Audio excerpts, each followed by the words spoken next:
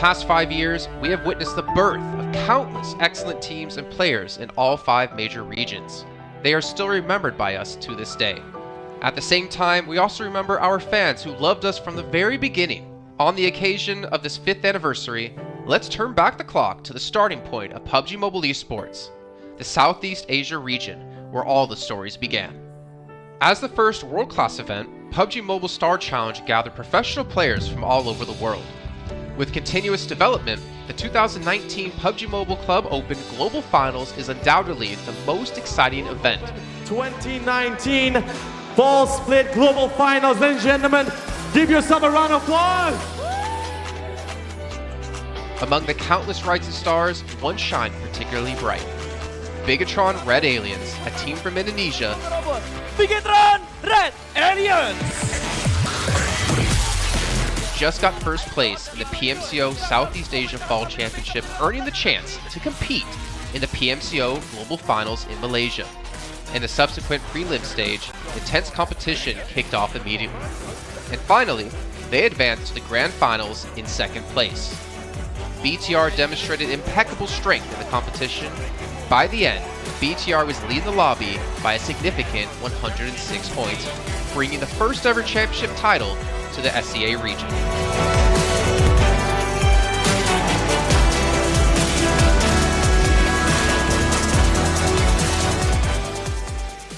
Di saat itu siapa yang nggak kenal dengan nama Bigatron gitu? Tim yang punya segudang prestasi, mereka juara dunia di PMCO Global Finals tahun 2019. Mereka banyak banget melahirkan pemain-pemain berbakat, Zuxi, Luxi, Ryzen, Microboy. Terus habis itu Zuxi, Luxi juga saat mereka menjadi juara dunia, mereka berada di masa prime-nya mereka banget. PUBG Mobile esports always strives to develop and grow year after year. That's why we made sure to continue the support and build the SEA region. In 2020, the improvement of the competitive schedule introduced the World League, which later became the World Invitational. We also launched the PUBG Mobile Pro League, where even more outstanding teams joined the competitive stage. In the 2020 PMWL, BTR once again clinched the championship in the East. This had given Southeast Asia the title of the strongest region in the world. They hoped to continue their legacy at the PUBG Mobile Global Championship, the pinnacle of PUBG Mobile esports. However, BTR was not able to repeat their performance from the previous year. Top 2 teams is going to get those this round. Winner, chicken dinner, Nova XQL. With the rise of Team Nova, countless brilliant moments were had, but this also left many players with regret. After BTR Red Alien won at the Global Championship in Kuala Lumpur, we thought C region was the best. We thought nobody could beat C region except maybe RRQ Athena, maybe Illuminate the Murder, maybe Mega Conqueror, but C region was the best at the time. And we get to the league. We heard of a team called Nova. We thought maybe this team is not that good. On the contrary, they owned all the teams. They were very good. Let's move forward to the year 2021. With continuous efforts, more teams and players joined the Pro League. For example, Xavier, who placed 3rd in the 2020 PMWI East League, also secured 2nd place in the PMGC East League. FaZe Clan also made their debut on the world stage. Có thể nói 2021 là năm thành công nhất của Dingo Xavier trên đấu trường quốc tế, khẳng định vị thế và tên tuổi của Việt Nam vô cùng mạnh mẽ. Còn với FaZe Clan, đây là năm đầu tiên họ đặt chân đến với giải đấu cao cấp nhất của PUBG Mobile, nhưng lại khiến tất cả những đối thủ khác đều phải dè chừng và e ngại. Undoubtedly, the year 2022 has brought the greatest changes to the SEA region. Vampire Esports emerged, dominating 2022 PMWI, winning both the main and after-party tournaments, while also setting records for most chicken dinners, most eliminations, and more. They were not only facing competitors from the SEA region, but from all over the world. Everyone was talking about VPE and wondering if they can maintain their performance at the Global Championship or if it was just a stroke of good luck. On the last day of the 2022 PMGC Grand Finals, VPE won 3 chicken dinners alone, moving from the bottom of the table to 6th place, achieving the best result for the SEA region. They pulled off another miracle, but sadly, it was not enough to win it all. In 2023, VPE continued their impressive performance. They once again won everything at the 2023 PMWI. 2023 PUBG Mobile World Invitational Champions, Vampire Esports!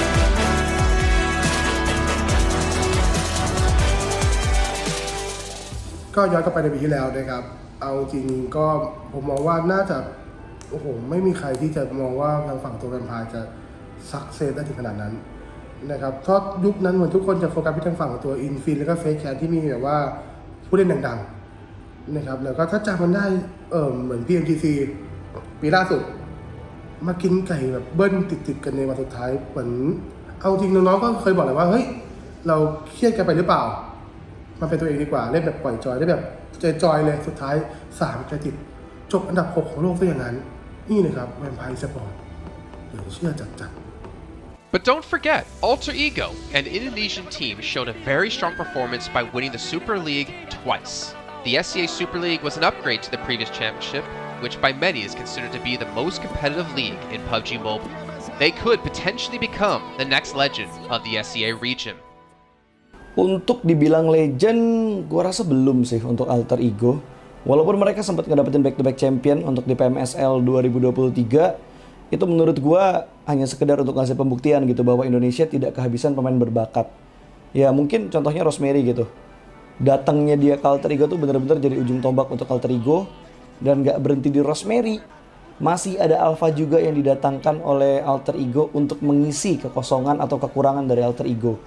Dan gue rasa PMGC 2023 ini akan menjadi ajang global championship pertama gitu untuk Rosemary dan juga si Alpha. Jadi wajib banget kita nantikan performnya mereka di PMGC 2023 dan please di notes pastikan tonton Alter Ego sampai akhir. Of course, there are many more teams we haven't mentioned, but these teams will all take part in the 2023 PUBG Mobile Global Championship. So what do you think? Who will be the ultimate winner in this year's PMGC? Will they be from SCA? Well, there's only one way to find out.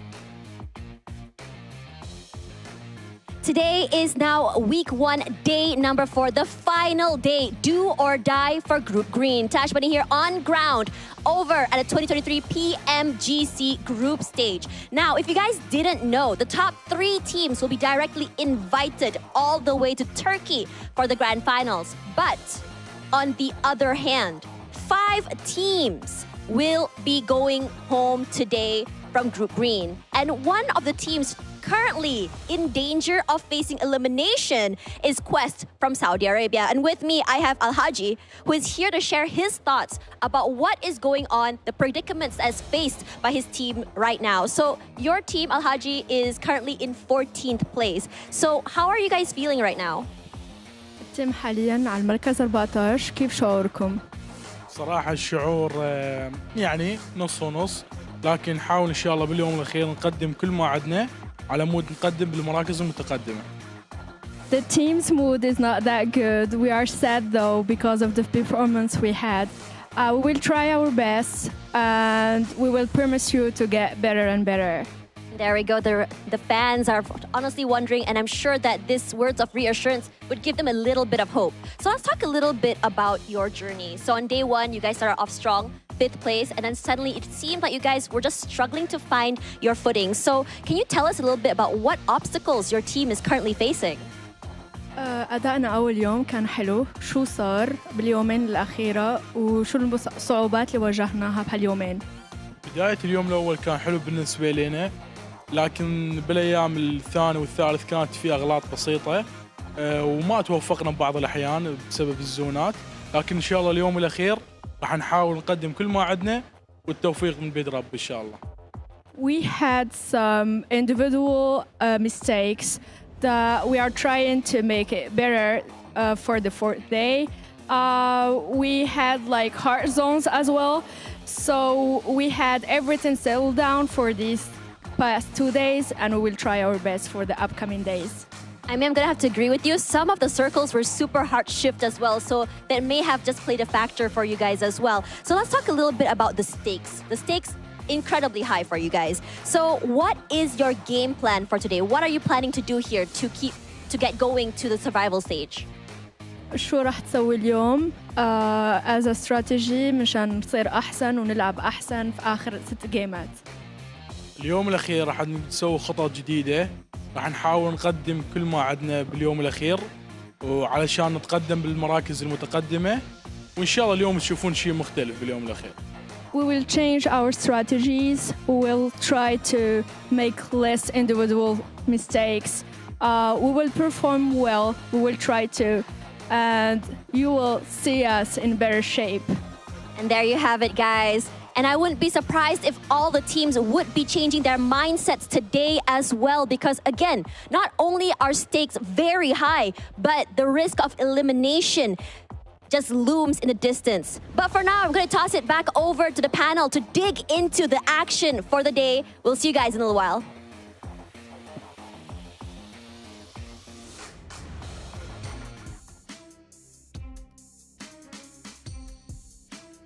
What's up, everybody? It's Hot Jukes here with Kalars and Maxman. The final day for Group Green. We got to hear from one of the players from Quest, and they're in the hot seat today, right? Because if this tournament was ended right here and right now, they would be going home. But they're only 4 points away, Kalars, right? So those teams at the bottom really got to clutch up today.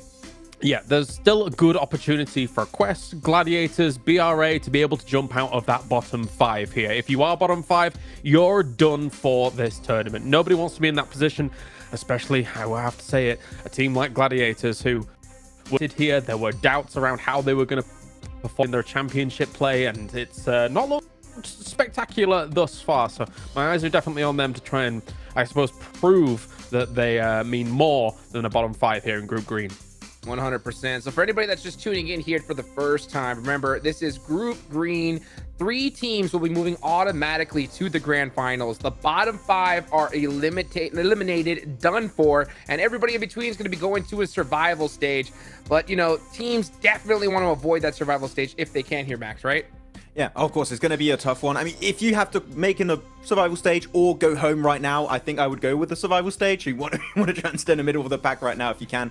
But it's going to be tough because if you make into the survival stage, guess what? You're going to have to go in the next stage of the tournament. You're going to have to relearn how the teams drop, how they rotate, do all of that research, pay attention for the next 2 weeks of how it's going to go down for Group Red and Group Yellow. And especially one thing you have to keep in mind, you're going to have those rotating lobbies, which makes it a little bit tougher to really find that consistency in the lobby that's going to have technically some way better caliber of play than initially you would have at the start of these groups. So it's going to be tough, but at least you still have of reaching the Grand Finals if you make it that far. Hopefully we can see that. Of course, before we get started, we're going to give a big thank you to our sponsor, the Infinix GT10 Pro smartphone here for PMGC. If you guys, of course, want to go ahead and wipe the lobby, go ahead and check out that GT10 Pro. So besides that, of course, make sure you guys check out the TikTok as well. Search PMGC 2023 so you guys can get a little quick look about everything behind the scenes and all that kind of good stuff.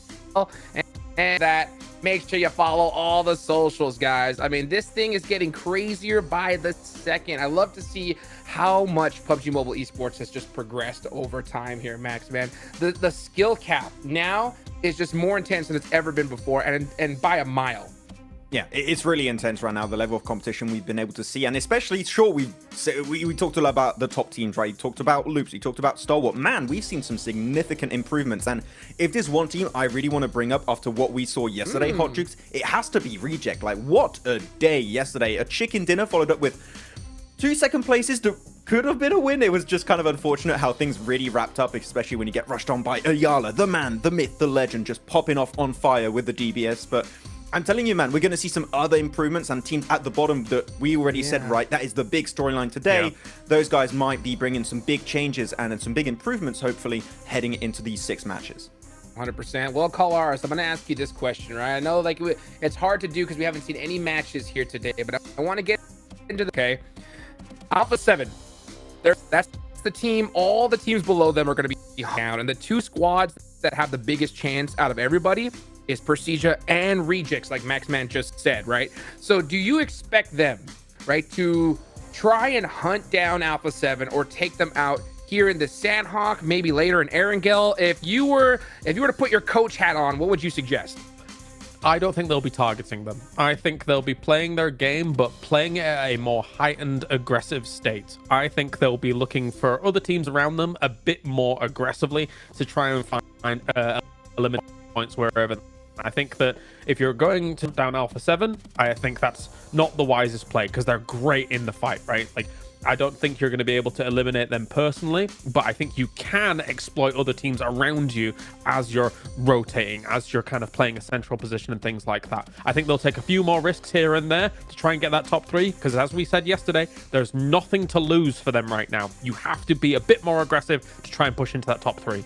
Heck, nothing to lose, but a whole lot to gain. Look at that, $3 million on the line here for PMGC. You want to make sure you guarantee that ticket to the big show. So, you know what? I do agree with what you said, Kalaris, as far as, you know what, play your own game at a heightened state, especially here in Sandhawk.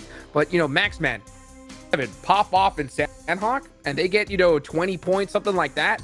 I don't think you really much have a choice, right? I don't think you can just let them run free in Erangel. Yeah, it is going to be real spooky if Alpha 7 start popping off on the get-go here. And I'm telling you, I think the best strat, if you want to really try and qualify for that top 3, and you're currently your Procedure Evos, your Reject, maybe even your Melise, you just wait until that last Erangel. Just no one expects it. Like, we just played 2 Erangel. It was fine. It was chill. And just then you hot drop them, you eliminate, or your favorite thing, Hot Jukes, you camp the car spawns. You could do that too. It could be a valid strat, but there's going to be, I think, one spot only for that top 3, which is the you can fight for, so that competition top is gonna be rough for these 6 matches. Yeah, you know what, I think camping, you know, vehicle rotations would have been a lot more beneficial yesterday, just to kind of throw some of these teams off their game, slow down their rotation, something like that. Today it's gonna be, I think, a little off, but here are the ranking top 3 again. Move on, and you can see that gap. It's a good cushion, but it's not big enough to pass up. Now, as far as Stalwart and Loops go, man, these things, they got this thing locked down, Kalars. Yeah, they're almost certainly at least finishing in that top 3. So congratulations to them, all things considered. Unless something insane happens today, right? Unless they all bow out with 0 points and then the 3 below them are able to get insane points on the board. But not only that, I mean, if you look over to the right-hand side as well, where the danger zone truly is, you can see it highlighted 9th through 13th right now. But I would also include Quest in this, considering that they're only 1 point behind Gladiators. For Agonaye and Zerzia, I do think their run has probably come to an end here. I don't think that they can keep up the averages high enough to be able to catch up to that barrier position. Amber, Fables, Gladiators, BRA, a lot from Arcs trying to challenge for those spots. Really close. They are so neck and neck with one. Honestly, there's very few moments where these teams have impressed me enough, so there's gonna need to be some significant pop-off moments here throughout the day for these teams to try and scramble away from that bottom 5.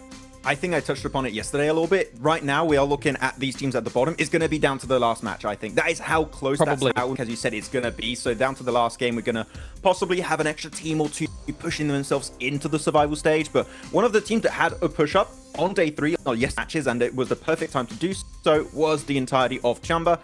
A bit lackluster on the elimination side of things. I think that could come later on in the day. So if they can capture eliminations, that might just solidify their position in the survival stage. But right now, I mean, you're looking at the top contenders. These are the guys currently Alpha 7. Sure, they're bringing the eliminations, but Procedure Evos in particular, also a nice comeback yesterday.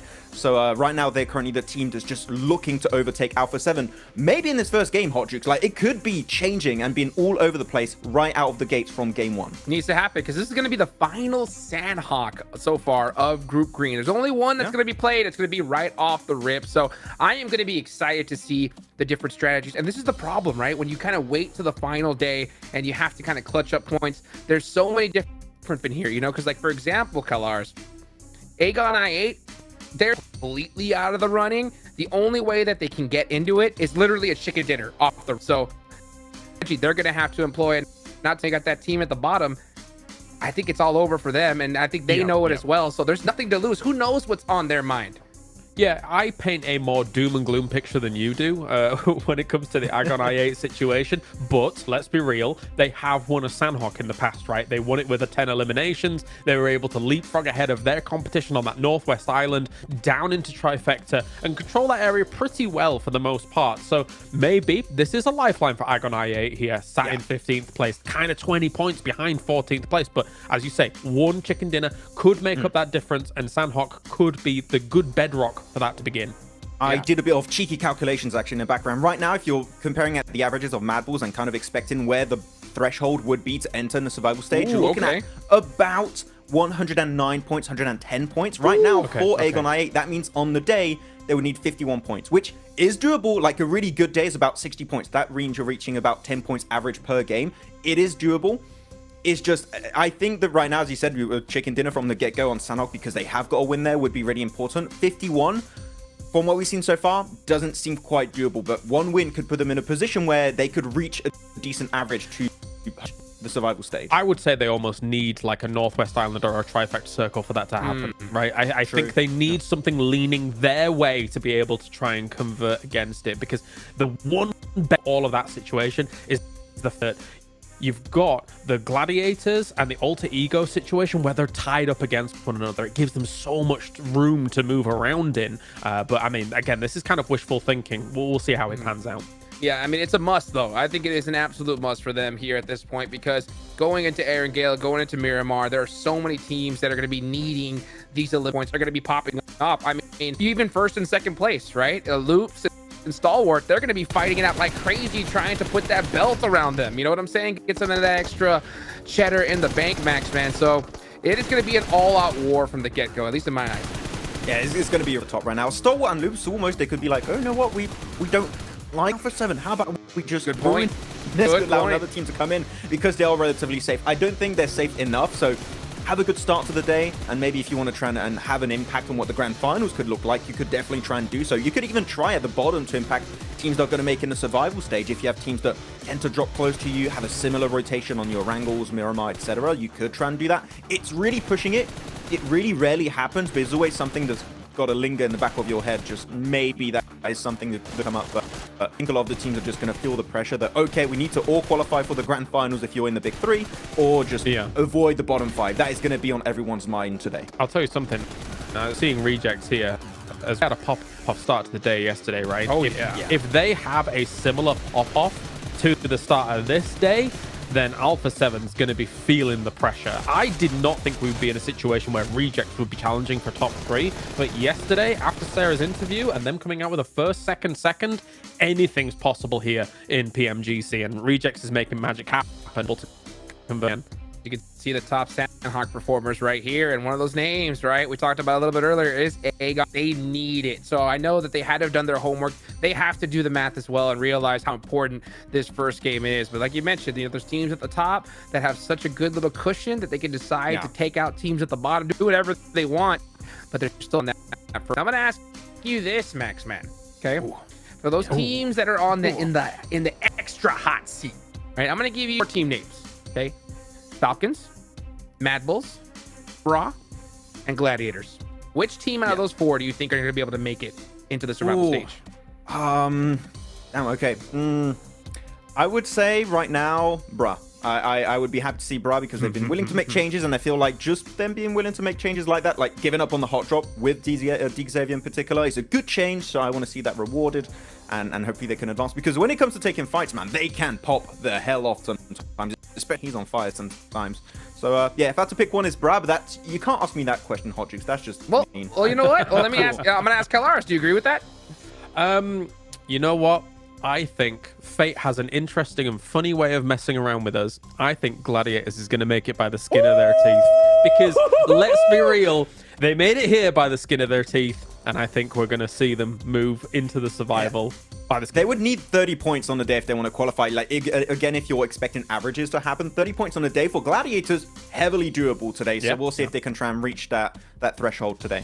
It's crazy to even think that they're in this position in the first place, right? 30 points for them should be an automatic, like, yeah, of course they can do it. But with how they've played lately, not just here in Group Green, but in the last tournament they were in, there's definitely a lot of big, you know, A lot of big question marks for sure. They need to start good from the get-go on this Sanhok. Don't go for the hot drop against Alter Ego. If it happens, I'm going to be fuming, Hot Juice. Don't do it. Drop somewhere else. I don't care. Avoid it, right? Well, let's see what the boys think as we take it on over to the casters.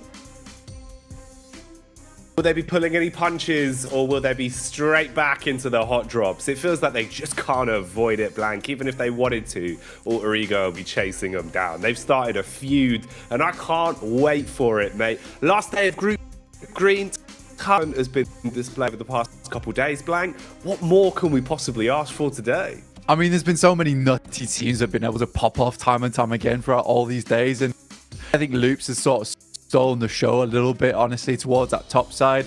But it has caused this like weird problem towards the bottom of the tables, right? With Stalwart and Loops both hitting their stride about 180 points at the end of yesterday. Now you've got this issue where pretty much everyone from roundabouts, I think it's 13th, 14th place, can make it in towards that top 11 to get towards that survival stage. It's scary stuff, man. And we had an interview at the start of the day from Quest. A little bit sad for the guy, and it kind of makes sense that he would be a bit upset that the team morale would be low, because they have had some hard rotates, they've had some hard circles. Sort of felt like one of the teams that has just had the luck not going in their favor, and I don't think they're a bad team by any means, but I do think they've let it get to their heads just a little bit. So hopefully they can reset coming into the day, because they've had some decent plays, right? They have had some decent plays. They've been fairly consistent. It's not a case where they've had one amazing day, and that's what's propelled them towards this position in 14th place. No, every single day has been putting up around 20 points every single time, 30 points, and they're in 78 points in 14th place. So I do believe that they're a team that can make it in. Alongside with Bro, I'd agree with Maxman, 82 points. They've been willing to make adjustments. Yes, maybe Gladiators can make it in. Require a bit of a Gladiators last day to do it. And from those first 2 days, it just felt odd to me, this team. It really, really did. Yeah, it felt like something wasn't clicking with Gladiators. You know, if they're a machine, Blank, one of the cogs isn't there, and it's just not turning. There is no force behind a lot of the plays they go for, and that's what worries me. If they've been a bit dulled, if they're not as sharp as they usually are, trying to mount a last day comeback isn't going to come easily to them. It has to be absolutely. And like I said, it cannot start with a rough ride off the back of a hot drop on Sanhok. We'll see how it goes, though. We'll leave the speculation at the door and start to look at the facts as we get into our last round of games here. Final day for Group Green. So much room for teams to leapfrog one another. Who will be in the survival stage? Who's making it out in top 3? We'll find out at the end of these games. But let's kick it off as we groove into Sanhok. Yeah, not only the last day for Group Green, but the last day for this green map of Sanhok. Only one remaining, and is this one. Gladiators, like the boy said, I actually wouldn't mind alpha drop from this team. There is significant amount of compounds towards that area, and honestly, that might be the wise play because they're right on the edge at the moment. You can see here, they are actually dropping over to the western side, so that adjustment does come through on their part. Look at that, me and Maxman just predicting the future in the process. Tiamba as well, 9th place, Jackie. The Chinese team actually, I think, has done badly. They've had some gifted wins, especially on that was kind of just textbook for them in terms of just picking up the circle and winning. See here just desperately running around like, where is Gladiators? Where have they gone? They can't spot them whatsoever. There might be a chance for them to have a little peek down towards that western side, but I just don't think it's likely. Again, just touching back on Tiamba, currently in 9th place. They would have to perform fairly well today, right? Because I think some of their wins have come fairly easily. It's just been some nice little points here and there, getting towards the end game while 2 behemoths are fighting off in the distance. Tiamba's just staying out of the argument. But again, it's a team that has placed themselves in 9th place. Maybe they hold on to it. Maybe they don't. No, man, I think you're right with that. You know, not beating around a bush. The chicken dinner they took yesterday, I believe, was the 2 elimination games. The facts are kind of in there, right? Where it's one of those where you're like, okay, fair enough. You've been able to secure it, but you need more today. You know, that's one side of the bread buttered blank, but you can't coast by on that, especially with how competitive you'd imagine the lobbies are going to be today. There'll be no room for 2 elimination chicken dinners, or I've now cursed it. And that's kind of what we're going to be looking at throughout the course of the day. So let's see. We'll find out how things go. It is nice, at least. I was kind of right there with you when you were saying about Alter Ego peering over the ledge, looking for info on Gladiators. I was thinking if they were going to play that similar style from yesterday, because it almost just felt like they were really tilted by Gladiators. So any opportunity they saw where they could hunt them down, they just would. They'd hard commit to trying to take them out.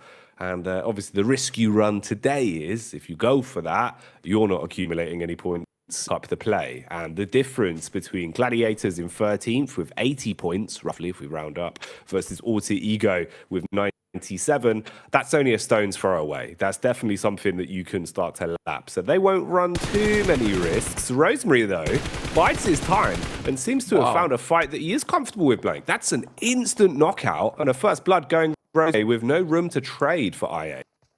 Yeah, I mean, the M4 I like one of the better ones in the game, but it's still not easy to use because you do sort of block your own vision with the little nub on the end of that bad boy. But a very, very good shot coming through from Rosemary at distance, no sights on the thing. That doesn't happen too often. Balak, though, immediately responds. Nice shots over towards Rosemary. There are players around him, but it's going to take a while to get back up towards him to actually pick him up again. So you can see Potato now clambering back into position here.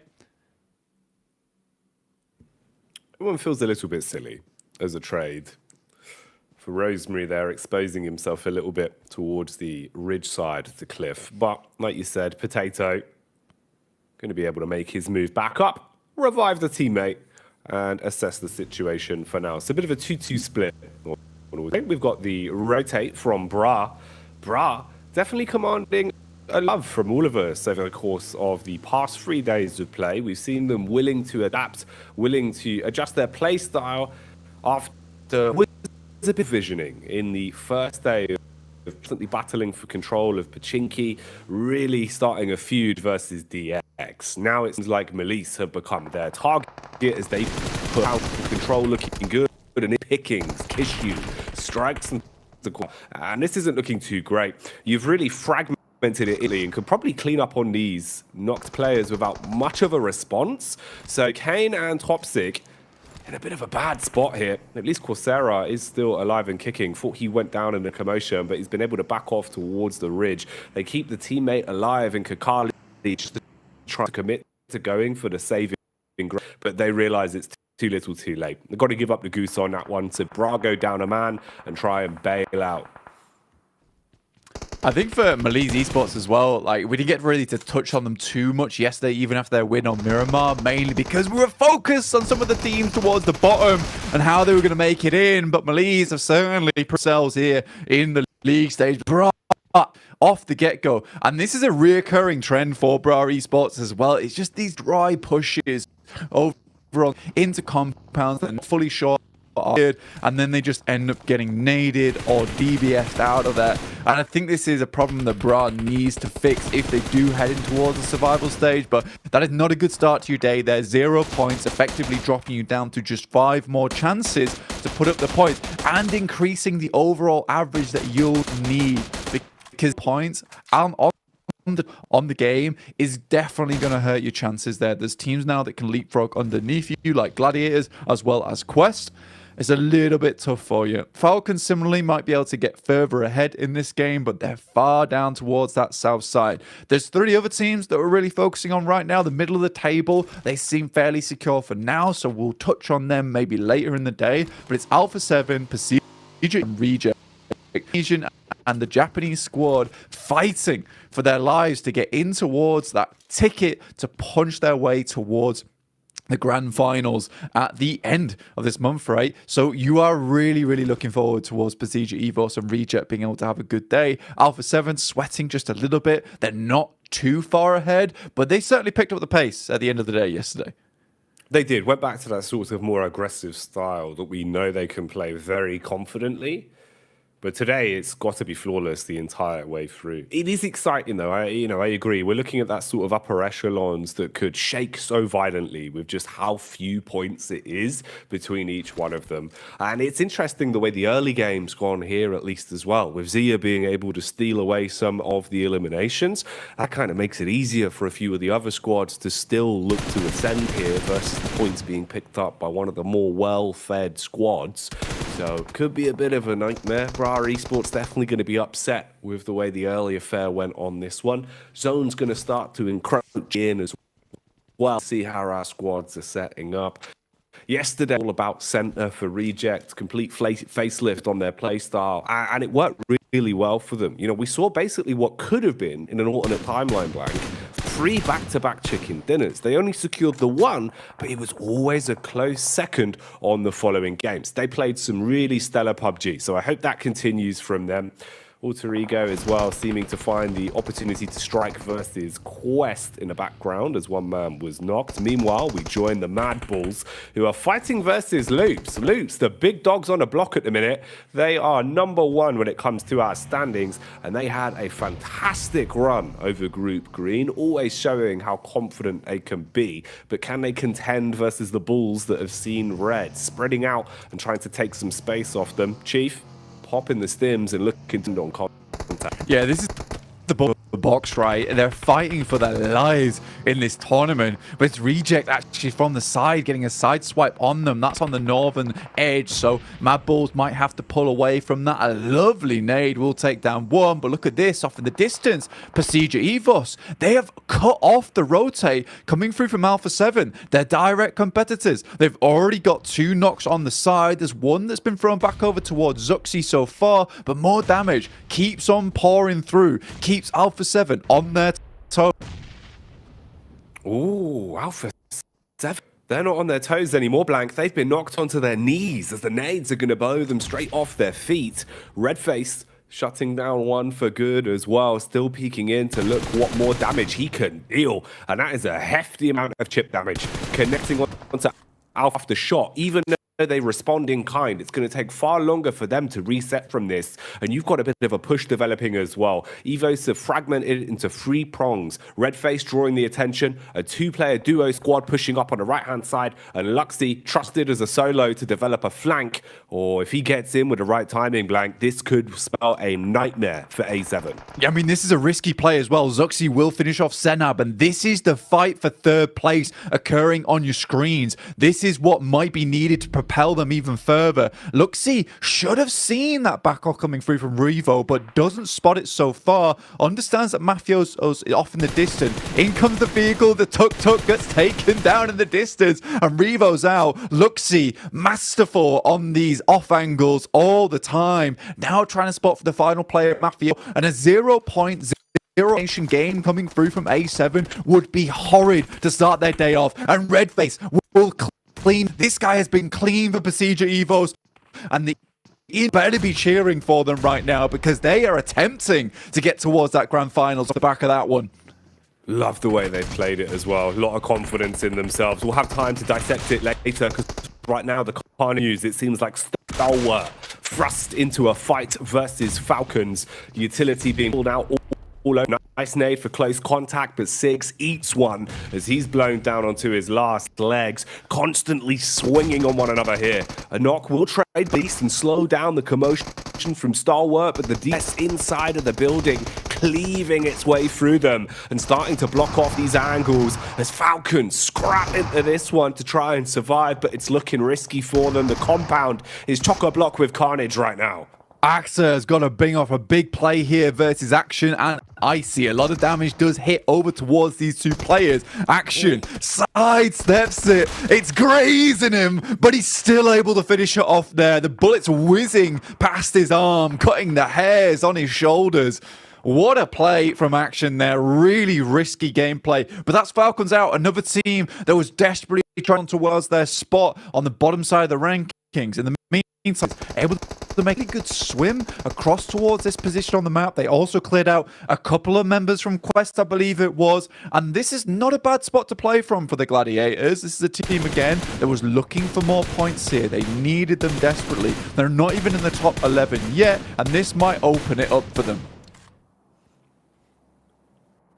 It's crazy as well how we're seeing Blank develop. Look at this, Alter Ego. I was telling you, Blank, they've got a feud against Gladiators. They've sniffed them out. They know their location. Seems like they were able to reset pretty comfortably as well. They had a moment of panic where Rosemary took a lot of damage, but he's back in the fight, and look what he's up to. Causes an issue as he comes flying out of the weeds. Wide swings, hit the first shot. Now the flank pushes in as well. Fnatic, not as crisp. Goes down to Meku, fragments them into a 3 versus 3. This is going to decide so much between these two teams. This one really is a grudge match. Tixi attempting to get as close as possible. There's information he's not behind that rock, so Tixi might be able to hit a big grenade here. Lobs it over the top, but it's just too far. They don't get any damage either, so information is lost massively off the back of that one. And still 2 more grenades. So Tixi in danger. For this team is the fact that Olgo was split for the time being, but they're able to get back into position. Now they're not in the greatest of spots, right? Their position is known. They're locked on the edge. Tiamba, QZZ takes down one of the players. Evos on the rotate. Zuxi, Noctree here. Not super likely to be able to get him back up again. And I think for Pazija Evos, you identify there's a team still in Tap Mock. You rotate around the side of it. You try and get more points on this game. You realize you've taken down your direct competitors of Alpha 7. Now it's time to just put up a nice profit on the match. Oh, the nightmare is as well. It's the tight turns here. Turning circle, a little bit too big for them to try and get the vehicle out in time to adjust quickly. Not worth the risk, though, as well, of going for the revive. You would have been so exposed, and not worth the utility input / potential reward you would have got back from it. So they accept their fate, fighting as a free, look for an open pathway as they do try and rotate back in. Only problem is, even if you avoid Tiamba, you've got so many other squads in close proximity now. DX are there, Zia are there, the Zone as well. Oh, mate, look at the move on this. Gladiators and Alter Ego. They're basically in a prime position, but only one of them will want to survive. Know how much control they can have if they win this fight. Yeah, I mean, for Gladiators, this is a worst map, right?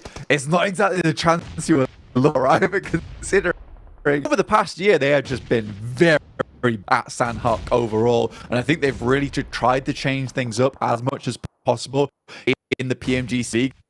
Nades over the top coming through from Redface. This guy's been an absolute monster on the side of Evo. Coming in as he's just open on the sidelines. Ren is able to get YDD up whilst holding on that front line, and still some more shots coming through from Megamind. Hits some over towards Lynx, but has to back off as he spots Kissu on top of the roof. Nice 180. And I think for Zia, they could have had a chance in this tournament. They just stepped up a little bit too late here, Jackie. They started playing a lot more confidently, and ever since then we've seen them doing far more in these games. But you're right, they were quiet for too long, and it seems like they might be getting silenced again as Melise released the beast inside, finding easy pickups onto them. By one, you're starting to crumble. Megamind, he might have the brains of the operation, but in this situation, you're going to need some brawn to hold back the oncoming assailants. They've got utility to work with as well, at least focused on reviving one of their own right now, so small window for him to make a play. Can't really commit to going for a res though. Blue Zone nipping at their heels. Looks like he's paranoid about a peak coming his way. He's starting to back off at least and have a bit of leeway. Yeah, that's pretty much a finish there. See you later just about gets that first aid kit off, but off in the distance, it's Reject. Set themselves up very nicely on this side. They understand there's going to be teams coming out from Paris Resort, so they set up angles over towards it. This, again, is just really, really good play coming through from Reject. I think they understand exactly what they want to do extremely well, and I like it. It's a big change from the Japanese region. It's a big change from the Japanese squad to see these types of plays coming through and being executed quite decently. And I think for Reject, this is why at the point we want them to get towards that third place spot. The adjustments they've made since last year's PMGC feel very, very significant.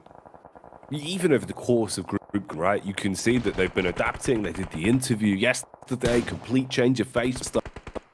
Even here, Blank, It's kind of how it feels like they are sort of a team of assassins. Like, you don't even see them, but you're seeing their names pop up in the Elim feed in so many of the fights we had. This is the first time they're really taking kind of a full frontal assault and definitely commanding some of the spotlight of the day. As they've been heads up. Sun on point, OCO's not missing a damn bullet as well, and that bodes well. We know this team can deal damage. Let's see how they adjust from here, though. A little bit paranoid about what remains of Melise as they're off. That's Poser, who's basically gone from Nitty, and the play zone will take him out of commission. Meanwhile, Alter Ego seems like they've been revving up for this one for quite some time, but finally they want to push into their Gladiators compound. Can they clean house, Blank? Yeah, I mean, this is a fight that's been brewing for a while, right? And with Alter Ego finally been pushed up by the Blitz, sort of let them in a little bit. And I think you can understand why you see England where it's a little bit easier for them to take shots and understand where they're playing from. There is more damage coming through as Mad Bulls fly into underneath their area alongside with Loops off in the distance. Basically, this fight is going to change everything for both these teams, right? Gladiators wins it. Now there's an opening. Now there's a chance, a little edge that they can sneak their way through to maybe get towards that top 11. If Alter Ego win it, they've got a really good chance of securing their survival stage off the back of this Sandhawk. Close range combat continues as well. T Amber versus IA. The DBS proving too powerful on the cleanup for Falak, but he's still got one more man to deal with. Potentially playing medic from this position close towards the wall. Obsta goes for the revive. The Molotov spreading, but I'm not sure if it's actually burning enough. The wall's blocked it. DBS pulled out. Close range connection. He says, see you later, as Falak will secure that one. Meanwhile, Alter Ego burning to a crisp as well. Fnatic on his last legs, but the DBS deals with him, and Gladiators win the very important fight. Yeah, that was huge for Gladiators. We didn't see all of it for them. That is absolutely gigantic in terms of point scoring potential. Taking out Alter Ego as well must feel like a nice little morale boost, right? You get to take down your direct in pretty much all these games, not just in points, but in terms of emotional damage that's been coming through from them too. That is lovely to see. As well as Reject over towards this right-hand side. You said they're like the assassins, right? You got the crouching chicken, hidden dinner over towards this side. Maybe they can find a first place. Hopefully they don't get stumped by the second. With DX moving in, Pasija, Evos, I8. This is a really, really fun ending. And I think for Pasija, Evos, they want to get even further into this match, make things uncomfortable for Reject. They aren't just going to send directly ahead in front of them. They're going to have to work harder to take that third place. 7 alongside Pasija. But first, big fight on the cards for them. Reject versus DX as they move into the singular building across the road. Competitors here. Both of these teams knowing how much it would mean if they can thrust themselves a little bit deeper into this game. So for DX, taking on Rejects is an all-important one. Then you've got that lower end of the skyscraper battle as well between Mad Bulls and Gladiators. At this point, no, Mad Bulls basically just a solo dolo. So not much that can be done from there.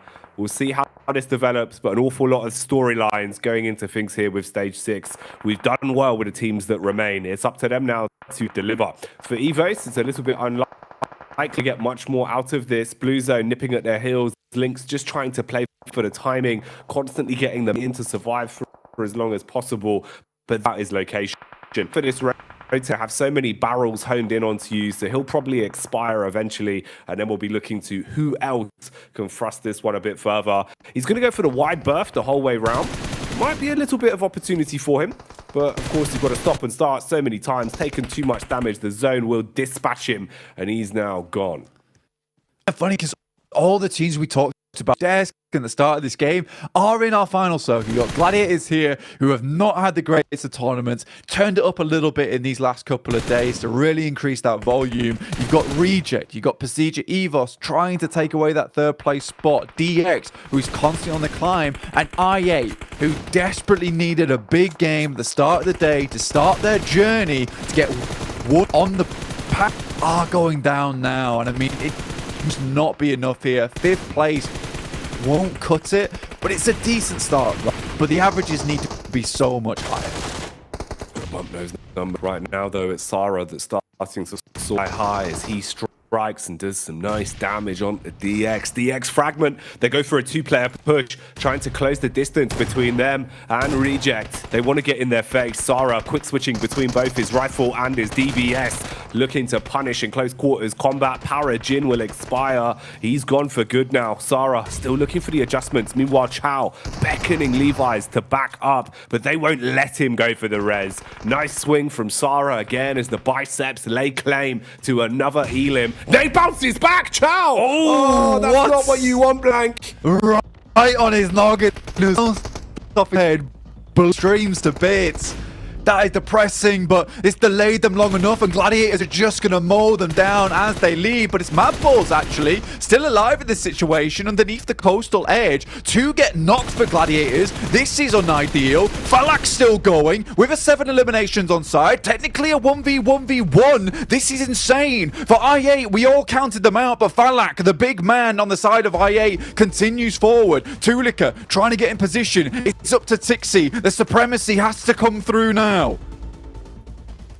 There has got to be a moment of teamwork between these two solos if they want to fight for it, but they know that a second place matters more. They clash amongst themselves. Tulika secures it, gets the guaranteed second place in the bag. Gladiators, they're smiling, chuffed to bits, thinking that they're on the last in, but maybe Tulika has other ideas. Yo! Enough. Kitsune with a DBS brings it home for Gladiators as they do the unfit. Gladiators, you couldn't even see them in the air there. Tixie saw wings upon high. And I mean, it's a good decision that he makes at the end of the game as well, which is a case of, yes, we've lost 2 players, but Mabel's underneath. There's a rogue member from IA over towards that right-hand side. I have to threaten the res now. Mabel's Tulika's going to get a little aggressive. He's going to try and move up, come into contact with. And then even that little bounce off the tree with the Molotov preventing him from pushing up, making that an even playing field. That's the thing you want to see. Meku also providing the information across. It's all good. These guys look happy. Their worst map. They pick themselves up. A nice game. A much needed game too. Man, the script seems to be written for Gladiators to mount a comeback in the last. Will be hard though. There's no easy ones for them, Blank. They've got to do this consistently the entire way through. We'll see if they can maintain. But a chicken dinner is always a good start. At least they've guaranteed themselves a nice opening here on Sanhok to get things moving early. That was a crazy game though, Blank. It really does feel like we've kind of been given a bit of a scripted to that, Rob. Working at sort of the teams we had, it's mad how it worked out perfectly with what the analysts wanted to see, with what the storylines were building. I really, really enjoyed that one. Really, really big. And I think that pretty much every single team, as you said, we mentioned, made it towards that end game. And I mean, there's definitely Evos right now who are very, very good. And I'm super proud to see them up towards this top side of the lobby. I think the Indo squad has been on a comeback for a long, long time. Zuxi and Luxi kind of been in boot camp for the last year, right? You know, they've been sent off on their way. Zuxi playing in some collegiates. You know, it's been really, really nice to see. And I'm glad that these boys are back. Twins, but not only that, Misery as well as Redface having a nuts game here. So many players.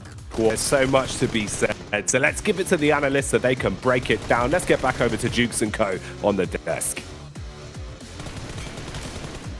You have to be the start of the LRs. I asked you the question, right? Hey, which team do you think was going to be able to make into that level stage? And you said, and I quote, fate was erring on the side Gladiators. And you can't tell me that that wasn't fate.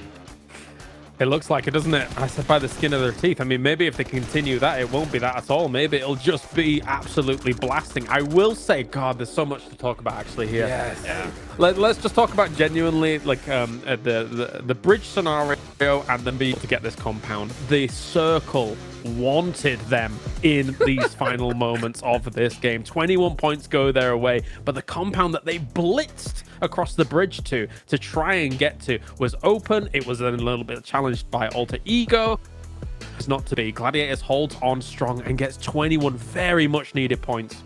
The fact that they can just zap themselves over the bridge, the best compound is in my circle, is just mental. They didn't even have to fight for it. Just in the cars, there was also a bit of hesitation. Kalaris, they were thinking, do we go for the rotate? Do we dip in the blue and go for trifecta? Do we cross the bridge? I think the moment they got eliminations on I8, which usually would be the team to gatekeep you on the bridge, they were like, okay, we can maybe afford to go for that really speedy rotation and go for the compound, which they do. It just got paid off really heavily because the circle just kept hard shifting to the western side. And man, they needed 3 points if they wanted to be out of the bottom 5, and they've got 21. This might have been the game that just sourced their spot in the survival stage from the get-go. That is massive for today. Well, as you say, it looked like they were looking for a potential, but we've seen in our region, right, them rotate on a circle like this, kind of dip in north and try and go for that. But when I think about it a little bit more, I think that they were kind of second circle pop. Okay, like how are we going to adapt from this and stuff like that? It still could have worked on that main like north. However, I guess they really just wanted to hedge their bets and say, okay, we're hoping the circle goes a little bit more south in a coastal circle, and luckily for them it did. I mean, it hard shifted straight to them. I mean, look, to be fair, these guys got lucky. You know, we saw them try to go for that bow tail. It looks like they were hesitating like crazy. They just kind of went with the best decision, and it worked out perfectly. So, heck, you got to take advantage of it, though, right? And they did. Yeah. They got a chicken dinner there, so I'm so proud of them. But, you know, looking on up, we got to talk about PMGC Evos taking out Alpha 7, and look how close the leaderboards are now, Max. I mean, clearly helping out also Reject in the process. They're like, we eliminate Alpha 7, Reject and PMGC Evos. They're climbing. They're getting real close to position in the top 3. So Alpha 7, they're in a hot seat, hot streak right now. They cannot afford to go out early another game today. Otherwise, you know that Reject and PMGC Evos, they're knocking on that. They want a spot right into the Grand Finals, and it's going to happen. Alpha 7, they're going to be sweating right now. Honestly, for Alpha 7, it was a little bit of a greedier wide rotate than I was expecting them to go for, right? They know that PMGC Evos is up here in this area. I thought they were going to go far to the coast and try and make that dip down, but trying to shave off a few seconds to get towards that circle, trying to find that wider wrap, runs right into them, and PMGC dominated them as they were making that move. So yeah, as you say, super close up towards the top, close down towards the bottom. It's going to be a great day. Oh, it's going to be an insane day. And honestly, I think this was the best case scenario as far as for the top 3 situation, because you know that Alpha 7, they have to be thinking that, you know what, these two teams are going to be studying us like there's no tomorrow. They're going to try to take us out early. And the fact that they did in match number 1, I guarantee have them hesitating throughout the rest of the day. Yeah. I mean, there's so many cool things that are going to be happening now for today, just based on this first match alone. Yep. I also want to take attention to the other European squad, right? It's Mad Balls. We can talk about them, but this was such a massive game for them. So important. And really, the MVP of the team there was Tulika, just overstepping his position in the circle and able to punish the off angle of Chief in particular. That was such an important play. Because of that, he could just survive on the cliff, make it into a top 2 scenario, pick up there. Man, this was the European game, it seems, today. And I'm telling you that after that match, it seems like we will be having Mad Balls and Gators reaching the survival stage if they don't fall next 5 matches. Unreal. So Gladiators rocket launched themselves, what was it, from 13th place all the way to like 9th? Unbelievable. A great jump from them. And you know, Kalaris, we kind of hinted at it a little earlier. I do want to mention them, right? Igon I8, they really gave it their all here in the match. You know, they ended up with a 3rd place and some nice points on the board. Yeah, obviously they had they were wounded a little from the start of this, but fact surviving towards the end, going up against that 1v1 for Tulika, I thought if he'd have gone like, I thought he was going to go towards the Gladiators situation, but maybe he didn't have a full read on how many were knocked, how many were up there, etc., and things like that. But he was trying to save it for the rest of his team towards the end. Falak, we saw him max unbelievable in his region. It's nice to see him trying to kind of salvage some points down towards the bottom, but just that 20-point deficit from 15th to 14th alone is going to be critical to try and make alone. Never trying to get outside of that top 5, and I don't know whether they're capable of it today. I was really hopeful too when I saw Falak starting to rush towards Gladiators. As you said, I think there was a lack of information. Does he know they're knocked? Do they know exactly in what position they are? He only had 1 Molotov. I think that if he had a nade or 2, you know exactly where to throw it, right behind those little hiding positions on that compound, and you would possibly get the squad confirmed, then have to finish off with that fight. But it was an insane start of the day. You got Aegon I8 getting some points, Mad Balls Gladiators doing well. the team I picked, Brian, not doing good, which, I mean, that was to be expected. I picked them, so I'm not too surprised. But, and the bottom 5 teams are just... We said it, and it's going to keep changing the entire day, right, Hot Jukes? All of these matches are going to be so important for these bottom squads, so it's still impossible pretty much to predict which teams are going to be out at the end of today. 100%. Well, you know what? It's time to get into the first Aaron Gale of the day. Let's take it on back over to Jackie and Blank. Ooh, Aaron Gale, back to back. 3 more of them for Group Green. They've been grotesque, honestly, Blank. Some of the games we've been seeing on this battleground have been filthy.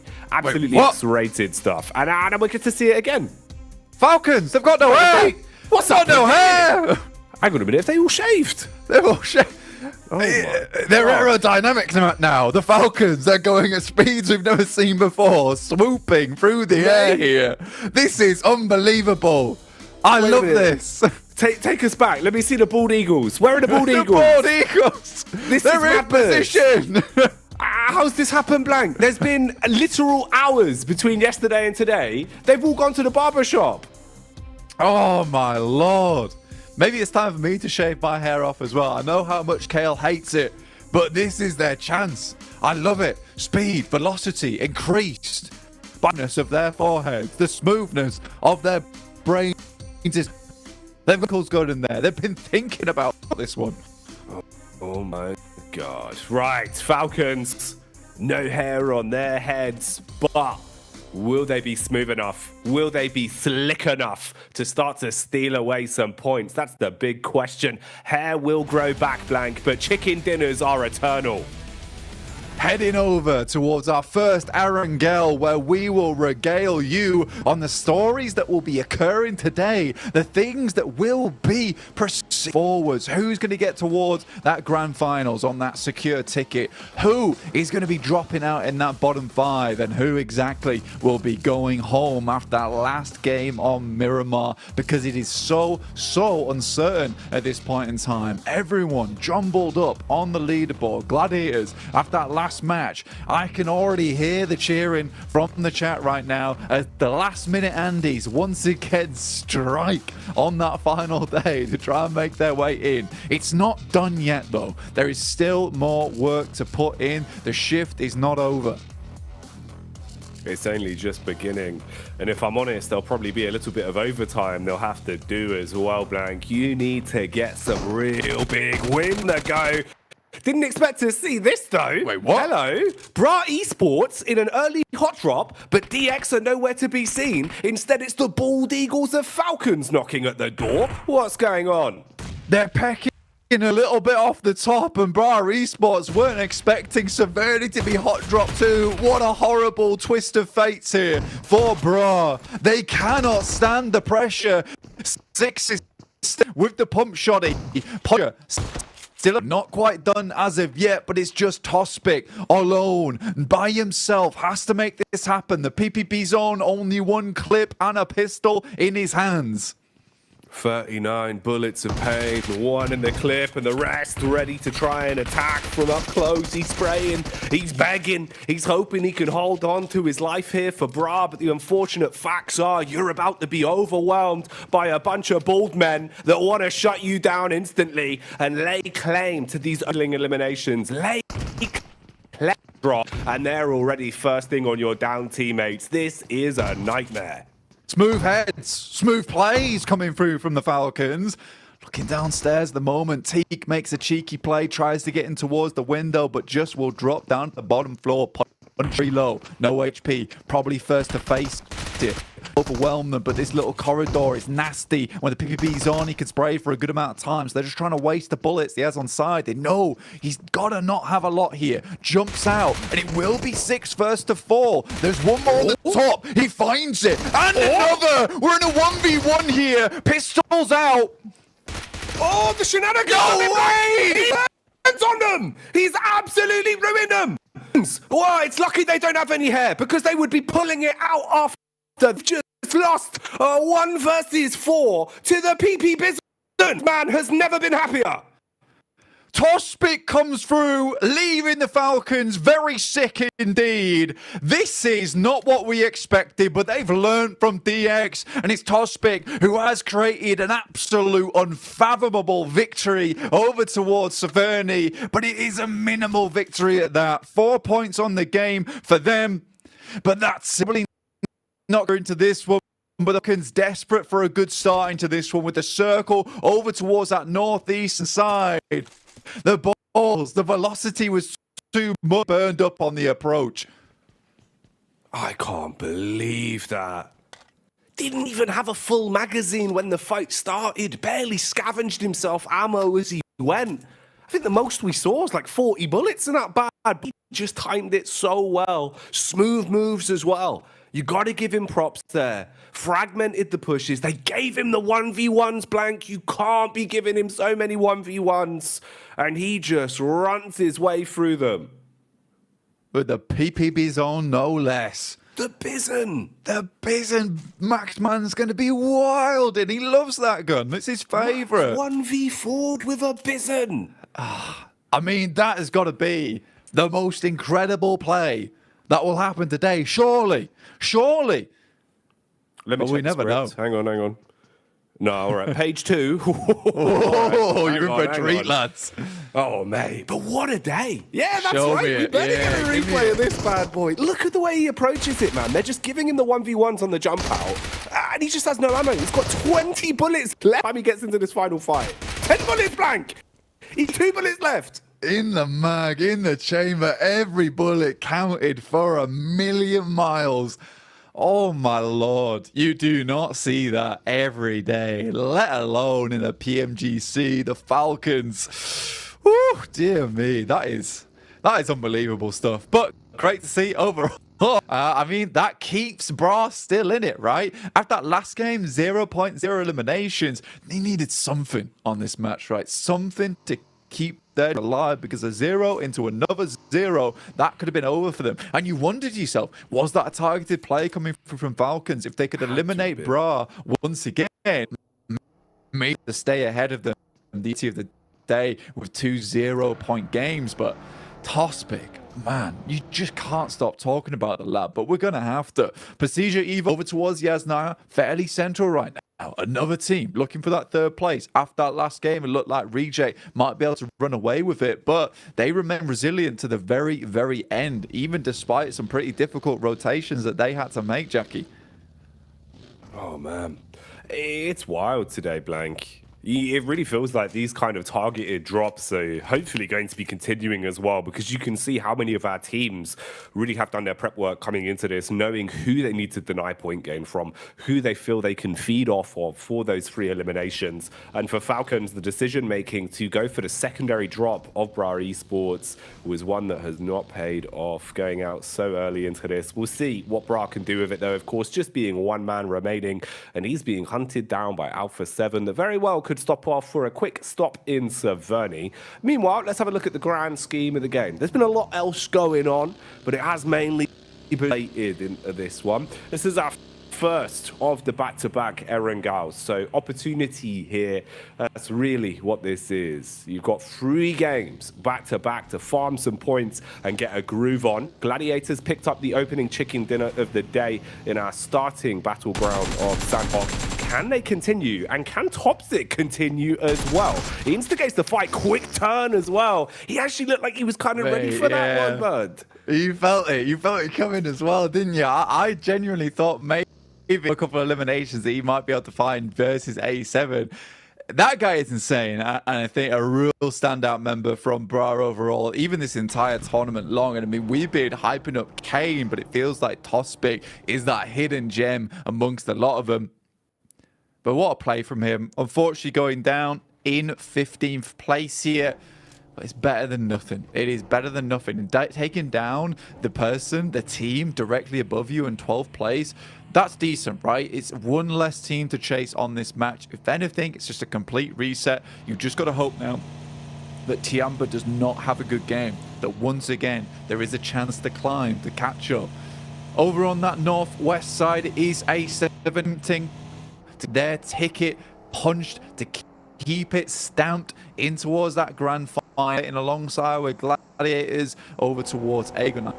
Yeah, Albert on that south side, but it is Luke that most teams be scared of right now. Directly towards the center once again, their wrangles have been masterful. They've had some great games. It's been really smart the way they've been approaching it as well, knowing when to dial back the aggression and when to just unleash the beast and basically swing on every confidence of 1,000 men. Loops have been super enjoyable to watch, and I imagine that isn't going to stop today. Everyone's starting to way up towards the circle as well, looking to get themselves ahead of the pack. Ooh, I do wonder what rejects in store for us. Say their name and they appear on screen as well. ACO on a rotate with the rest of the boys. Everyone in their vehicles ready to cause a bit of commotion. Ooh, look what's going on ahead though. A few feet forward, you've got Icy from Stalwart supported by his teammate as they get contact on Loops looking for the rotate. Meanwhile, 3 squads in close proximity all to go. Only a couple ahead of Gladiators now, off to where Tiamba and Evos are located. All of them catch whiff of one another, but no one wants a piece of the pie. Well, leaving this one alone, I think they realise that, look, their position is a little bit squandered if they go down at this point. I think for Tiamba, 11th place, it is right on the line for them at the moment. More on the line than they might think, with Falcons technically tied with them with 89 points so far. Stalwart, I think they take a knock. I'm not sure if it was a flush as well. No, it wasn't. They would get that lad again, but Regen singing into these games with the bullets over towards some of the big dogs in the lobby. Out Tixie. This makes his way up towards the top side of Stalber. This is on that eastern edge, and I don't think UZM is going to leave him unpunished for that. Oh, Tixie goes down to Falak. Falak, he's been looking pretty crisp, man. It feels like the longer the tournament's gone on, especially Blank, he's been getting into the grip of things and really has been commanding so much respect with his individual plays. It's nice to see him bubbling up to where he belongs. Falak looking pretty good today, once again. For Gladiators, it's a bit of a rough knock-on effect. You come into this one probably with the confidence actually at an all-time high for him. It's one of the few times outside of the first day, Blank, we've seen him smiling, kind of looking pretty happy in terms of the player cams, right? But already losing one of your big star fraggers, we'll see how they reset from that. You're forced into a trio pretty early on. I mean, for the first time, Yonks are safe, right? I think this is the first time in a long, long time we've seen them out of that bottom 5. So I think for them, like, this is an incredibly comfortable feeling to be in. Going down to 3 players, obviously not ideal, and I think they still need to push even further. They can't let it get to their heads now on this last day. Remember, every single game is ever important going forward. So as 3 players, there's definitely a big chance to survive for going after this point. Alter Ego ahead of them by 1 point on this one. They had a great start to the tournament, but things have definitely slowed down for this Indonesian squad. I do like Alter Ego as a whole because they came in and they have had massive improvements as the year has gone on. And it would be really, really nice to be able to see 2 Indonesian squads being repped over at the PMGC Grand Finals. If Pasija Evos can make it in by direct invite and Alter Ego can survive that survival stage and even maybe in that last chance as well, we will see what happens here. I think Pasija Evos, they've got a lot of fans cheering for them at the moment. Very good OG names on that side, the veterans returning to the PMGC scene, but the Japanese squad not one to linger behind either. They want to get further into this one, and at the moment it's 131 points to 133 with a 3-point boundary between them and Alpha 7 currently. 4 points if you count the elimination that they found in this game. So it's so close. Melise on the coastline. We'll see if they can survive their assailants in Tiamba. Meanwhile, Rejects have slowly but surely been mounting their push up the hill, getting closer towards the domain of Zia. Zia still dead last in the overall standings, but they've been flexing their muscles a little bit more. They've been getting into the grip of the games. Of course, for them, though, being able to get into a position of safety towards the survival stage, it looks very unlikely at this point. You'd have to have some unfathomable games going forward. And they're potentially one of the squads that teams are looking at as a bit of a free farm if you could take them down for those extra eliminations. Seems to be why Reject have set their attention on them early. Tiamba hitting the first shot across onto Poser. They've got complete compound control of the coastline here, and Melissa are quite fragmented. So if they push up, you'd have to be absolutely sick with it or run the risk of being picked off with no room for revives. Yeah, Malise Esports constantly find themselves pitted against Tiamba, and they just have such similar rotates, right? They've got a very, very similar game plan, which is these wide positions over on the edge of the map where they swing in over towards either the north side or the east-west side of the circle. I really do like it. I enjoy the gameplay. It's safe. It's the way we like to play it as a group over in our own games. But again, it's one of those cases where you are likely to run into the same team over and over again who have shifted your way to playing edge. It's difficult to get towards that center side. Sometimes you are blessed where the circle comes towards your region of the map and you're able to quickly shift into a decent position. But there's so much control being shown here by a lot of teams within the lobby being able to get towards some good spots and play them off comfortably. It's nice to see, but Tiamba losing players. Malise were able to wrap around with a couple of their own up towards where Alter Ego play. And I do think that this is one thing that Alter Ego is really trying hard to fix right now, is that they are doing these very risky 2-2 splits, Jackie. And I think sometimes it doesn't work out in the sense that they get split off far too quickly. So I'm glad that they regroup here. They realize they have to reassess the scenario. They found a knockdown towards QZZ. I don't think they're going to find too many more eliminations in this area. They need to start worrying about protecting their back going forward.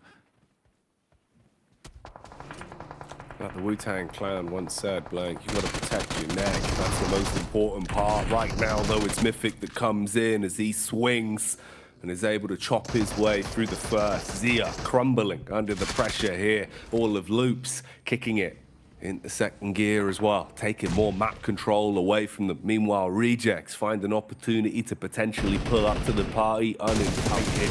Shots from all sides as another strike will come in. Cardozin traded upon. Mythic looking for where exactly Zia is set up at this point. Nice nade in towards the back, bit of chip damage onto Ayala. OCO repositions as well and strikes up close, finishing off what remains of Zia. Now your next target is Luke's, but look who's pulled up.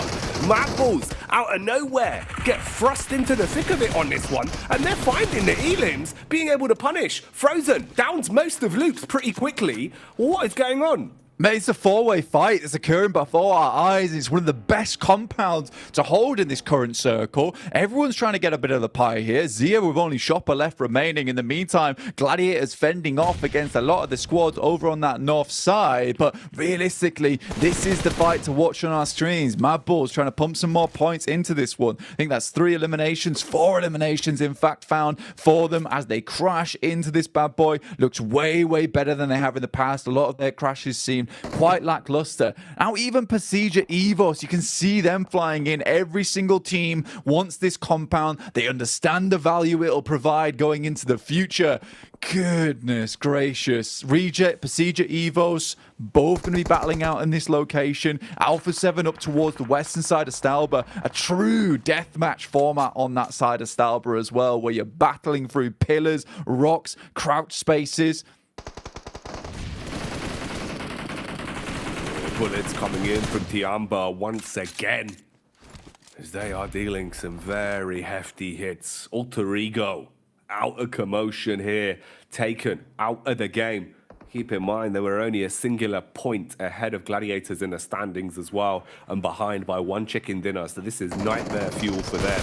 Now suddenly you're looking at a possibility of falling further down the list. Meanwhile, Sarah strikes back again as Rejects. They've been getting into the game again. They're warming up. They're ready for these fights. Madballs have been playing with aggression, but it's a good night right hit from OCO, supported by Sarah, as they shut down one. Shopper, keep in the back of your mind, has been surviving this entire time. He's got a little bit of leeway to play with, and a DBS as he waits for the swing. It just seems like I8 have been absolutely trampled as well. Bit of a trade back onto the Gladiators, though, as Tiamba are able to find some easy pickings. And they're gone. Tiamba constrict Gladiators like a black mamba over towards that northeastern side. It felt like it was going pretty wrong for them, but they're able to live this one out despite being very far down towards that southeast too. Tiamba has made it onwards. And again, it's a team that wants those points on board. And look at this, Jackie. Reject get the center. It's where they like to play. It's where they want to be. And with 4 players, it's looking dangerous. But this is yet again another second place that we're heading towards for Reject in the future. We just won't know. The Indonesian squad, who's been impressing all of us over on this southeast side in Persija Evos, also chasing down the boys from Reject. Tiamba trying to make their move slowly but surely up the hill. Meanwhile, Evo spotting them in the back line. Bullets coming their way from Link. Playing a little bit further ahead of the pack, being point man and scouting for info. Luxy, Zuxi, and Misery all supporting one another. Mini 14 in the hands of Misery as well, and he's facing the direction of Stalwart. So potentially some room for some big hits into the back there. Action, dashing out the nades as well. Suspicious about players being close to him. Was hoping that that would arc down on top of Reject, but they're able to keep their noses clean for now. It's all quieting down just a little bit. This plateau here is just going to be the focal point of a lot of these engagements. So many teams trying to get themselves off the top edge. Ren up close and personal with A7. Such a difficult push for this team. Not likely going to be able to do too much with it. A7, though, they know that they've got to get down this hillside. And QZZ breaks out, makes the mad dash, gets to the tree, hugs it, provides him a little bit of safety and peace, and continues onwards here. Action also going down to none other than Quest over on this northwest side. We wanted to see more from these guys. I don't want to see him down in the dumps. I don't want to see him being sad, because this team has been determined to get further and further into this tournament, no matter what these circles are thrown at them. It's a shame in the interview we heard that Quest were feeling a little bit like things have been going wrong, like the energy's been slipping. They need to bring it back. They had some great games on the first day, fighting tooth and nail through absolute hell and high water in some of the positions they were playing from. And still, players like Al-Haji, players like Easy were able to deal some very big pickups. Just got to keep that momentum high, try and keep the confidence. Here, though, it won't be an easy task, as you've got to find your way through the absolute Brazilian brick wall that is Alpha 7. They've got control of the part of the map you need to find your way through. Meanwhile, Tiamba closing the gap as well. Fragmented on the push as they start to get closer. Look at the nades going over from Questo, hoping for a hefty hit. Nice double up. That one blows away Mafioso. This could be your room to instigate. That's big from Fahidan. A really nice opening for them. And A7 know they've got to get closer and closer down. Nice on the side here. More mollies going through, trying to prevent the push from Alpha 7. But it's likely they'll be able to get on towards this res, which is what Quest do not want to let happen. You let Alpha 7 reset, you let them get close to you. That's where they start to tear into you like a Wolverine. So for Quest, they need to do a bit more here. Otherwise, they won't be able to complete this quest on this game. They won't be able to get the reward at the end of it either. It's difficult. It's a difficult scenario, but they just cannot be passive in this situation, Jackie. You've got to play with confidence. You've got to play with aggression. Letting the other squad set the pace of the game this late into it here on Erangel is not going to win you those points. It's not going to get you to that chicken dinner. But you can see everyone not wanting to give up the goose, not wanting to make that first mistake and tumble down because of it. Alpha 7 have reset. They've got themselves further back towards the tree line, trying to hold for when you see Quest forced to move. It's going to be a small rotate for both of them. They keep their crosshairs honed in for now. Back up to grab the vehicle, jump in a buggy, start to try and advance. See if you can encroach in bit by bit. Meanwhile, our other squad's dead center, still just lurking, listening, waiting for the rotates in from the rest of the boys. Yeah, we got most of our action earlier on where we just had crash after crash after crash as teams realised this is going to be the sticking point inside this circle over towards where Reject's currently controlling. A really nice bit of space here. They've even got a player over towards the top side of a wizard tower, just providing some really good cover for themselves. And they were waiting for teams to start pouring in towards this position. Al-Hajj, he spots some of the Alpha 7 players trying to move further forward, and they've cut them off now. And they're starting to just feel the suffocation coming through from the Brazilian squad. They have to move out the vehicle, but those shots are so deadly accurate. They're on point. Not missing the mark, but everyone's starting to bark at one another. Lamborghini with the clash back. DX, third party, onto Quest. Quest going down quickly now as Alpha 7 have had enough of their shenanigans. They finish them off and take them out of the fight. DX probably forced to keep this one going though. Not much room to reset from it. Nades up, smoke walls detonating as well to at least give them some cover to play with, but it's marginal at best. Three-pronged attack on this one. You've got a 2-2 setup as well from Alpha 7 with the high ground in their favor. But Tops has slivered his way round, playing close with his belly down on the ground, just trying to stay out of this fight, knowing that he wants to play for the survival on this one. You got to remember that we have the 3 teams that have super much in our focus today, which is Procedure Evos, RC, and Alpha 7. Alpha 7 currently have 5 eliminations, a really good result for them, but they are on the outside edge of the circle. This could still move over towards the west, in which case they can use these little ridge sides, this little valley, to play out the rest of their game, and there's a good chance for Alpha 7 to get a good point scoring off the back of this one. So it could go either way. Is it the Japanese, the Brazilians, or the Indonesians to take the mark on this match? Sarah is down on the bottom side of the Wizard Tower as Procedure Evos starts to make their move, but we can't count out Mad Balls on the side either, who could easily get a little bit into this engagement. Nice nade, goes forward, doesn't do enough damage though.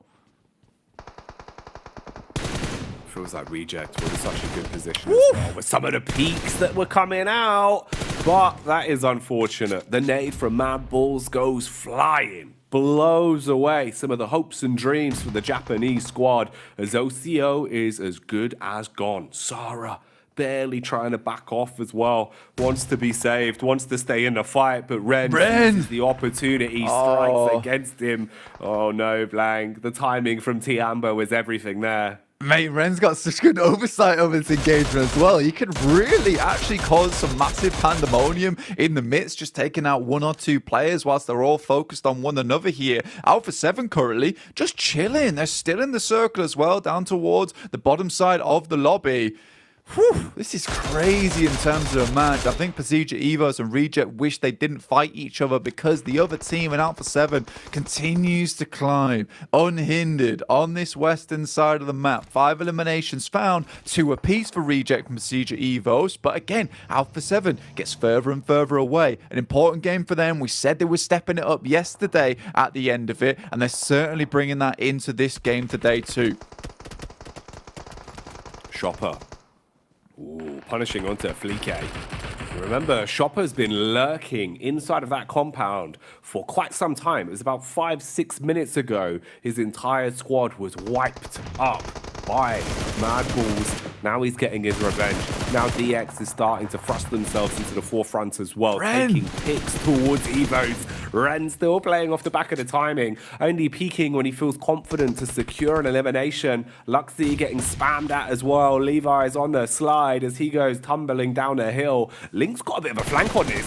He spots one, tries to get the quick flick off onto Levi's. How is he still alive? Divine intervention at the minute, just standing strong. His teammate falling though. Parajin goes crumbling. Link has to get close. He's got support, Blank. They're actually finding these quite easily. You completely turned the tide on this engagement. Zuxi from that top edge doing a huge amount of damage. Luxy on life support right now, but still a chance to get their boys back up into position. Luxy very low, Zuxi resable.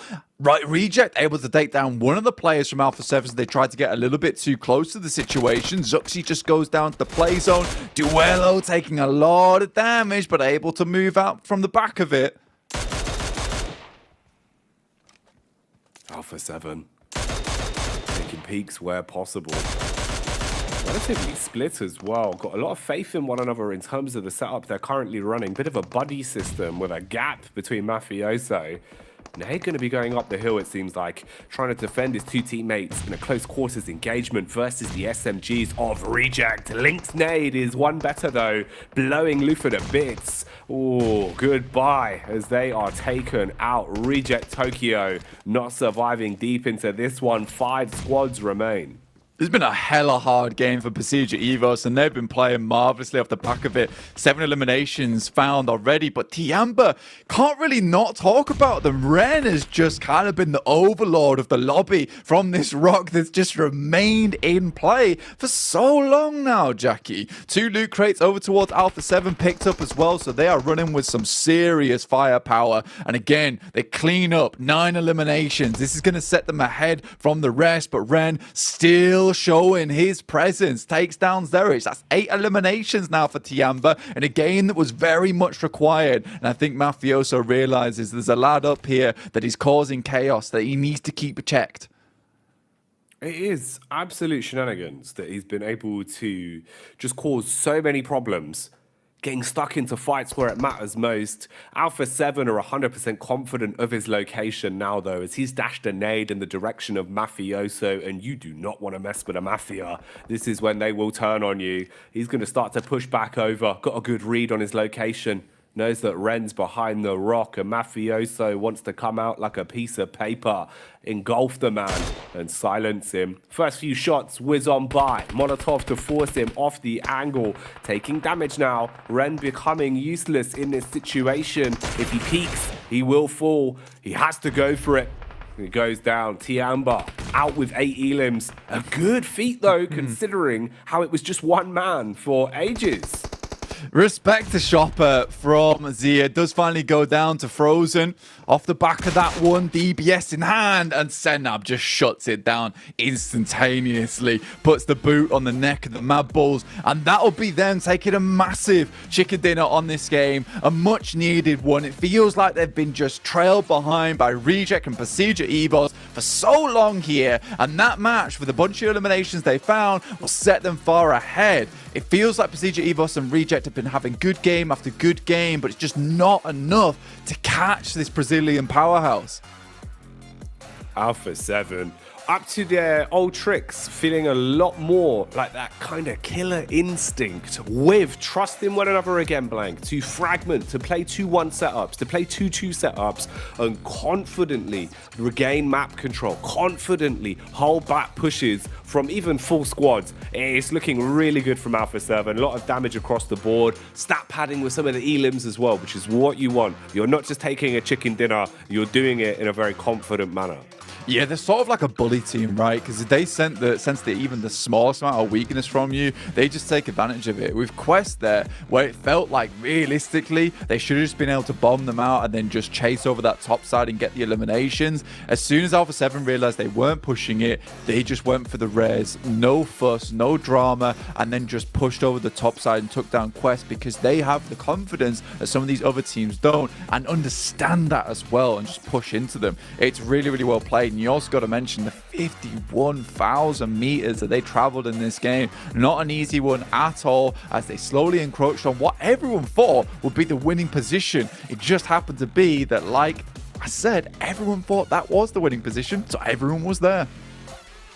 All fell into the same trap. But man, that is mad. I mean, it goes to show really just how much more they were roaming. They were adjusting consistently, always on the move. And that bodes well, because that was one of the big factors that I think was a bit of a backbone for them in the first couple of days of play, Blank, where you'd see their distance travel was always, a couple thousand higher than everyone else. They were very quick with their rotates, very quick to get into an advanced position and look for fights. Crazy game though, Blank. Erangel always delivering. 100%. It's just absolutely crazy what we saw at the start of the match here as well, with the 1v4 coming through, which will be forever replayed, forever posted on all the social medias. Feel bad for Falcons in that situation, but I feel good for you guys because we're sending you over to some very capable hands with Kale, Max, and Hot Juice. All business for Alpha 7, getting a huge chicken dinner here. I love to see the reaction on their faces. You can see obviously the happiness from being able to clutch up this dinner, but it's still all business for them, right? They know the job's not done yet.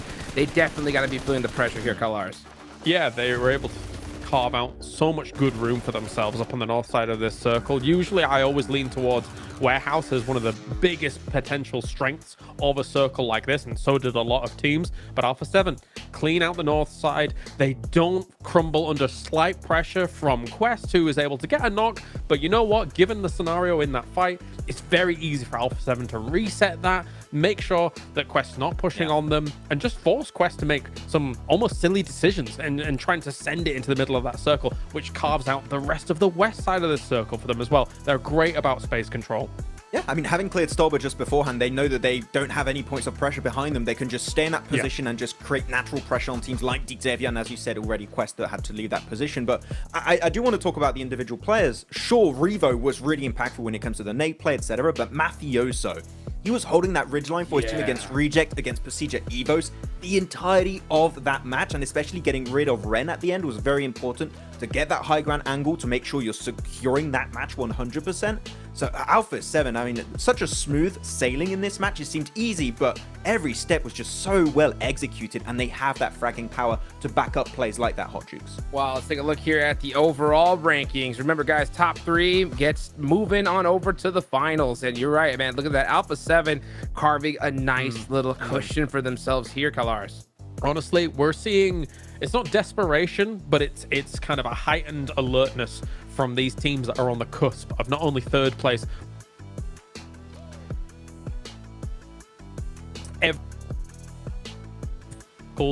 is one of those teams in a theater of conflict right now.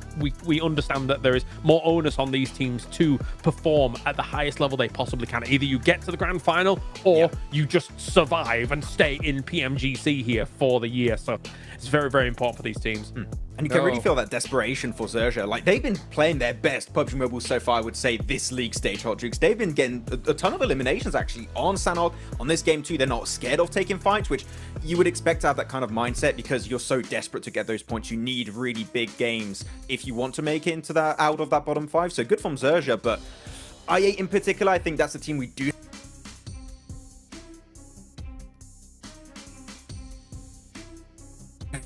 So that was a bit of a weird regroup for i8. They could have gone for a game-winning position really early on. Yeah, I'm surprised if they didn't there. I mean, when it comes to Zerja, I think that they just have nothing to lose. And I think they're finally starting to play the way that they, are. But you know what? How can we not talk about Tospic with the PPB zone and clutching it up there? Oh my goodness. The 1v4 was so insane. The PPB zone. They gave them a buzz cut in Saverni. Oh, I can't believe it. Oh my goodness gracious. I mean, what else can we say about that? Clutching it up, 1v4. That's how you get it done, guys. Speaking of get it done, I'm going to give a big shout out to the Infinix GT10 Pro, the official smartphone here for PMGC. It was created for esports players. And if you guys want to dominate the lobby, go ahead and check out that GT10 Pro. And while you're at it, of course, search the TikTok, guys. Get on there. Use that hashtag PMGC 2023. Who knows? Maybe we could see a behind the scenes on the Falcons getting their bald eagle look going on. That'd be nice to see. And last but not least, follow us.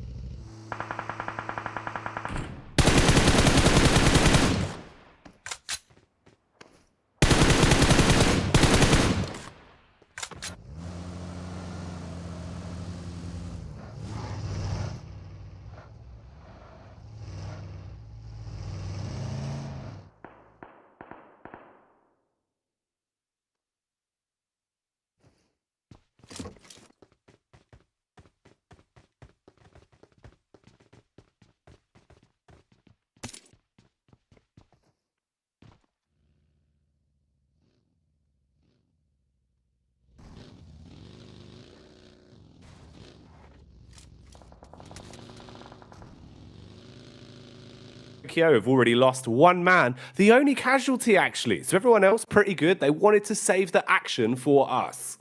Yeah, they heard the calls from us in the distance, like, don't start the game without us. And they were like, right, we'll make some casual rotates. We won't do anything too crazy in the meantime. We'll leave it up to you. But welcome back, everybody. Apologies for that. The space station, it went down for a couple of seconds. Our super speed internet was out. There was a small meteorite, but Jackie's jumped up into space. He's bashed that thing out the way like a one-punch man moment.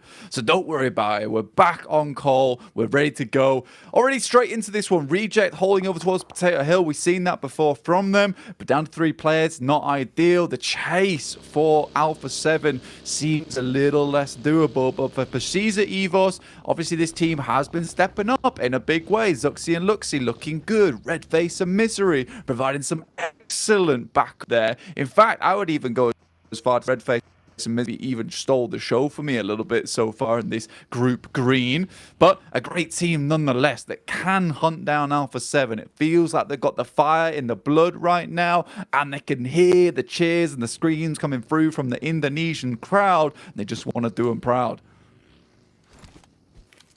Man, if you missed it as well, first 2 games we've had today have been delivering massively when it comes to storyline finishes. We've seen a lot of targeted attacks from teams trying to leapfrog over their fellow competitors, knowing who they can target for easy points, knowing who they need to stop gaining any coming into today. And how will those stories develop? What chapters will be written here on our second outing in Erangel? Only time will really tell. At the minute, though, it's nice we didn't lose any of our squads before the action came. So it still means there's possibilities for teams like Gladiators to maintain the safety zone they put themselves in towards making it to the survival stage. Right now, though, Alter Ego with connection across onto Falcons. It looks like in the distance. Now, Falcons might be the Bald Eagles blank, but they had a very unlucky first game on Erangel. Thought they would be slick with it and drop on Bra towards Saverni, but they got 1v4'd by the Bison and left with nothing. Just 3 elimination points under their belt. They can't afford to have another sad state of affairs early into this one. Yeah, for Falcons, time is running out for them. The hourglass flipped and the sand is pouring through at an alarming rate.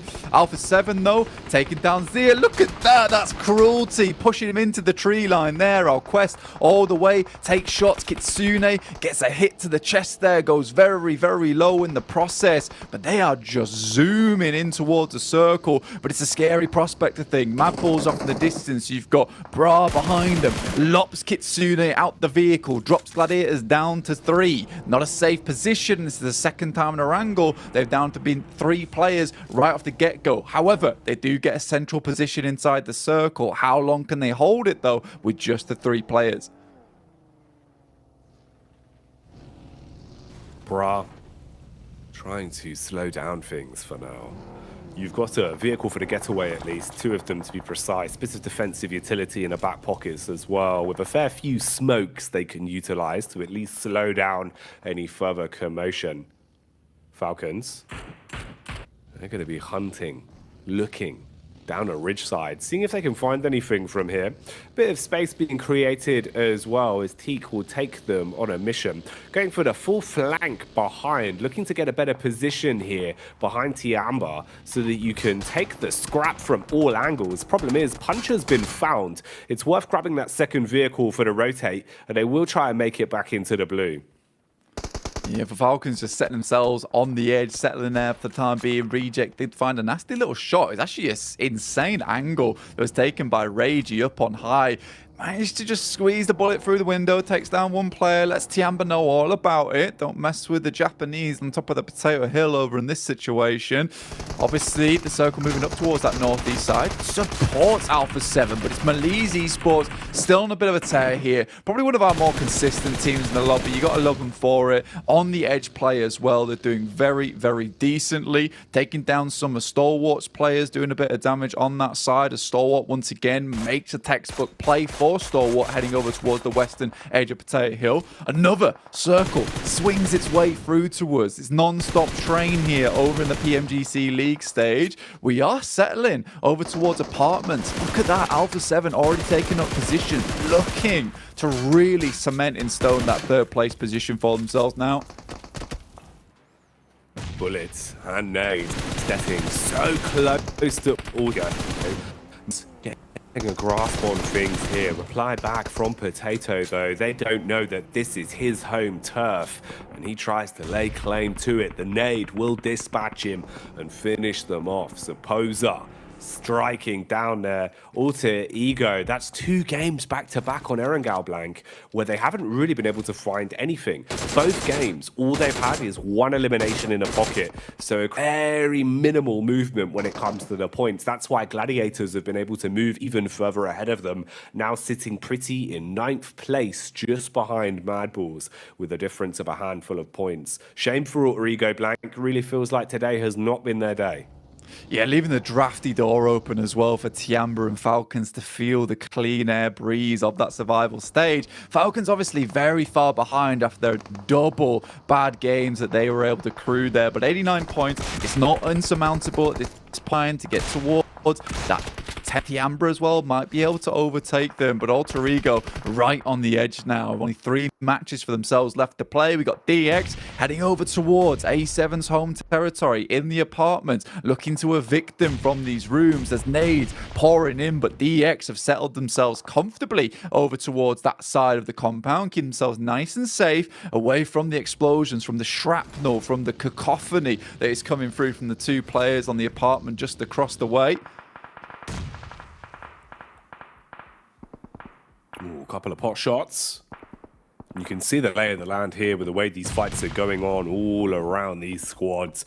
A lot of big names in close proximity to one another. Meku has to manhandle Bra. Meanwhile, DX are challenged by Alpha 7. It's a 1-for-1 trade game being played as either side is suffering casualties. Levi's on the quick move, trying to adjust back towards the top floor and support his squad. Chow's been revived. You're looking to defend the doorway now, but they've bypassed it. Sanab's in Blank, in a building with a shotty. If he gets up close and personal, things could change very quickly. Dives out the window with a strike onto Levi's, waving goodbye to DX as they're getting decimated. Defending towards the stairwell. Nades bouncing off the side, ricocheting down and looking to silence Alpha 7. This is such an awkward fight. Mafioso though, hell of an arc on that one. That's a brilliant nade from Mafioso. Chua goes down and out forever for the rest of this game. Lamborghini, Paragin last remaining, and Alpha 7 refuses to give up. Reaver was slayed, but at least he did relay back that information of where the players were inside this compound, able to get some good nades off the back of that one, so his death was not in vain. Nade bounces back though, deals quite a bit of damage to Senna, but an instant reset from them. We'll see them looking a little bit prettier here. But right now, this utility has been the backbone of either team's onslaught. The only casualties it feels like we're really seeing are when they go down to a well-placed grenade right on top of their noggins. At a minute, you can see the way the fights are developing across the battleground as well, with some teams already setting their focus on getting into the new zone, securing themselves center control early. Evos, though, thrust into a fight once again. Misery and Co. lucky to remain alive as they're chunking a lot of damage from Falcons. It's a bit of a rotate, though. Teak and Puncher far back, and they're giving up the groove on this one. Leave their teammate. He's going to be left for good, and they breeze off, playing for the late game and realizing they have to trade out their mates.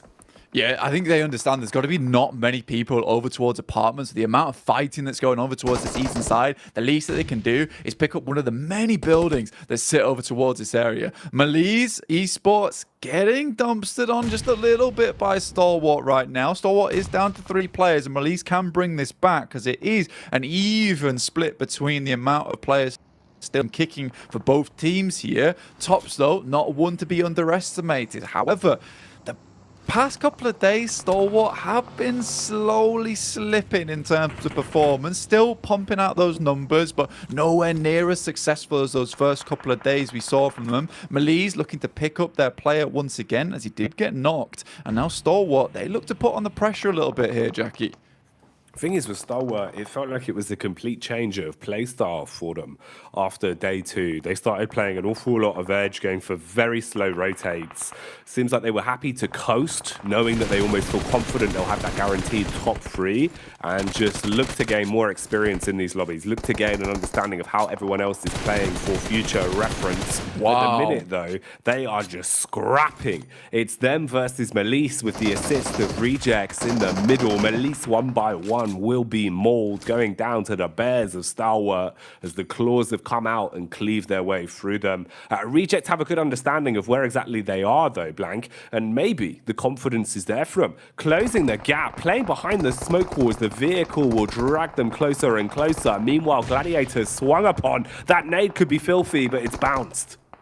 Another Molotov doesn't quite get inside the building, but hefty damage is still getting hit through. Tixi once again falls. This is one of the few locations that is safe for Gladiators, but nasty nades over the top side. It's a nice molly outside the window as well, prevents them from leaving whatsoever, and Gladiators go out in 12th place, 0 eliminations, so their spot once again becomes a little bit rickety here. Reject, in the meantime, dealing with the players coming through from Stalwart. This team just looks so good, Jackie, so far. Some really nice plays, some really nice movements coming out from them. It's lovely to see the Japanese squad still thriving today. We wondered whether they would be stopping anytime soon. It looks like that's not the case.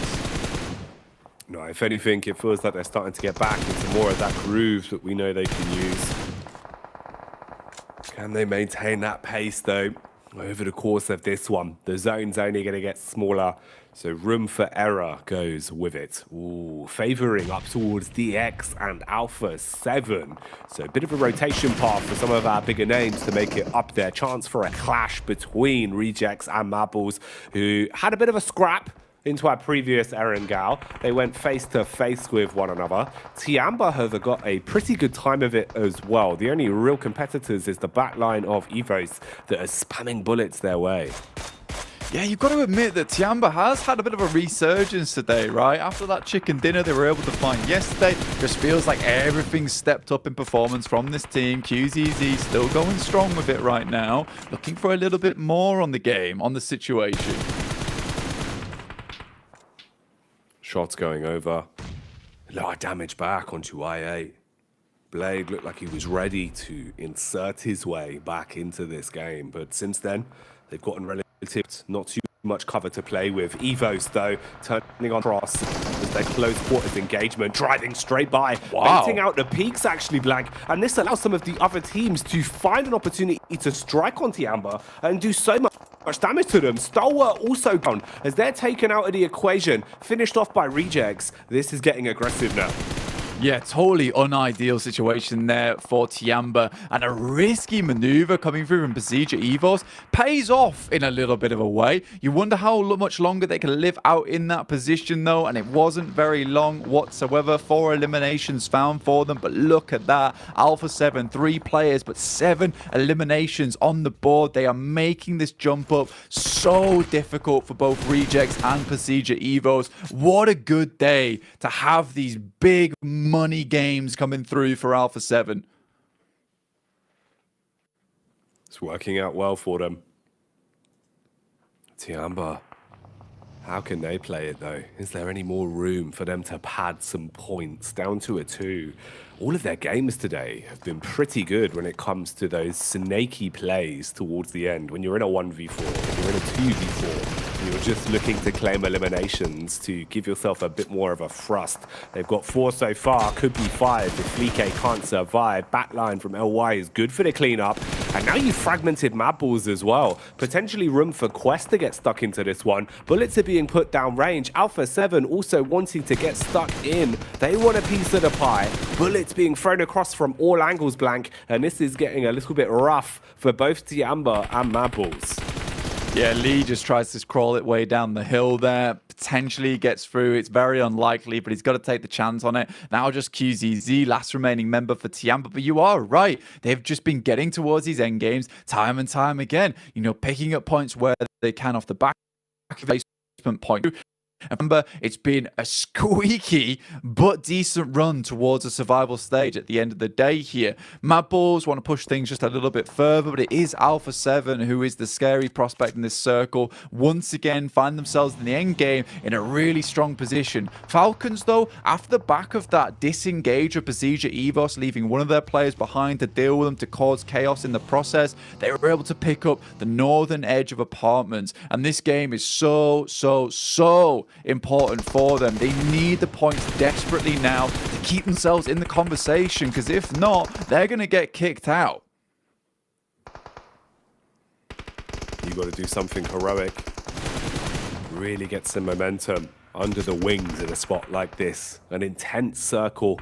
A lot of squads that have so much to prove and so much need for the points. You can see how close they are in the grouping, the middle of the pack, basically looking to leapfrog one another. Guarantee there won't be any easy pathway for the squads below to overtake them. Parajin on the peak, takes down Axa, fragments Falcons once again. Puncher and Teak, the only two that remain now. Zerich as well, struggling to stay alive here. Teak's found a peak off the back of the dinner plate. Ooh, nade for Parajin though. If he can find the right arc on this could be pretty big. Unfortunately for him, dashes it through the lower level window, won't connect where he wants it to, and won't inflict enough damage onto Falcons. Quest is really only one point of call for them right now, and that calling is the chicken dinner. If they don't really get that, they're still not in the best of positions going forward. 6 eliminations on the game is great, but a chicken dinner would set themselves up towards that top 11, right? That is the main thing for them. From a 14th place, we're looking at a similar thing from Gladiators, and I think there's a lot of people that sort of were worried for this team in Quest. They were wondering why they weren't doing so well. This is now an opportunity for them. It's a big opportunity, and it's one where they really can't afford to make tunes. Zerich is allowed to get down towards another rock. He's currently in the circle now. Now, some apartments have to leave, but Parajin has just been so sick with the grenades. Another team that really wanted some points on this match was Falcons, but they've been exploded, removed from the map. And now it's just QZZ. Once again, Tiamba, the Black Mamba, the snaky plays coming through from this team, looking to get a better placement once again, already into the top 5. It's kind of sick. It's good moves, Flank. 9 nades, bro. Oh, look at how he's using them as well. The first one's fantastic. That's a 3-pointer and a half, but Lamborghini's closed the gap. No way! He doesn't see him inside of the smoke. He's able to strike back just as he goes down. Oh my, the Martyrdom play as he proves he's a Don with a shotty up close, but Tiamba still out. Last few eliminations, stat padding. Alpha 7 eating damage from Quest as well. Quest, is there a chance that they can thrust themselves further on this one? Al-Haji down, their big man in the front lines, out of it. Now it's down to Fahidan, sending some nades over the top, but not a lot remaining. Another Molotov goes through. Senav's incredibly low, but not quite done just yet. With Carrillo hitting some sick nades, but that's a lovely Molotov coming through from Fahidan. Completely stops their approach here. They know that Alpha 7 wants to get closer. They need to keep hitting these shots. One player's preoccupied with the res. Senav behind the tree, takes a lot of damage. Basically nothing left, and easy presses the issue for Quest now. What a big game for them. Chicken dinner was required, and they're delivering. Al-Haji, during the interview today, said that the side felt a bit down in the dumps, but this has surely got to give you more confidence. They just need to finish off Frozen, secure their chicken dinner, and Quest have surely got momentum back, Blank. They're celebrating for the first time today. Al-Haji, a little bit of celebration, but I think that's more mixed in with relief for this squad. So needed. Kiss on the forehead. You love to see it. The boys are back in town. They're back in the leaderboards as well, right? They had to remain in the conversation. The things they were bringing up, a little bit dry, but now they bring up an interesting story and move towards that storyline of our own, getting into the survival stage. So happy for them. We understood that they weren't feeling great, but again, it's that determination, that grit from this team that shines through more than anything. they've been playing on the back foot the entire tournament with some very unlucky circles, some very unlucky rotations, but it felt like their confidence was always in the right place. After the interview this morning, you're thinking, okay, it seems like they've established where things have been going wrong, and coming into this game, Blank, a chicken dinner that is supported by a nice bunch of eliminations as well. Much needed points here. This is going to be a great start for Quest, especially if they can maintain a bit more momentum throughout the rest of the day. Mate, the grouping is so grim once again towards basically that break-off point. I think most teams are on 100 points. Maxman was saying that 11th place on average was going to be around about, I think it was 101, 102 maybe. And again, it's just getting further and further as it feels like the teams where it counts the most, they're the ones popping off. You can see just how much these teams want it, how much they want to send themselves to that painful stage of the survival just to get through further into this tournament. It's such a big, important set piece in the year for PUBG Mobile, and every single team wants a little bit more of it. Great result for them. Fantastic stuff, really, for Quest in the grand scheme of things. And it's crazy again, man. The amount of teams we're seeing, Blank, always making it into these final circles. You really couldn't make it up how good it's been in terms of the storylines. Always looks like we're getting those close clashes. Some crazy plays from Tiamba as well. Man, it feels like they almost heard us talking about them this morning, Blank. But we said, 2 elimination chicken dinners can't be consistent. Instead, it's all been about the elims. It's not enough right now for Tiamba, but what they're doing is going to keep them going forward, and I like the plays that they are making. If you like the plays they're making, you got to keep watching, but before that, we're going to send it back over to the desk.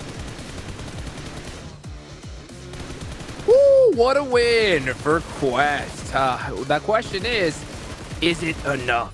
Right? They got a solid chicken dinner there, one that they definitely needed. It has proven that the interview buff is still on point here, Kalars. It's true. That is the only reason they won. No, they have themselves a decent spot, right? I mean, playing those little shacks up on that hillside, they are actually a little decent plateau against kind of defending yourself from kind of the apartments angles, and then even if teams were to come in from the north side of you, you can still kind of give them a bit of a run for their money. Thankfully for them, it was only teams coming in from the east side, so they were able to vanquish them quite handedly. Yeah. And also you can just protect the cars on that plateau you just mentioned, Kalara. So if you have to transition to those buildings up north into the apartments, you can also make that transition really happen. But it was kind of an unpredictable game in the sense you're just waiting. Is apartment going to be in play? If it is, Hodgick, I mean, you were hoping to see Alpha 7 win. It was going to be based on, do they have to leave the apartment or not? And the fact they had to leave, it was going to be very easy pickings for Quest. So 11 points, they needed about between 22 and 24 points if they wanted to try and get close to the barrier. That's a 21 pointer they just got. So an average decent game followed up after this, they could be out of that bottom 5 where they've been for like a few games now, actually. So Quest definitely want to try and push themselves out of that as a scary bottom position.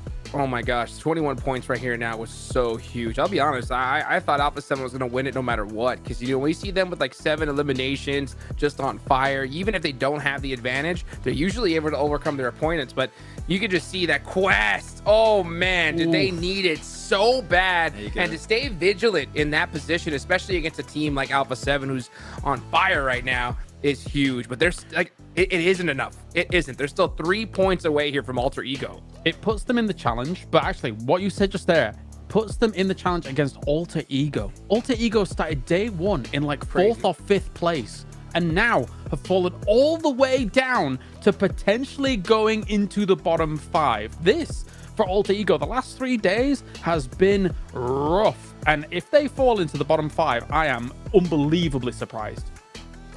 Wow. I mean, here's the question now. I'm gonna ask you this, Max Man. For Bra, is it nail on the coffin already? Well, I don't think we're gonna have Tospic. He's gonna get another one. Don't worry. He's got your they're gonna clutch it out. We'll see. But right now, as you said, Alter Ego, they had such a hot start in this tournament. It's tough for them. Even Gladiators, sure, they started off strong. They're still not out of that risky situation where they could fall back in the bottom 5. So this is MEA, like so much pressure on the MEA region. Quest, Falcon, all fighting for a spot in that survival stage. And as we keep like getting closer and closer towards the end of the day, I'm saying it again, it is going to be down to that final game here to see who's going to be making it. And it's really hard to predict right now, Hodjux. Any one of those squads, like your Falcons, your Bra, your Quest, any one of those guys could be able to snatch that position at the end.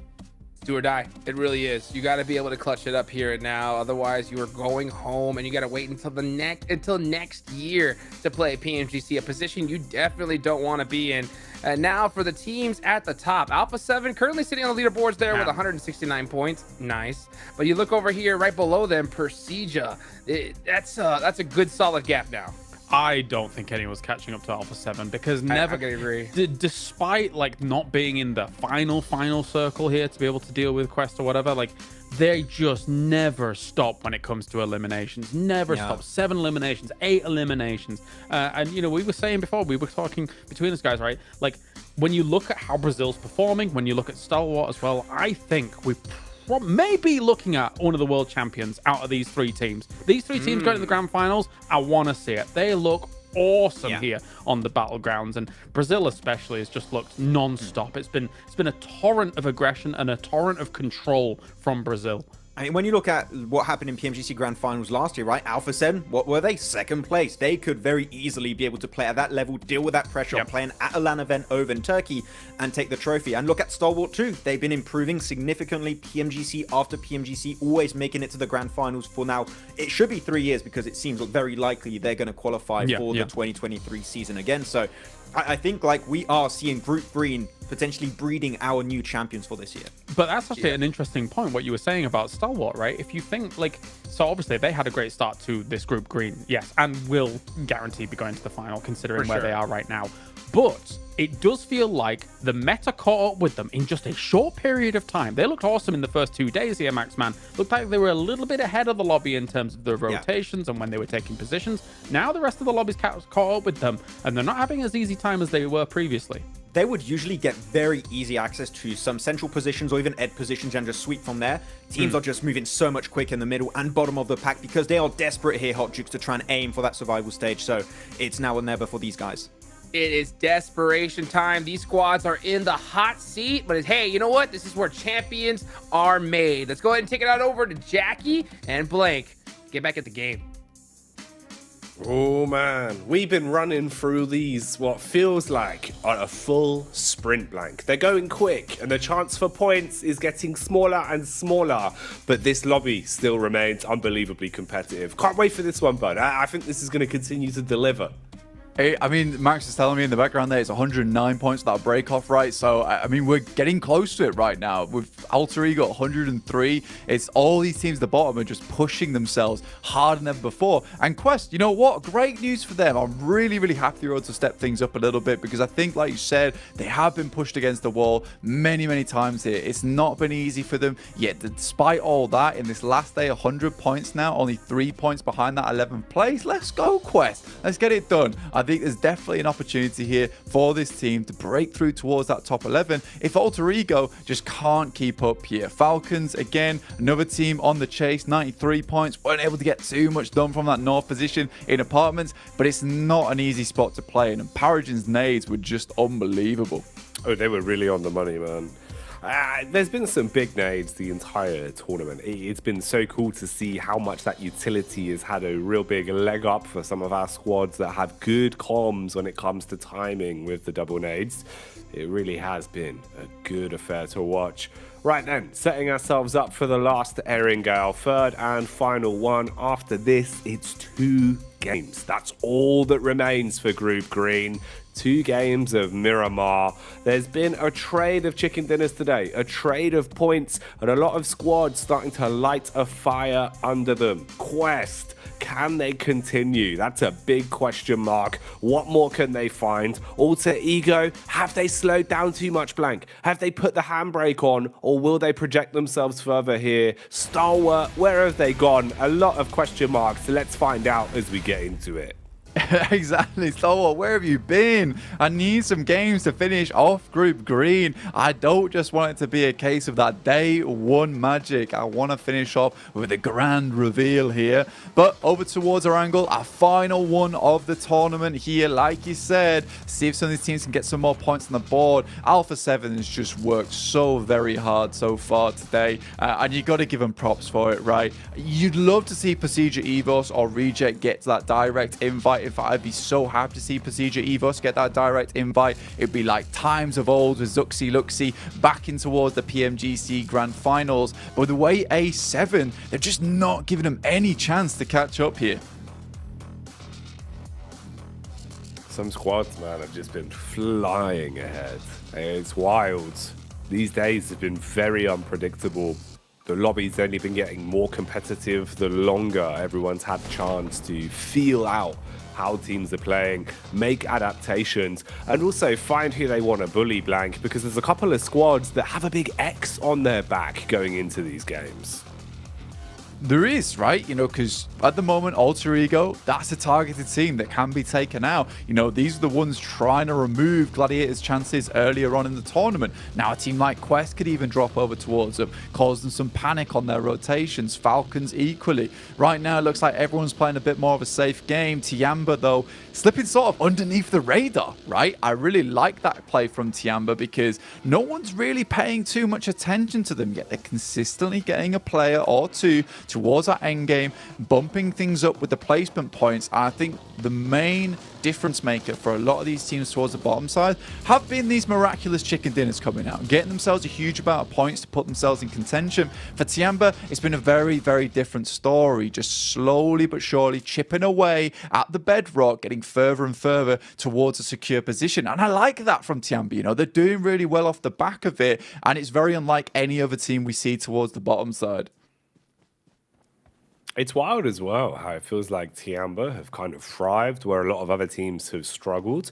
When it comes down to those moments of, okay, it feels like it's doomed from the start. We're a solo that's really got to try and forage for points in the forest. But they do a great job of it. You know, they're picking up 5 or 6 eliminations a time just off the back of getting stuck into fights when they know, ooh, little window of opportunity here. Ooh, little moments of third party here.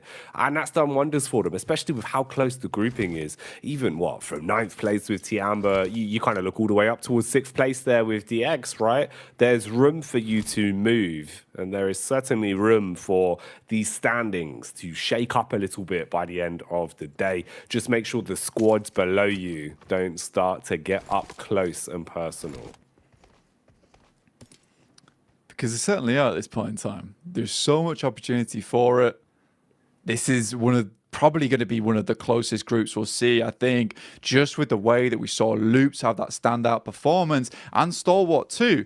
And it's even more close because of that reasoning. Secondary, both these teams just aren't doing well today, which is allowing everyone else towards that 3rd, 4th, 5th place to have their big games, allowing everyone from 10th, 11th, 12th, 13th, 14th to have those big games. It's kind of a weird thing that's occurring right now with Stalwart and Loops both realizing, look, boys, we've done enough here. Like, it's not at all likely we're going to get struck out from either 1st or 2nd place. Either one of us is going to take over 1st place, or Alpha 7's going to leapfrog one of us to get 2nd. That's the only thing that's going to happen here. Stalwart, surprisingly though, 187 to 188 at Loops. They could regain their 1st place at the end of the day, and I think that would be a special way to end things and a good mark-off for Stalwart going in towards that PMGC Grand Finals, coming out on top in the group of death. I'm glad it really has lived up to its name as well, because we have certainly seen so many crazy plays throughout the course of these 4 days.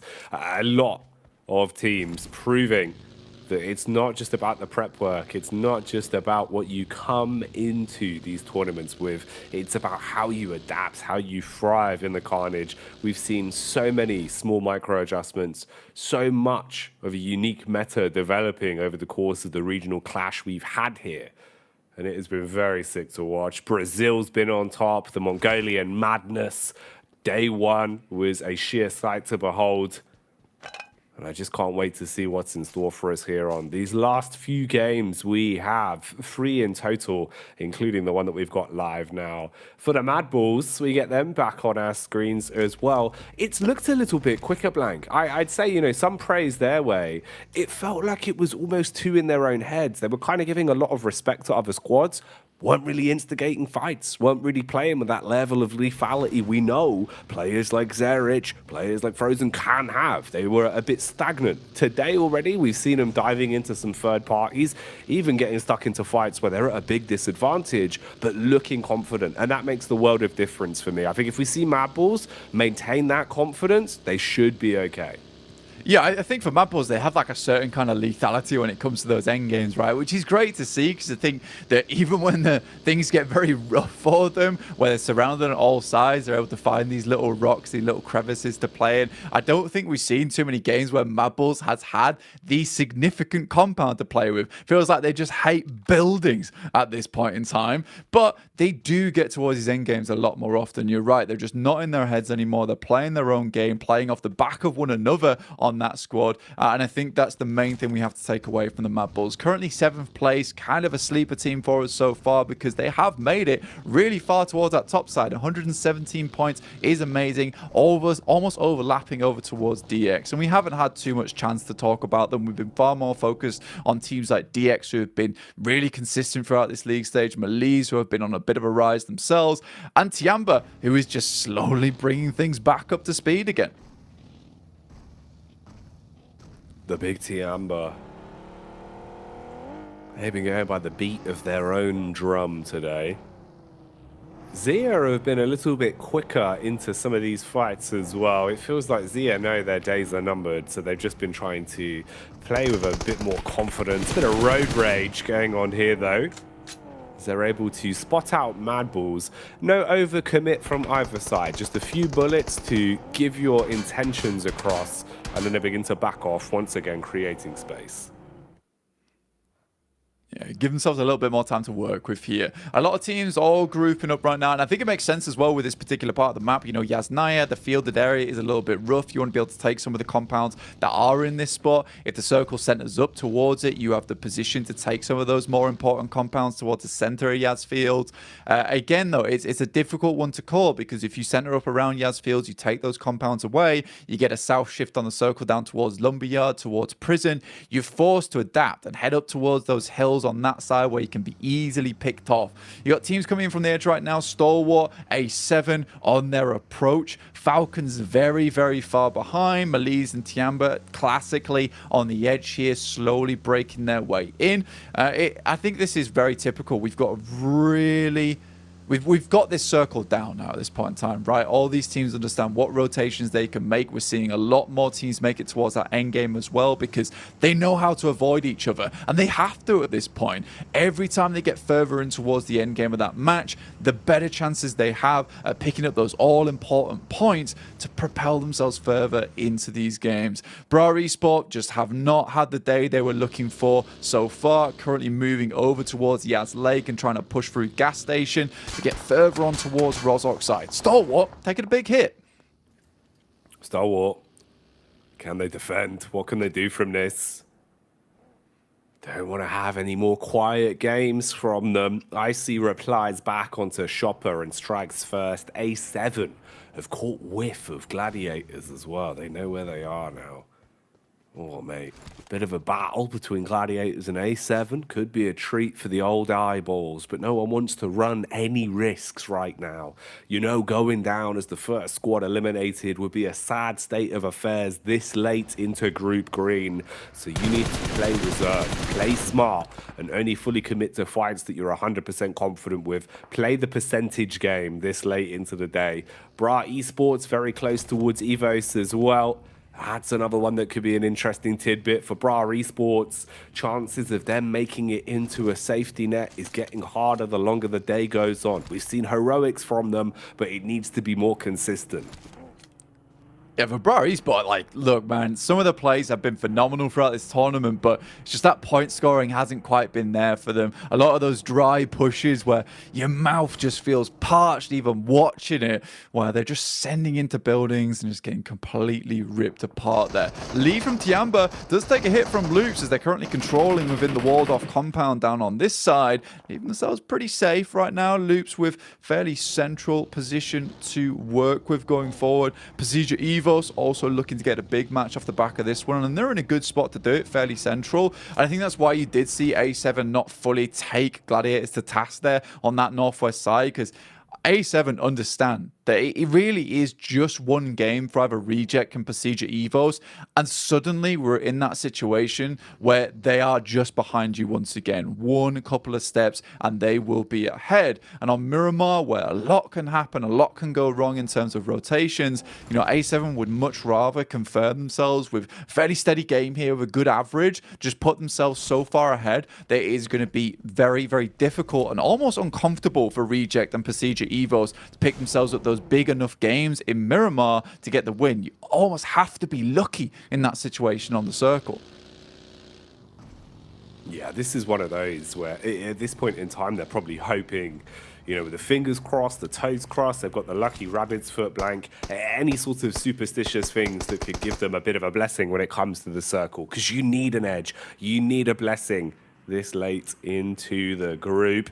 Ooh, okay. Bit of a move here. Stalwart dead center for it. Everyone else realizing that their pathway is now open. Alter Ego and Tiamba towards the outside. Probably going to run into one another as it seems like QZ has caught whiff of where exactly Alter Ego are. I8 are on the full lurk around as well. And that's where you might run into the back of Gladiators. Kitsune has played point man ahead of the pack looking for the scouting info.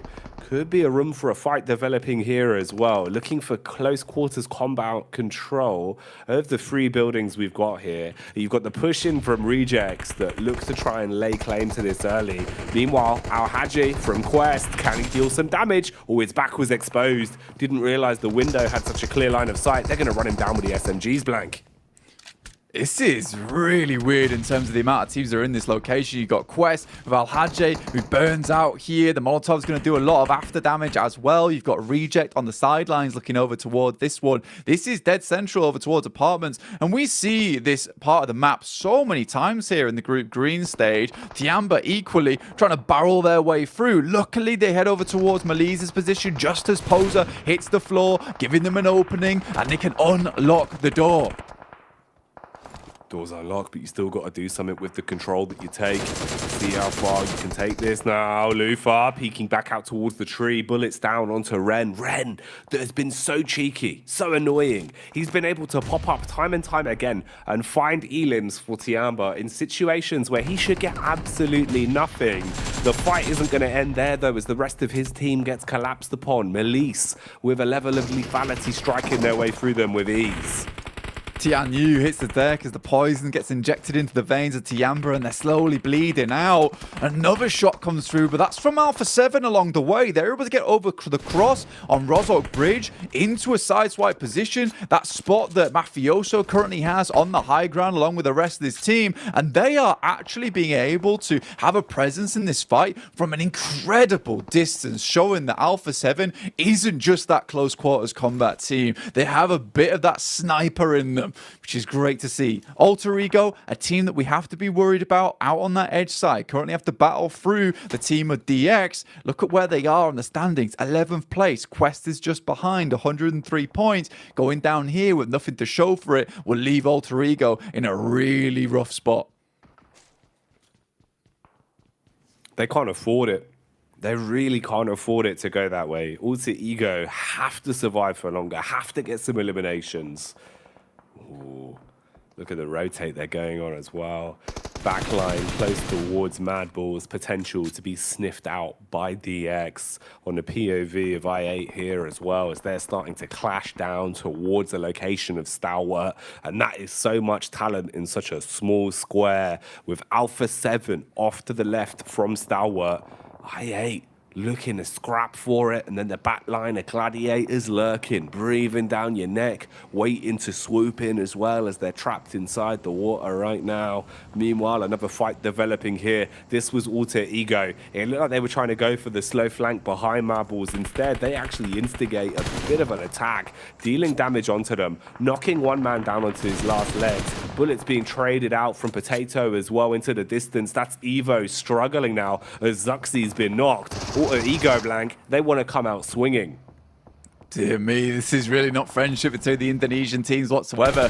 Zuxi down, and they just have to leave him behind at this point. The second time in a row that this has occurred. Misery makes his way through, half HP. Zerich might have just needed to pull the trigger there and could have popped him out the vehicle. In the meantime, Zuxi gets finished off there by Octa.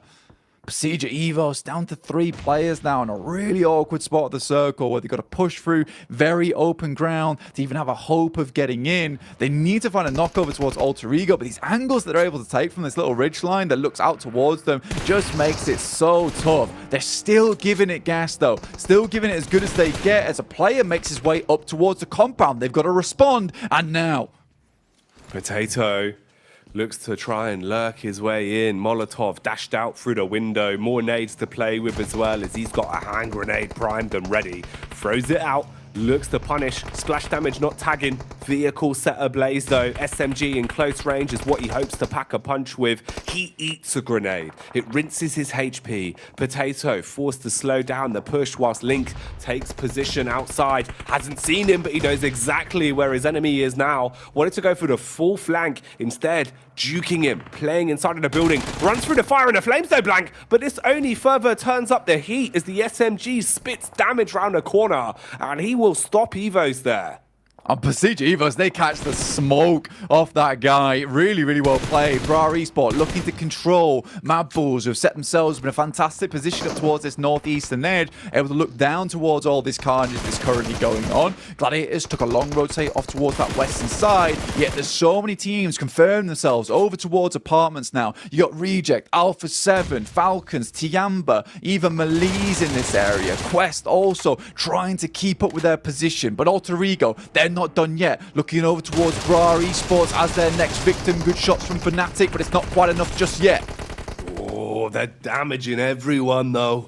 A lot of HP being licked up across the face of these squads. Alter Ego, you're going to be struggling here. Your ego might take a bit of a hit if they can't survive the push from the Mad Bulls. This is one that they instigated. Mad Bulls now looking to finish it. Nades for days, blowing away Alter Ego. Frozen, armed with a shotgun, looking to cleave his way through them. Spamming through the smoke, wants to leave them broke. Stop. Going to reply back as well as Pops will hit that first shot. Another one onto I8. So in the commotion, Stalwart have been able to third party and find a few extra points. Tulika, he's jumped inside the vehicle. He's still a bit paranoid. Doesn't quite know where the rest of Alter Ego have gone. At least finds Potato for now. Icy thought he was ice cold in this angle, but he's been stabbed in the back. It doesn't matter on the trade. And it looks like they've barely got the res off as well. A lot of carnage happening right now. Alter Ego going down for good though, Blank, as Zia seemed to have located the last man in Rosemary.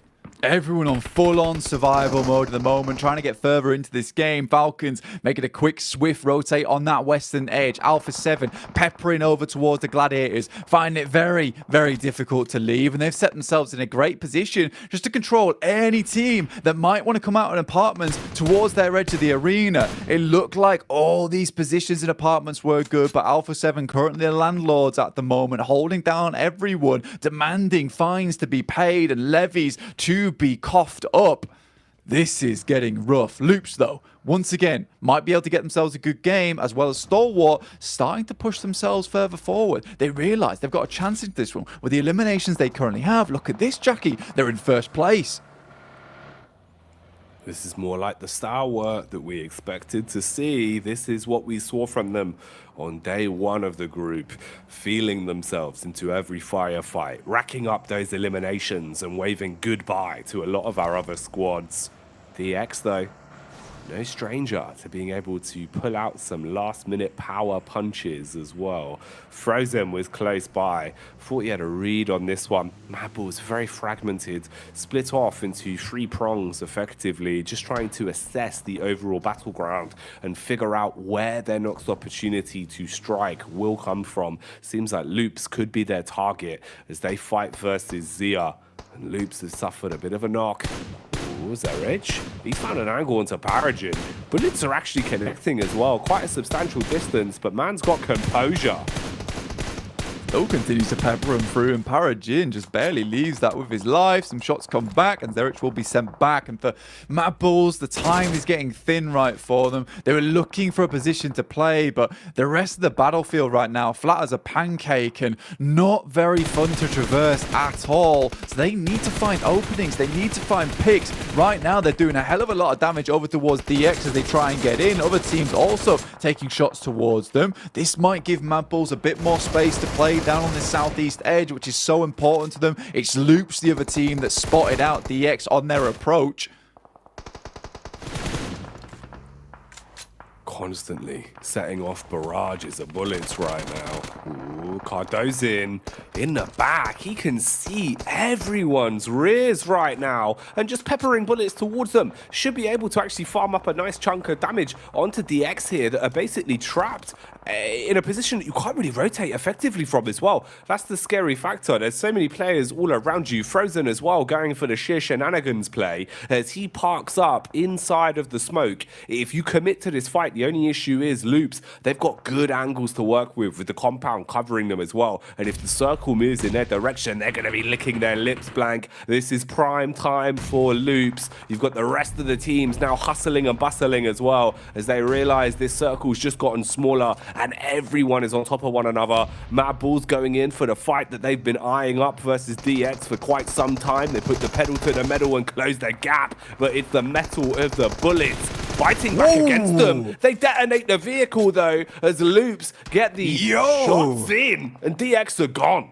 It's Cardozin to steal that one away. I didn't expect that at all. And they'll take a lot of the points the Mad Bulls were desperately hoping for. Now they've got to go for the full res here. The vehicle's heavily damaged and Loops can continue to put that pressure that you were talking about earlier on. The very least, Mad Bulls creates a little bit of space for himself. But I'm more concerned with apartments right now. The amount of teams all sat in this area is absolutely disgraceful. Look at this. You can barely count them yourself. Oh my days, this is going to be an ending to remember here on our final wrangle of Group Green. Oh man, it's only getting worse for Mad Bulls as well. They basically traded places with DX, and that meant they're fighting from the same positions. They're getting shot at by all the same angles DX once were, and they suffer the same fate, going up in a puff of smoke and being removed from the fight now. Loops still in a good position, comfortable with the angles they've been playing in.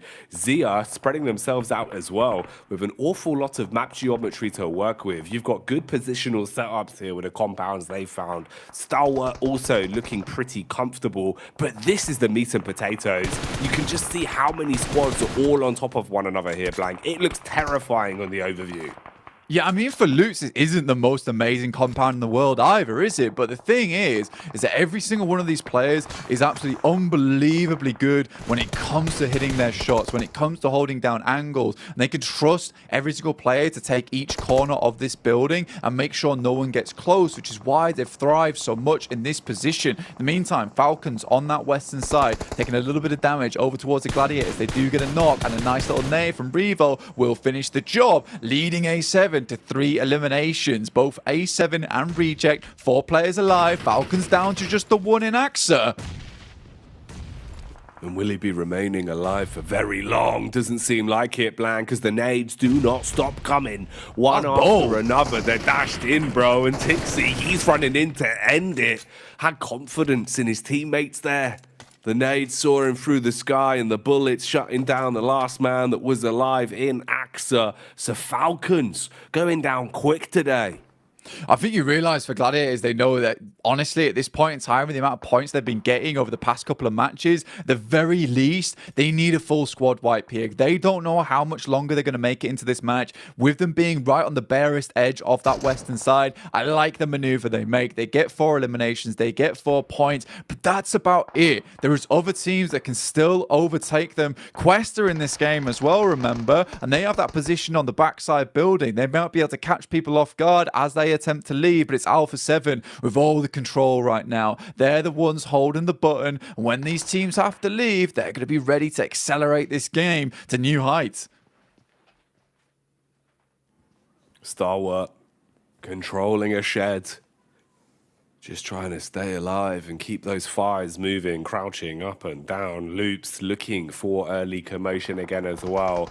Loops done a good job of finding their way through a lot of these fights, at least to keep the full squad alive, gunning to get themselves a bit more on a day-to-day. The top 3 squads are all still in the runnings, and Reject Tokyo, no less, alive and kicking as well. For Reject Tokyo, they're looking to potentially thrust their way past Evos if they can accrue a couple more points. Need to get themselves some elims and look for the late game. Ooh, but it's going across on towards the up. Ayala, he'll get one on the backline blank and take down the first man. Yeah, Loops just stealing away these eliminations feels really rough for Alpha 7, honestly, because the more points they can score on this map, the harder it is for Reject to catch up, because as long as Alpha 7 stays in this game, Reject's push towards that top side just feels almost like a futility, Jackie. Stalwart attempt to make their way across with a long old smoke train, but it's looking like this train is getting derailed on that northern side as there's just bullets pouring in left, right and center towards them. Lufa, Reject, all trying to take those points for their own, but every single team sees these as potential ways to climb the leaderboard. Fair play to Quest as well, actually being able to snatch some of those points blank, realizing the commotion in the distance were freebies. And Kante hits the mark, so Quest get a little bit more out of this. 4 elims under the belt. Remember, they lost one of their star players as well in Hao Haji quite early into this one, but they've done a good job of at least keeping their chin up and playing together. How far can Quest take it? Where are they going to end up in this one? Can they use the confidence they found off the back of the previous game to take them a little bit deeper? Loops, your life is getting harder and harder. They waited far too long to advance further forward, got left in a bad spot. One that's going from bad to worse now as everyone's located them, consistently unleashing a hailstorm of bullets towards them. Cardozin's the last one trapped inside of the compound. Eventually, he's got to move, and there's so many squads that know about that location. Their days are limited. Reject is doing a great job to steal away a lot of these eliminations. Alpha 7, though, they find Kiss You over towards that backside. Carrillo takes a little bit of damage. Reject certainly not letting them just peek whenever they want, but it is Fahiden, the guy I was talking about earlier, who's really done a good amount of work for them. Again, another one goes down, but similarly, Carrillo able to pick up another 6-5 for Reject and Alpha 7, both looking to gun it further into this match, but Reject's closer towards the center here. Despite that, it's just gonna feel not so awesome when A7 continues to climb these rankings, but at least Reject is still placed themselves in a position where it's possible. Gladiators further into the match, I didn't think they'd make it towards top 6. I thought they'd be out so much sooner. Nice little Molotov, but the peak will be there and he directly runs into it, and that should be him done. Goes up in a puff of smoke, taken out for good, and leaves us with 5 squads left. Loops, Alpha 7, Reject Tokyo, Gladiators and Quest are all that remains. Problem is for Loops, we told you their days were numbered, and it seems like they've come to the end of that run. Finished off as the play zone nips at their heels, and it gives us the final 4 that have got to duke it out here in the last game of Erangel today. A lot of compound control. High ground is right there for Quest. They've been playing on top of this building for so long, and there are no angles with enough elevation for them to be peaked on. They can barrage down bullets from this position. Alpha 7 not wanting to overcommit to anything. For Gladiators, you're probably just thinking about how you build some extra points on this one, how you stay alive, but this is nice. Look at the smoke wall going out instantly. I like this from Alpha 7 actually, because they know that Reject isn't technically direct center right now. If they can get players out towards the edge here, towards the center of the circle, as we are closing up, we are finishing the game in approximately 2 minutes here. Stage 9. Reject currently beset upon on all sides. They see all of these smokes. They know they need to have to respond somehow, but with the amount that's been placed down, with the absolute boatload that Alpha 7's been able to maintain on, it's hard to predict where they're going to be, Jackie. This is really interesting, Blank. Look at the positions the Gladiators have taken as well. Basically being the doorman, denying the exit from Reject. Okay, Quest. I talked about the height advantage they had, and they're using it, swinging sky high as the bullets start to strike down and leave Alpha 7 in a rough spot. It can go very wrong quickly for the Brazilian team. Meanwhile, OCO playing with confidence as the Japanese squad come through like a katana, chopping their way through Gladiators, slicing them down in the arena, Blank. The shotty from Tixi, quick for the trade, but they're also getting third-partied. Alpha 7, they give up the circle, they play for the fight, pushing back in as they strike down versus Reject.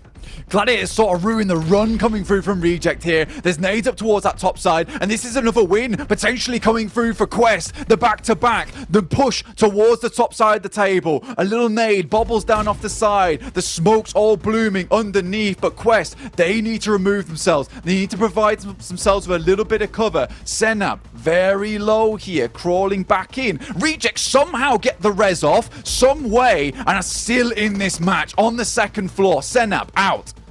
Senab's gone down to just the 3 versus 3 at this point, as you're going to drop straight into the commotion. There's the first as Quest ascend from the heavens. The punishment, though, is being distributed by Reject as the Japanese side seem to be trying to steal this one away. They want a chicken dinner today, and that seems like what we're going to be getting out of it, Blank, as the final frags come in. Reject have done it again. This is so good for them. It's exactly what they needed, and not something I expected either. You got the perfect jackets on the back as well, and that really was a perfect bit of gameplay towards the end. The fact that they held on versus the Gladiators as well, when they came in with such a significant push towards their position. Serious relief from them. The ref won't even give them a high five. Come on, man. They played a serious game here. Man, they were giving it, Blank. And that's one where really it felt like they kind of got targeted towards the end there. You know, Alpha 7 get a few hefty hits off onto them. They knew they had Quest living upstairs rent-free. They were frustrated by it but couldn't do anything. And then Gladiators just walking in through the door. You know, at one point we saw them basically go down to just the solo man, Blank, but they take it in the end.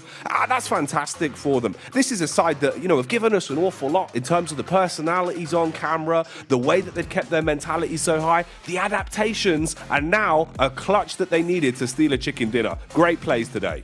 Yeah, you gotta love this team so far. They've been forever cursed by this second place. And you know what? I was really feeling it there as well. Not even a second, maybe even a third. But what a way to play that out. Sarah from the second floor window as well. Really battering down on both Alpha 7 and Quest. But Quest taking themselves a second place, I believe it was. And Reject taking a first. Leaves Alpha 7 only getting a few placement points off the back of that third place. Yes, they had a ton of eliminations, but similarly, so did Reject. They get closer to that boundary. That is third place, Jackie.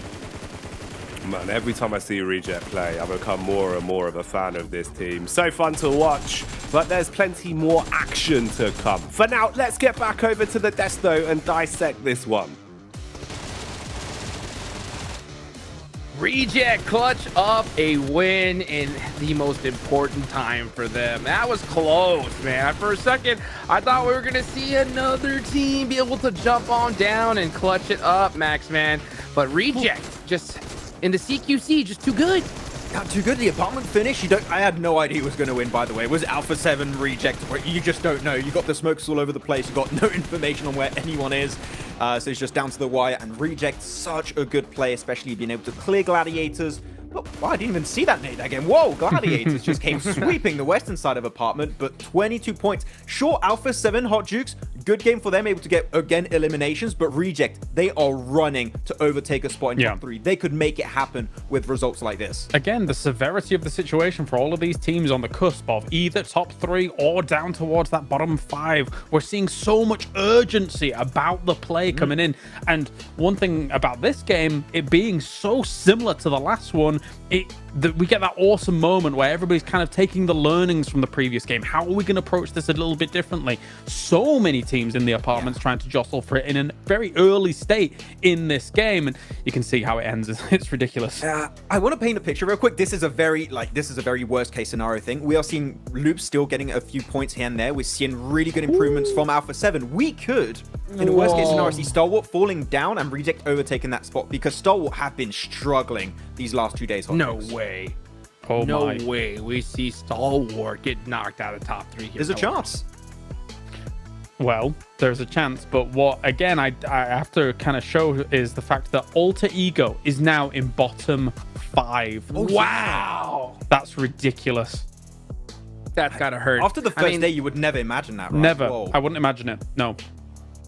Wow, gotta give it up to Quest, right? To be able to get a nice, good finish there. I thought they were gonna win it. I love to see them. We missed it, but we got to see them do a little bit of a double jump. They had to jump off of that one building and then hit the ledge and get onto the other one, and all of them made it. And unfortunately, not able to clutch up a win there. But at the end of the day, that's it for Aaron Gale for Group Green. It's gonna be all about Miramar now, Max, man, and you can see who are the top Miramar performers right here. Yeah, Loops are right there too. I do want to bring it back to Loops on that previous game though.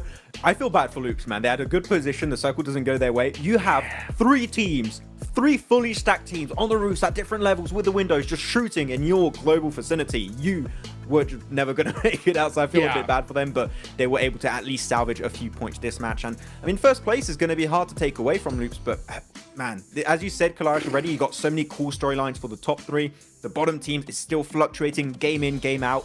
It's really hard to predict what the rankings are going to look like after these next few matches. Miramar is going to be the deciding factor for this group. Sorry, I'm still a little bit flabbergasted that we're finding Alter Ego down there. Like, I was adding up their points and kind of tallying things up. In day 2 was more impactful than I thought it was, because obviously they had a great day 1, but day 2 they got 15 points across 6 games, which really kind of hamstrung them going into the latter half of this tournament. And I mean, even the the third day, they got, a second place with 8 limbs and stuff like that, and another 8 limb game. But when you're wanting to keep your averages up, it's not enough. There's so many like 1 or 0 point games coming out from Alter Ego that they need to remedy fast.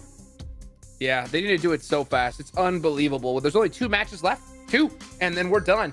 5 teams are going home after this, and Alter Ego are now in that hot seat like you wouldn't imagine. And speaking of hot, of course, we got to give a big shout out to the official smartphone here for PMGC, the Infinix GT10 phone, a phone designed for esports players. You guys want to go ahead and dominate the lobby, you got to check out that Infinix GT10 Pro. And oh my goodness, we're going to see some monsters on that GT10 as we get into the final 2 matches of the day. Alter Ego on the hot seat, the Bald Eagles, the Falcons, right there next to them. Bro, I can't believe that we didn't see them get out of this, especially after seeing a clutch 1v4, Max. Yeah, people would say it's my fault.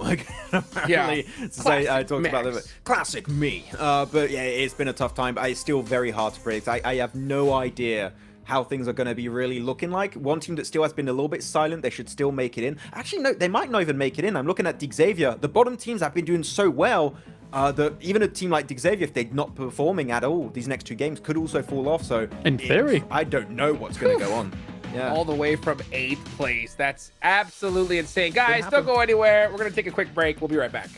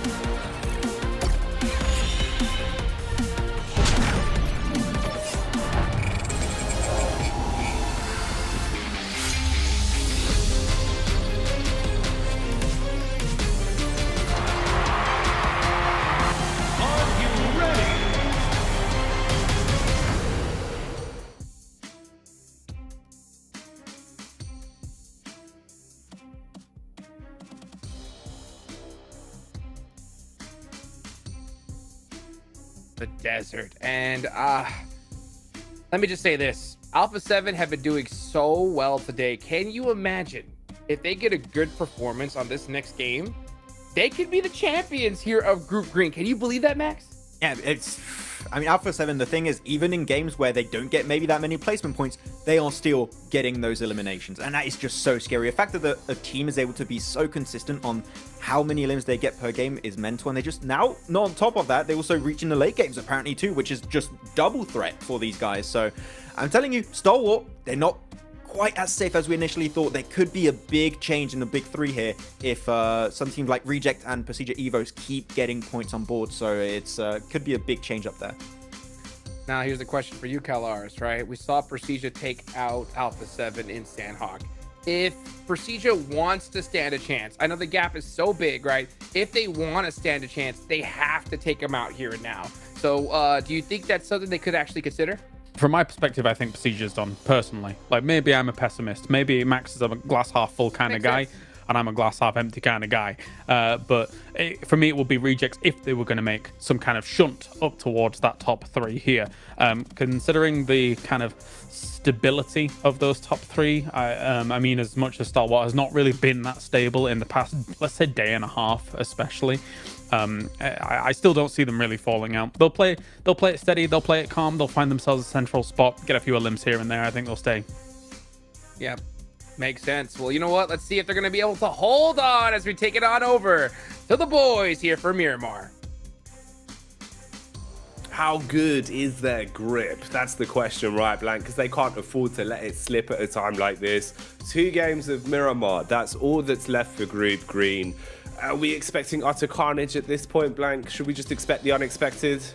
Mate, honestly, there might be hot drops. There might be teams targeting one another. I'm fully expecting the A7 to continue having a blaster a day right now. I think we all thought that no one would catch up towards STE or Loops, yet A7 has sort of done the impossible. They're really close by to them now. Soon to be towards that top side of the lobby. I mean, we just look at the overall rankings here, right? 196, 190, A7 with 181 points. They could even push themselves further towards a second or a first place, which is an absolutely unbelievable thing to talk about. And Brazil has just done so well during this Group Green. Loops and A7, just the center of the stage right now.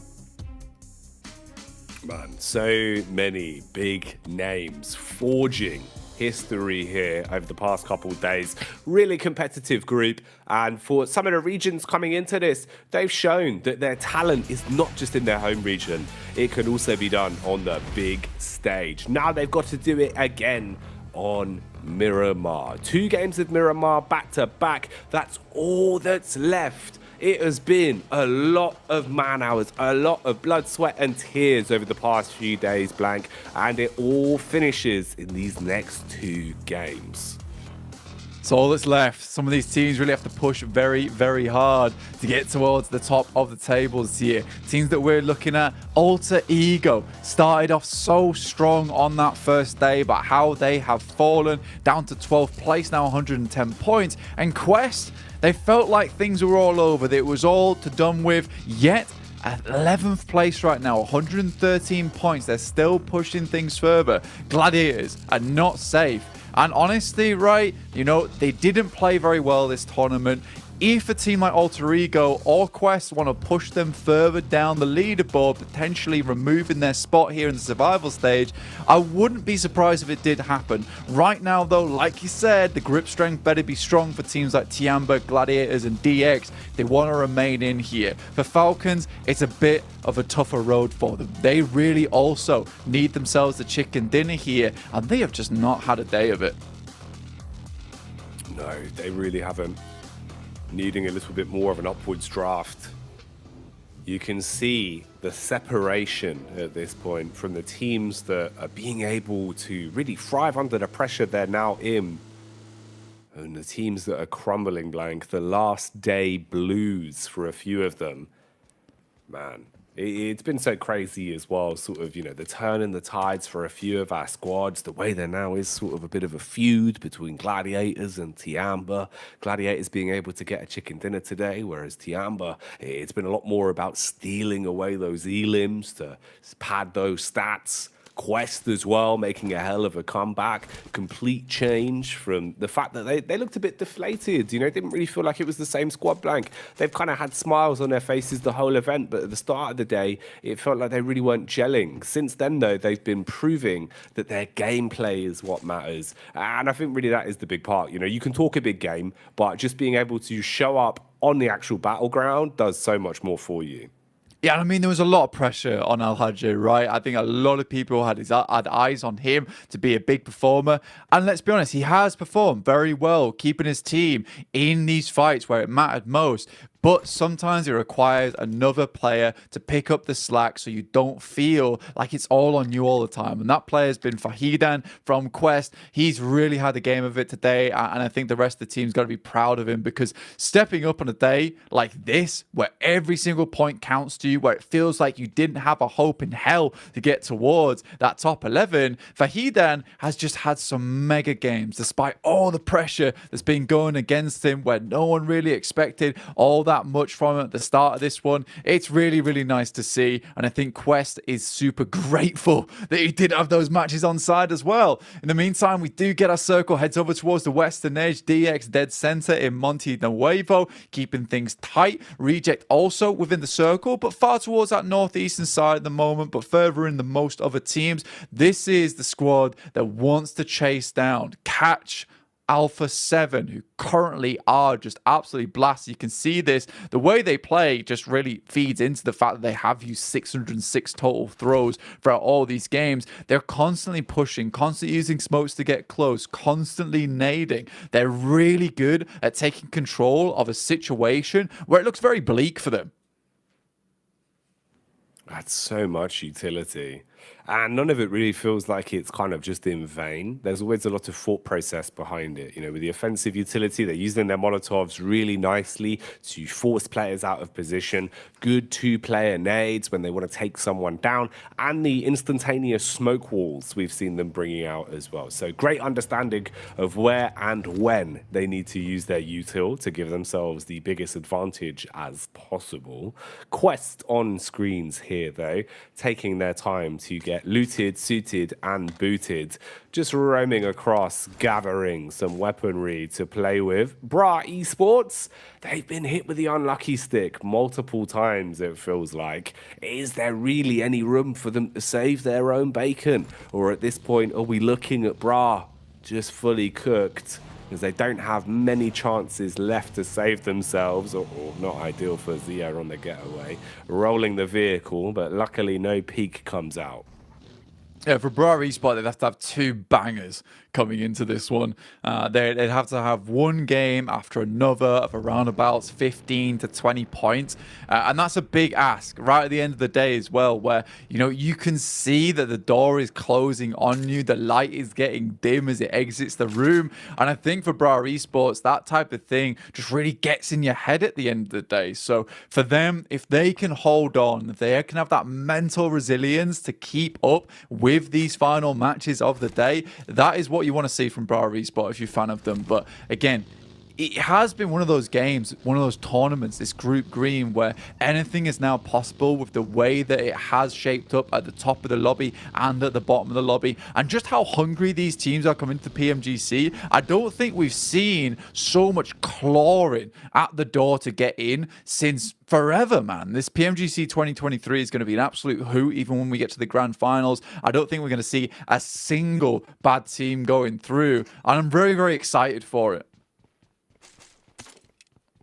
No, we've done really well with getting so much talent being able to find their way out of this group, right? Because that's the one scary thing when you have such a stacked group, is that it feels like if some of the games go a bit unlucky for some of the bigger squads, or they don't turn up when it matters most, we lose that ability to see them later on in the tournament. Instead here, I think, you know, the squads that are going through to the survival stage from this blank, oh, it's spicy. You know, I can't wait to see who else they're going to be meeting and how we'll have those clashes handled later on.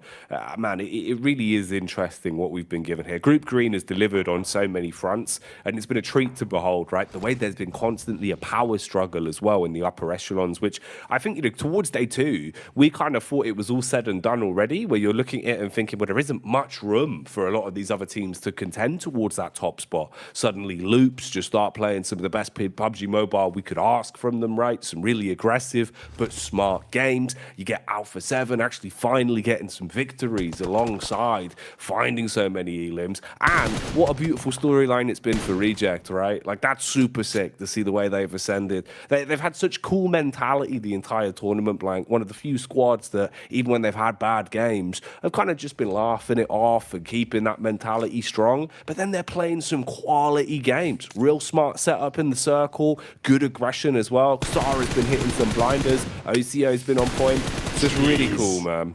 That is bad news, but you're right. Yeah, for them, they have definitely ascended. All I can imagine is all the players just putting their arms out wide and then just rising through the roof of the ceiling right now, because it's such a change of pace. But this year is so disappointing for Falcons. Alter Ego, another team that realizes that they've got to do very well. I'm not sure if this is targeted or not, but losing a play for Falcons feels really rough and sort of does put a nail in the coffin. There's still a chance to escape it though, but for Alter Ego, this was also very much needed. They need to gain space, they need to gain control over towards La Driera on this south side. Next circle about to pop for stage 2. Wow! Up towards the northwest here. Favors over towards Alpha 7 as well, who are going to be able to get a lot of control available for themselves. Falcons have to ditch the vehicle. It explodes as it barrels through the air. But so many teams have to barrel their way into the circle as well. Again, it's that fated battle between Rejects and Alpha 7. Oh, mate. A classic fight at this point that will decide so much. And there's other squads wanting to get stuck in as well, seeing if they've got a late invitation to the party. Meanwhile, Quest fighting versus Melise and applying the pressure onto them. CEO later not fancying his chances here as he'll begin to back up. Keep in mind, we've seen some chicken dinners from Melise on Miramar. It feels like they do spread their wings a bit more on this map, a little bit more confidence when it comes to this as a battleground. How's that going to work out from today, though? It's a whole different ballpark. Al Haji keeping his eyes peeled in case they re-peak, but no aggression displayed. Meanwhile, on screen, you've got Gladiators starting their rotation and looking to get into an advanced position early. Kitsune barraging off shots with a Mini 14. Yeah, Gladiators able to squeeze out some secret points at the end of that last angle. I didn't think they'd get too far into that one, but that just shows how much they want it. Still in 9th place, 115 points, tied with Tiamba at the moment. Quest not far behind, but with them being currently held out by Melise Esports, who are just a significantly good edge team. Easy goes down, Fahidan low, out in the blue as well on stage 2. It's not going to hurt too much, but there is a time bomb ticking over here for Quest. They'll have to leave at some point. Al Haji begging Poser to peek there, but he just refuses, remains in place. Just that ever-looming threat coming through from Melise. And that sums them up pretty well, man. It feels like Melise kind of always are, you know, the big dog just barking away at you. Anytime that you think you've got a competitive edge, they sort of turn up and really try and deliver some fear into you. Oh, man. Hey, this is going to be a spooky one, Blank. It feels like at this point in the group, it really is just so hard to call. Even fights where you feel like players should be individually confident have a bit of a blessing in a hand-to-hand combat. And it's just going whichever way, but you predict. It really is crazy how we've found ourselves in this point where it feels like anyone could take a fight. And that fight could decide a lot in terms of the leaderboard, in terms of where people are going to end up. Circle approaching us ever closer as time goes on. We got Zia currently taking task to hand versus SDE.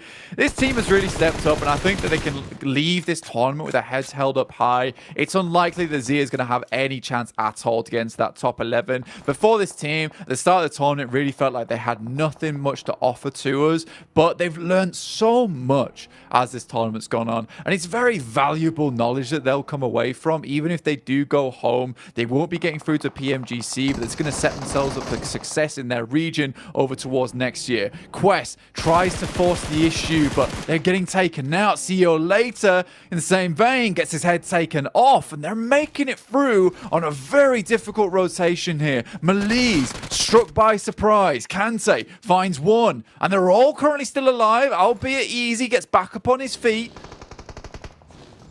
Oh, here comes the boys in alter ego, though, not wanting to be ratioed on this one as they want to punish what remains of Bra. First few bullets land on target. Topsic, though, we know he's a bit of a clutcher. No PP Bizen in sight, though. Just the rifle to contend with. Meanwhile, Meku gets manhandled as he'll go down. Zuxi taken out as the play zone nips at his heels, and Redface leaves Tixie feeling ill as he clashes back against the Gladiators. Their chainmail buckling under the constant barrage of bullets the Evos are putting out blank, keeping the pressure on them now. Gladiators, they just need to send players forward at this point in time, not like they've get them back up again. They just need to go for a salvage mission. It's something they're very well known for. Taking shots, though, doing a lot of damage. They keep them at bay and keep them in the blue. They wonder how much more meds they have left. Actually, Kitsune's clapping back, and Matic, reinvigorated by Kitsune Stan, comes back into the fold. Kitsune, after taking the pot shots, jumps back in the vehicle, knows that he's got to roam further forward, trying to play off his teammates' contact. The rest of Gladiators gone for good as well, so it is just a duo. But Bra Esports, they're finished off blank, and this very well might be where their story ends. No chance to get points anymore, and that danger zone is still where their tournament lives is left. And with Quest up to 113 points, with the way they just played out that angle, it just feels so unlikely now that Bra Esport will ever be able to catch up from going forward. It is unfortunate, but it's the thing. It's just how things go down at the end of the day. Kitsune out. Matic has to send forward. He's in front of the guys from Procedure Evos. Falcom's up the hill, and Matic has a tall task ahead of him. As Redface gets ever closer and closer, he sort of needs to win this 1v2. Finds the first, and Misery off in the distance. Can he hit his shots? Bullets going down consistently, but Matic unable to find the connection onto Misery that would spell his demise. And now he's getting back into the zone. Puts the pedal to the metal.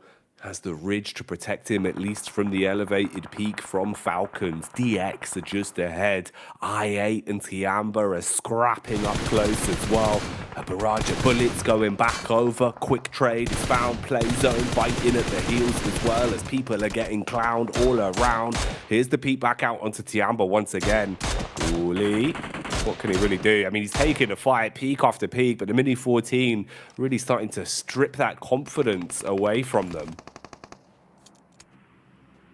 I8 want to keep going. Gladiators, surprisingly, still have that player in the mix. Tiamba comes in all the way from the south side, but it's Blade just cutting them to pieces right now. Tiamba might be leaving the game in ribbons, and they would have liked to get a couple more points on the board, and sometimes it's just those singular points that can be the difference maker. Up to 6 eliminations now. I8 looking for the climb. It's going to be hard, and Puncher finds Ghost, sends some shots over towards him. Some of them pass through the ethereal object, though, send straight in towards the sand, and Ghost might just get away with this.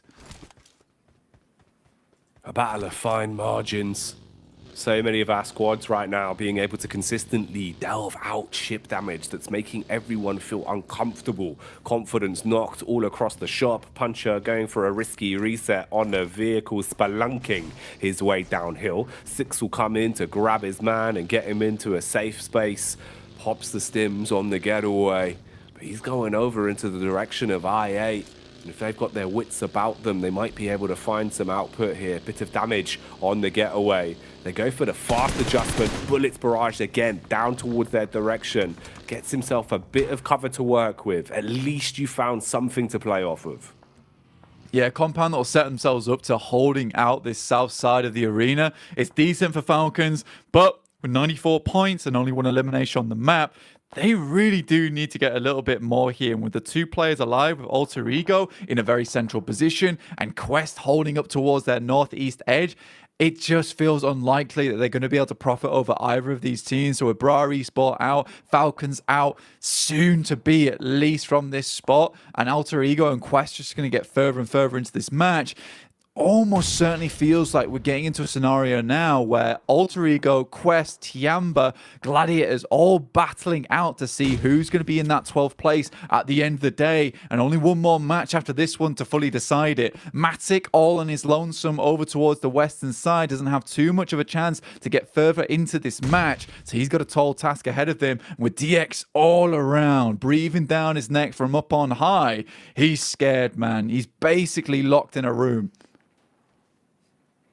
It is a terrifying prospect to have to deal with. Not going to get any easier for them. So many of our squads taking some hefty hits, bringing their numbers down to duos, trios, and even solos in the case of Gladiators. Blade hops in a driving seat, tries to push further forward. I8, do they realize they might be running into a tripwire, a double grenade setup with the pins primed, ready to dash them out, but instead it's the response back from I8 that hits the first man, knocking one of the Falcons down to their knees, looking to finish off with a backstab It's as over. well. Oh, mate, they're gone. And for Falcons there, that is a real difficult defeat to take. It's a real difficult one to swallow. 94 points for the Falcons. That's pretty much it for them too. Next game would have to be an absolute killer of a match. Teams would have to go down early. Alter Ego would have to go out right now if they want to have a chance. DX challenging off versus Matic. The UMP does a good amount of damage. There's still more going through, and Matic is dodging, ducking all around. Wants to get this elimination point. Finds another, in fact. And Levi is considering jumping off the top edge, but can't quite find the angle. These two eliminations could mean so much to Matic here, but can't quite confirm them without revealing his position. Shots off to the side. They look so close and on target. And yes, they are. Lamborghini is bleeding out right now. Let's see if the players can get towards him and get DX back to a full four-man squad. Oh, struggling to get up the hill off the back of the commotion that's caused. gets it. Lamborghini's gone, man. Matic's dying wish as he takes him down in the end there.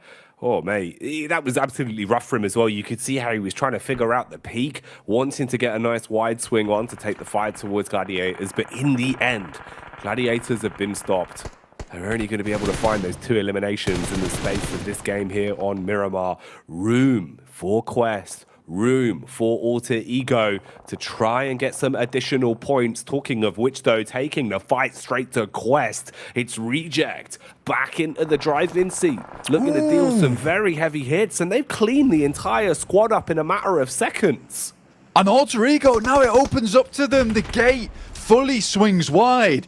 They're in 12th place. They can leapfrog over the top of Quest at the moment. Like we said before, they got a strong position towards the center of the map. A gifted position to them after a very strong rotate. Let's see how far they can take this one, because this could mean everything to them, setting themselves up for a great game to push themselves further upwards and take their spot in that survival stage that they've held on to for the majority of Group Green, only now in the last day slipping out, and they realize that there is some serious work that needs to be done in this Miramar going forward. I8 taking damage, Chua from DX looking to light them up.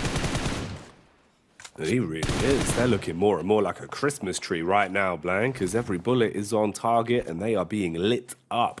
Aggression with the Molotov as well, dashing it towards the smoke and hoping that you can start to force them out. The HE for good measure off the back of the contact as well. Just detonate right in the middle. A little bit off center though, but the bullet spam is still doing the job. This man is not missing. He's got thermal vision on his eyes. Pump some more bullets through, trying to find a little bit of those damage numbers here and there. Chua backs off as the bullets whiz across the back of his head. Leaves himself vulnerable and open, but realizes that DX has got bigger problems on their hands. They need to get further into this circle, further towards that western side. You got Loops holding over towards the northeast edge. Reject right on the side of the action, and Alpha 7 once again pumping even harder into this game. This team has done so much work to maintain presence towards that top side of the lobby, and Reject just cannot catch up no matter how hard they try. They've had a real respectable run of them have reject, but that ticket is just looking like it's swinging away in the wind and sort of unreachable no matter how far they grasp their hands out at it. There's no easy ones now. There's no freebies this late into Group Green. You've got to fight for everything you want, and everything has to be picture perfect. So many of our squads that have been given blessings have grabbed them with both hands. But you've still got to do all you can here. No one wanting to make another mistake, give an opportunity for a squad to swoop in on them. For DX though, their days might be numbered, backing off to try and create a little bit of space between them and Mad Balls. Mad Balls do lose the first man on the fight. Rejects on the getaway though, they've been hit with a good night uppercut. They split into two different vehicles, hoping that that'll be enough to bypass the bullets from Luke, but Luke's the unrelenting bullet after bullet blank, stripping the HP off Rejects and starting to end their story. A little bit of help for their guys over towards Brazil on A7, and Reject will go out with just 3 points in tow. In the meantime, is the Mad Bulls and DX going toe-to-toe on this side of things, and they feel like they stubbed their feet on one another here because DX is giving it just as bad as it takes. Nade over the top, explodes in his face, but it's Zerich from long range to take him out and whiz a bullet directly through the head of DX. 7 eliminations, great stuff, leads them up towards a very strong position at the top side of the lobby in 6th place. But it is Mad Bulls to go a little bit further. Ghost tries to remain in the game, but it's just haunting teams at this point in time. Not much of anything to do yet, and Loops is looking for the exorcism. Seems like he's on the mark. The holy water going down in the form of the bullets that he is spraying towards them, splashing all around him. And making it far harder for much of a move for I8 in this one if it's all about the solo points securing for him. Alpha 7 moving their eyes onto their Brazilian brethren as well up on top of the hill. They made their lives easier by taking down Rejects, but will A7 be as kind to not target Loops here? As they go toe-to-toe, you're looking at 3 alive for A7, a full squad for Loops. It's only them and Alter Ego that have actually got the entire squad alive and kicking at this point. The last man for Melise is Lewis, and he's lurking onto Stalwart. Do they know? The zone slowly pushing him further forward. First contact found with a nade, hefty damage. That's a chunky one, and Tops so quick with the reactions. Takes him out of there. Stalwart and Lutz, the two prodigal teams towards the top side of the lobby, going head to head. But Lutz with 11 eliminations on this map have been absolutely disgraceful in the amount of damage they've been able to do towards any of these other squads. Mad Bulls again make it towards another end game. It's good news for them as they are really securing their position towards that survival stage. But it is truly Alter Ego everyone has eyes on right now. Can they make their way through to the survival stage? They make it towards a central position. Alpha 7 has to push out to them. So do Loops, so do Stalwart. And this is a massive chance now for them to push through from 12th place into 11th, taking away that hard-earned position of Quest despite them going down so early on in this game. Thing is, it doesn't matter if you think you've earned your placement at this point. It matters what you do every single second of this game of Miramar. There is no room for overconfidence. Peak after peak, though. Alpha 7 trying their luck, sniping down, hoping the bullets will connect and that they'll be able to strike versus Loops. Cardozin takes a bit of damage, but he's okay. Geometry will provide him cover. He can tuck in and keep himself safe. Meanwhile, a lot of their focus is over towards the ridge, down by Alter Ego. That's another squad you want to prioritize. You know they're a full 4. If you can start to strip them back a little bit, it will make your lives easier. But they're playing together, Blank, in unison. They attack versus Stalwart and begin to thin the numbers. Meanwhile, Loops struggling now. It's all going wrong for them. Even Zerich taking pot shots from along the way, looks to bump up the elimination points on their side. Mafioso has been a serious standout coming through from Alpha 7. Takes down Ayala on the drop. Great tracking coming through from them. Alter Ego have held a really aggressive and greedy split on this compound, but no one's been able to get close, and they've been holding it down fairly decently so far. Loops as well as Stalwart not able to get anywhere close, and even more shots been sent through as Cardozin has the last laugh. Eliminates Stalwart from the game. It's Tulika though with a decent spray, but fluffs it just at the end there. Felt like maybe he could have picked up Rosemary. Oh mate, there can certainly be a few more pickups coming in quick, but I think it's more going to be bullets being picked up by a lot of these teams in risky positions now. For Loops, you've got a feel for them. Had 4 alive in such a powerful position for so long, but when it matters most, they started to crumble under the pressure. And now the only squad that is fully top to the brim is Alter Ego. The battle of the Brazilians continues as Cardozin sets his focus onto Alpha 7. Alter Ego know where he is, and they've set 2 of the players from their separate duos to focus up towards the hillsides. Fnatic and Potato keeping their eyes on Cardozin's moves. Meanwhile, Madballs lurking behind their vehicle, waiting for the peak to come out. You're going to see so many trades in rapid succession the second a fight instigates here. Yeah, we move a little bit further towards that western edge, and I think that's the all-important thing here for this game. Alter Ego, and the circle starts to enclose as we head over towards stage 9 very, very shortly. They're going to be forced out of these buildings, and Alpha 7 wants to wait as long as possible to pick up these shots as they leave the compound of their own, but they'll be able to head towards the ditches. Madballs have set themselves up a little bit of a compound of their own, mainly just supported by the vehicles that they've positioned in this area. I think all the teams right now hoping against hope that they can make it to a position we get towards stage 9 and Alter Ego have to leave that base of operations. Top 4 teams, but Alter Ego for them, the chicken dinner is so much more important to them. Madballs are pretty safe right now at this point in time towards the middle of the lobby. You got Loops, who are definitely safe, securing their ticket off the back of this big game towards the PMGC Grand Finals, and Alpha 7 similarly have their ticket stamped. It is just Alter Ego that it matters most for them now. They need it. You're damn right, Blank. They're the side that really want this the most because of what it means for them in the overall standings. Thing is, it's not going to come easy though. Even with the advantage you've got, having all 4 players alive, having extra utility in the backpacks, you still got to play smart. You can't afford to run any risky business. Grenades being thrown over onto the Madballs. Alpha 7 pushing up, Fnatic attacking and dealing a few big blows. Chip damage out onto the Brazilian team that remains in the runnings here. Meanwhile, Madball starting to group up, looking to try and play together. Could that be a bit of a curse for them though? There's so many nades to work with for Alter Ego that if Madballs close the gap between them both, they could be putting themselves in a position to be blown away by the nades. They strike back onto Alpha 7 though. A lot of damage established. Fast flick from Rosemary as he runs rampant, shutting down Zerich, continuing on their warpath now. Alpha 7 sort of locked in position. They're going to have to try and get closer. The nades have to be big. They need an opening off the back of this one. They just simply cannot find it. The circle just is supporting the guys from Alter Ego so well. They can play off the back of this ridge side. Mafioso just gets knocked now. 4 eliminations for the guys on Madballs. Not a huge game, but a decent one. Alpha 7 still remaining strong. 2 players, but the nades flying over the top here, looking towards them. And again, Alter Ego just haven't had to move.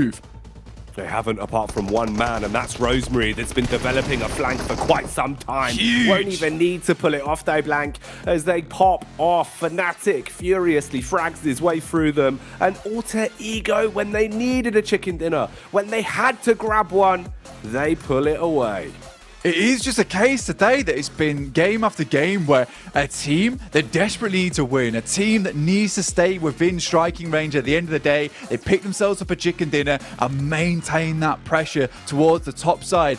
This lobby at the bottom side of the leaderboard is the scariest that I've ever seen going into match 6 of a day on the final chance, on the final day here. I'm terrified for a lot of these teams because everyone's got to be sweating if you're in that 9th through to 12th position now. One team's getting knocked out. I think we can all but confirm Falcons, Bra, Aegon IA and Zia barring some miracle on this last match. But it's Alter Ego to get themselves back in to maintain the pride for Indonesia.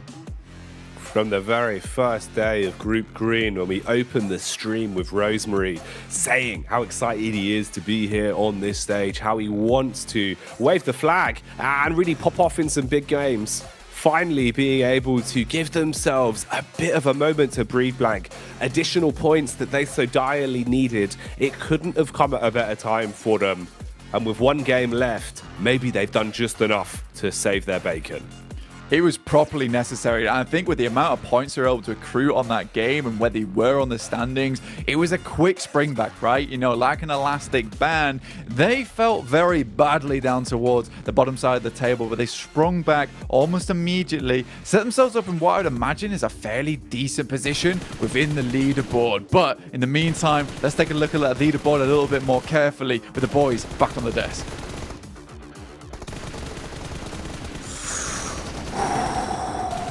What a sigh of relief for Alter Ego to get, I will say, gifted a chicken dinner at the most clutch time possible. Talaris, you said you can't even believe that we're even seeing them in a possible position to get eliminated. And then next game, boom, they bust out a huge chicken dinner. A gift from the PUBG Mobile gods for Alter Ego. They have been flagging in the last couple of days, but this is exactly what they needed to avoid that bottom 5 position. I hope for them that this qualifies them into survival, but I hope when we get to survival, they are looking a bit more on point like they do in their region when they get to also those clashes for the internationals, because they look great there. This time around though, yeah, great chicken dinner on the board, but this was going their way from Circle 3, so they had to get big points in this game.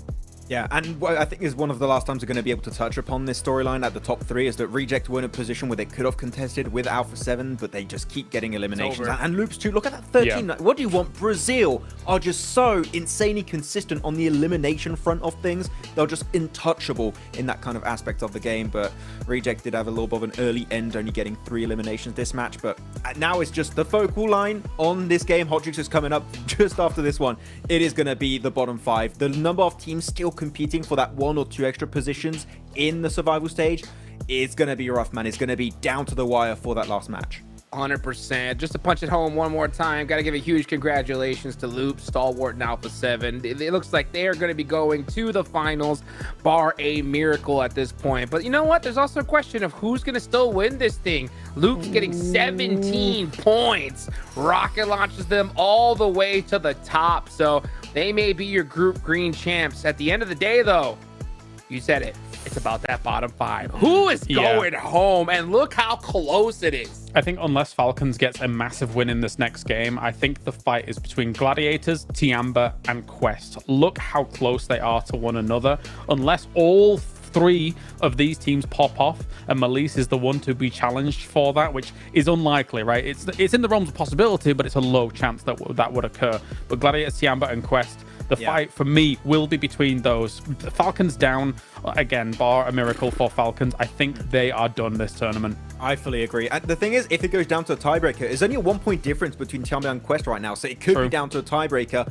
2 chicken dinners over to Gladiators. That could be added to the mix. It could have somewhat of an impact into this one, but Tiamba, in today's matches, has been looking a lot more aggressive on the elimination side of things, so those eliminations they could acquire in the last game could make a difference. But yeah, it's down to those 3 teams, Gladiator, Tiamba, Quest, who's going to be able to secure what technically should be the final 2 positions into the survival stage. It's hard to predict. The circle's going to have an impact. Teams are going to have to be so efficient on their rotation path.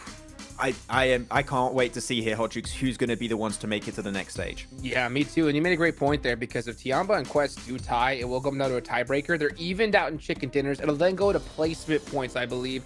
And right now, Quest is down by 4 compared to Tiamba. So if you're Quest, I think you really want to extend into that end game as much as possible, just in case if you do end up with that tie.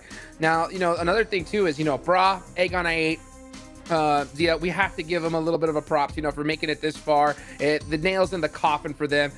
Also, the thing is, they could do whatever they want in this lobby. I think they know it's over. It's mathematically pretty much impossible. So if they want to make it harder on Quest, Tiamba, and Gladiators, they can.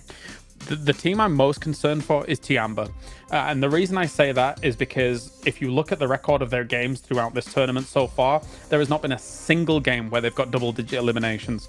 Even their win was a 2-elimination game, right? Even all the podium finishes that they've got has barely gone over 5 eliminations. There was an 8-elimination 4th place, but again, they haven't shown aggressive tendencies. They've shown just defensive play, which can work in certain scenarios, but not necessarily when it's crunch time, not necessarily when you're in the midst of being eliminated. So they are my main concern right now, whereas Gladiators and Quest have shown a little bit more of an aggressive tendency when they've been kind of up against the wall.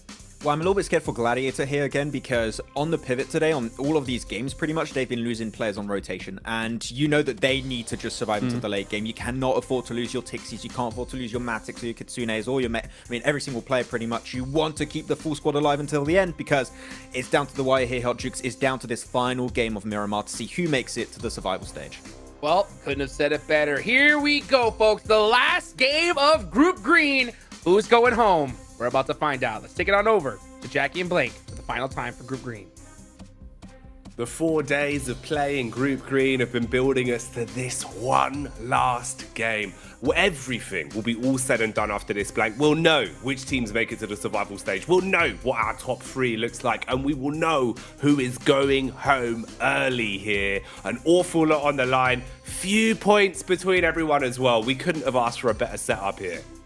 It's going to be pretty close right now. And I mean, for the top 3, it feels fairly certain, right? For Alpha 7, they have just played a blinder of a day ahead of us. Not a single bad match, I don't think, for them. And for Reject, realistically, that's a 24-point game that they'd need on the day. 14 eliminations and a chicken dinner. Not only that, Alpha 7 have to go out with 0 points, not profiting at all on this match. But really, the main thing we're looking at is Quest, Tiamba, GG, Maliz Esports, potentially DX if things get really spicy, but I don't think that's going to be the case here. For Tiamba, like Kale was saying, not a lot of eliminations for them, but they need to get far into the game, and these other teams need to go out early. On Miramar, it's very easy to get caught out on the edge. Gladiators could be a target here for them because they have to rotate in very far. Safety is the name of the game. Maliz Esports, despite such a good tournament so far, I think some extremely good edge play from the Turkish squad.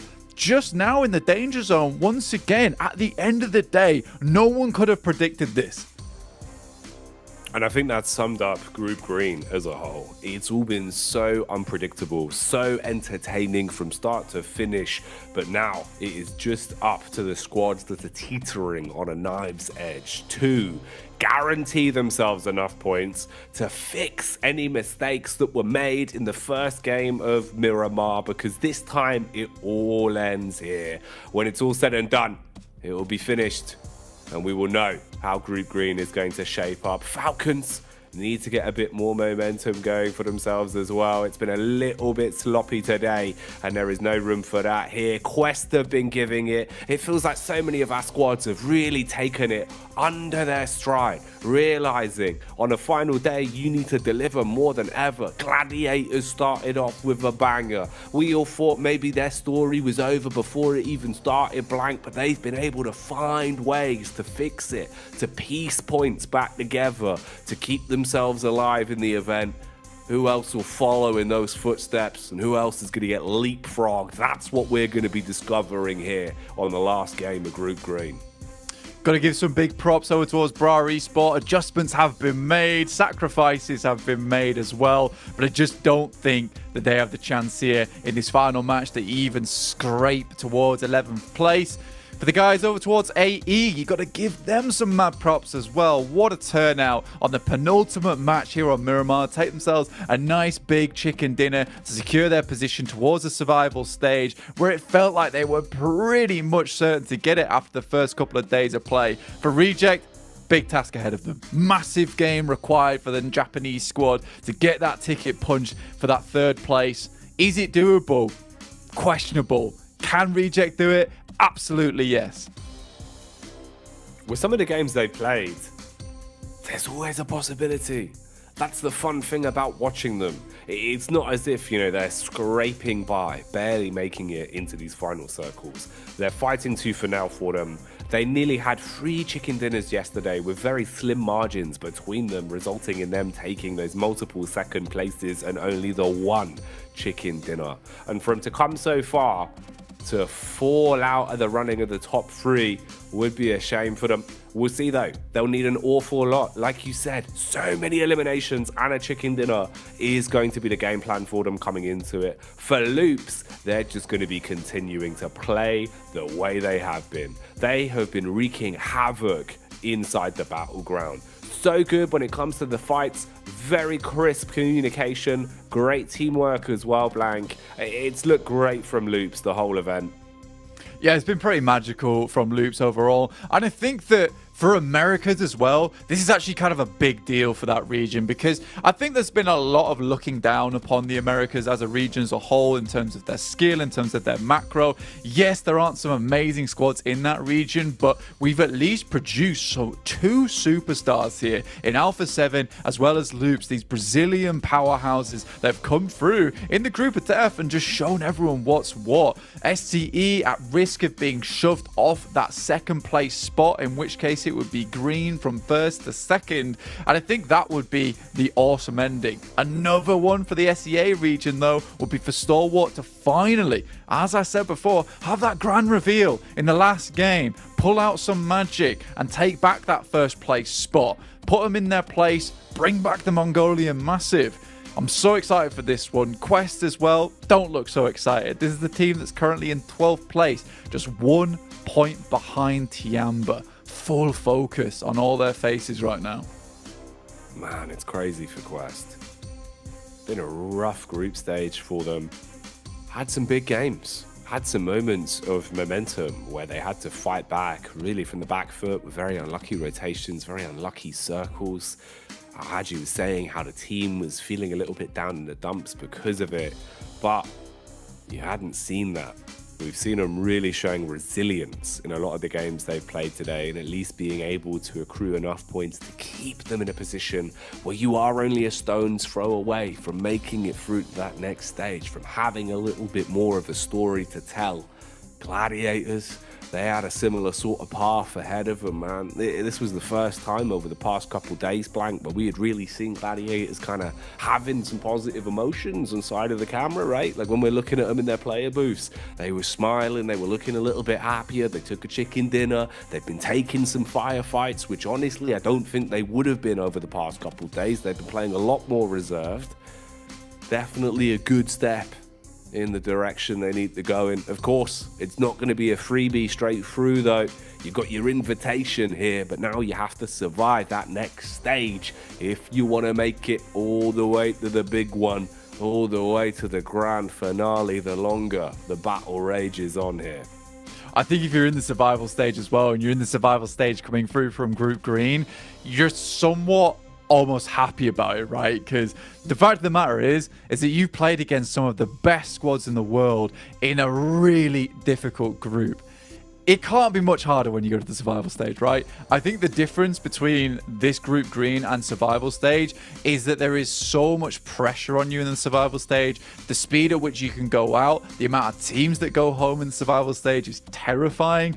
So I think for Gladiators, yes, it's going to be easier for them when they go to the survival stage. Anyone else in this lobby, similarly, Malise, Tiamba, DX, AE, Madballs, Pazija, Evos, Reject, potentially. We don't know just yet. That's where you feel a little bit better about things, that you know that it can't be much harder than this. Doesn't get any easier, but it certainly gets a lot more scary.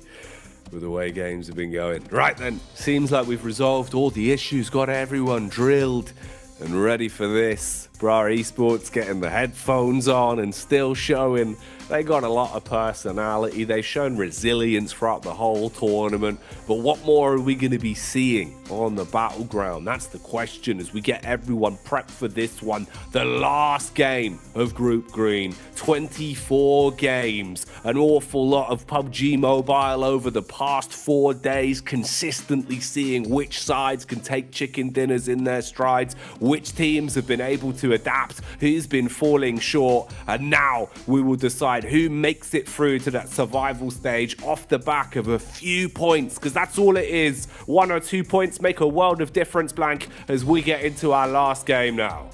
A world of difference around the world where we see all these teams come in so many different places to battle it out at the biggest tournament of the year for PUBG Mobile. We head in to a wrangle for our last and final match of the day. Group Death. Group Green has been an absolute marvel to watch, and we're finishing here on Miramar. We've got our playing path. I think it's a little bit of a cheeky one as well, all the way down towards the south side, going from west to Puerto Paraíso, really cutting off a lot of that northern side of the map. It's already starting out extremely awkward for us here on Miramar, Jackie. Ooh, the Scoville scale is off the charts. These are some Reaper peppers that we're starting to taste here on the tips of our tongues, as a lot of teams will have to make some slight adjustments in terms of their drops. We'll see if there is any X's painted on teams' backs going into this one. If anyone will thirst for those early hot drops to try and take control of the game, try and deny point gain for any other rival squads. We've seen how fine those margins are. Let's see what we get on the drops. Gladiators extremely close to Alter Ego, in fact, with them just over towards that western side. They know this is a secondary drop of theirs, and Alter Ego, they've had it out for the Gladiators for such a long time. After that last game, though, Alter Ego all but stamped their position over towards that survival stage. They sort of know they're in with those points, and again, we said it before, Alter Ego drops in very similar spots to the Gladiators. They've been trying to shunt them out this entire tournament. Now comes a time where they have the chance to. They can shut down the Gladiators here and now, Jackie, causing them to be in a position where they could fall from 10th place down to 12th and be sent home for good. Gladiators better have their heads on a swivel here. They better be looking left and right before they cross any of these roads in Miramar. Since day 2, these two squads have had it out for each other. There's been no freebies, there's been no easy ones. It's consistently been Alter Ego hunting Gladiators. Gladiators forced to fight toe-to-toe in the middle of a cell and thrust them back consistently. Is that going to happen again here? Other squads in close proximity as well. Awful lot of room for early chaos. Luckily for Rejects as well. Sarah, he took a ton of damage, but he stayed alive, bobbing and weaving to get some loot finally on his side and a much needed medkit. Keeps himself in this one, and I think for Reject, losing Sarah there might have just been the question that we asked at the start of the game. Can they do it? And if he went down, absolutely not. They need 4 players in this match if they want to hope to take themselves to the next level. But the thing for Rejects with this game, they need a whole lot of elimination points, which means they can't afford just to send center, stay out of the way for the majority of these matches here, Jackie. They have to have a presence. Pasija Evos chasing down Malise Esports. Remember, this is the team that we said was in a little bit of danger here, Jackie. And Pasija Evos, they're not letting up. No, they've put a foot down. They're chasing them in hot pursuit. Evos want to catch up with Malise. See if they can murk them early. Not much defense to play with as well, so exposed on the back of the bike, but the added benefit is that you move so much quicker, and they've been able to get away. It seems like they've lost the scent, and they do give up the chase. But PMGC Evos, they've pulled apart Malice Esports like a cheese pull here. This doesn't look good. Poser is off in the distance with his teammate. You've got Kissu over towards Graveyard. Now CEO Later and co are over towards the south side of Quest. This is a nightmare situation for Malice Esports. And remember, 9th place, 123 points. That's by no means safe here. There is teams that could still jump up. They would need a couple of these squads underneath to go out early and them to stay alive before they can feel any form of safety. And with this initial hunt down from PMGC Evos, their game becomes all that much harder. Axa sprinting down the cliffside, looking to get away from the map control that has been claimed by Alter Ego. Doesn't want to give them any early points. 6 comes in for the quick secure and will grab his mate, seatbelt on, and back on the move. Get out of there for now and keep your noses clean. Falcons, what can they really do today in this last game? More so than anything, it's the chance they have to deny points for other squads, namely Alter Ego. If they lost that fight, you'd be very frustrated with yourselves. I mean, for Alter Ego, they're just chasing them down right now, quickly sending off the top of the ridge. And again, this is the team that realizes that, yes, they're on the cusp of things. They can just make some strange plays happen, cause problems for a lot of teams inside this lobby. Falcons go down here, makes it an awful lot easier for Quest to not worry about another team catching up. Falcons just want to get away because this is a squad that needs a humongous game if they want to even have a chance at getting in. Yeah, 95 points seems far away here, but again, chicken dinner, Tiamba goes out early. There's a chance here for them to get ahead of both Quest and Tiamba to a position where maybe, just maybe, they take themselves an 11th place spot. It will be an incredible comeback from Falcons, but we got to wait and see before we even start hyping them up, because Falcons just have been leaving these matches, migrating back to the lobby so many times, so often on this final day of play here in the PMGC League stage. Alter Ego, though, looking for the flank. 6 is ready and there for it. 6 catches contact, tries to back off, get into a better position, had the vehicle stashed close by, jumps in it, driving seat getaway, turns the corner, quick with a handbrake turn, readjustment from Axa, 1v2, surely goes down here, overwhelmed, but Fnatic has suffered the same fate. He's taken a burst to the face from Falcons and gone down to his last legs. Rosemary, the hero of the moment for Alter Ego, but the longer this goes on, the worse it gets for them, Blank. Alter Ego losing an awful lot of their players now. It's all down to one man. This is not looking good. Octa sending up, has to threaten the Reds here, but the Reds comes out way sooner for Falcons as they push up towards that top side. But in fact, it's Lamborghini from DX to spot out the players from Alter Ego. Falcons equally trying to go for something of their own, and they're just going to ditch this fight, get out the way. Not likely to be able to get 6 back up again as DX tries to claim position. Alter Ego with 1 elimination. It's Octa to try and take down the remaining members of Falcons, just down to 2. But I think this might be just done for Falcons now. With 2 players, it is almost but impossible for them to climb the rankings, and I think now we can say goodbye to the Falcons. A salute to them as they'll be heading home. Such a rough stalemate for both Falcons and also Ego on that one. Far worse for wear for Falcons there, as they are not in a safe spot in terms of the standings. Meanwhile, Bra back on screens here, trying to clash versus I8 and seeing if they can secure some pickups at the very least. Bit of chip damage done. Zia as well, third partying into this one. So the bottom of our standings, all scrapping amongst one another, taking away potential Elim points from some of the other squads that are really going to be fighting tooth and nail for them. Falak with a mini 14 popping off and doing something obscene uphill, as that will slap Coursera straight in the face.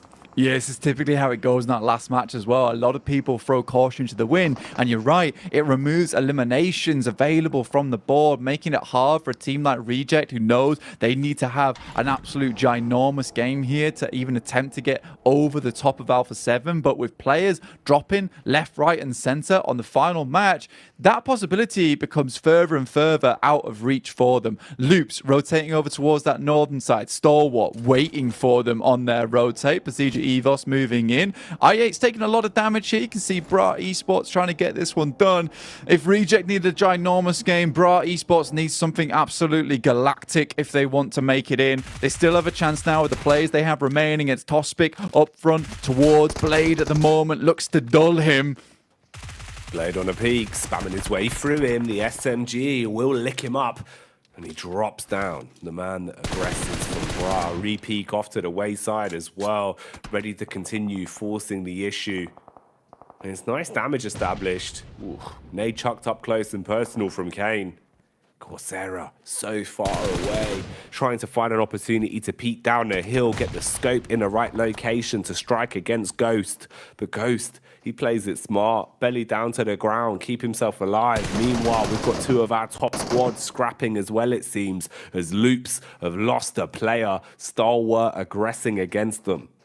Looks like some of our refs have organised a cage match on the northern side of the circle. You're right, Loops and Stalwart currently taking it to one another there, and it looks like Loops are losing.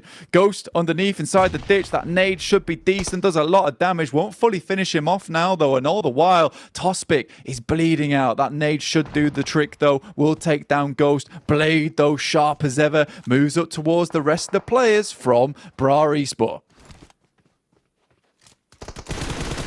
Blade. He was on the move. Looked like he was actually moving with a lot of volition. Pretty confident about his pacing on this one. But the barrage of bullets from Coursera does slow him down. Forced to pop a heal. Tiamba.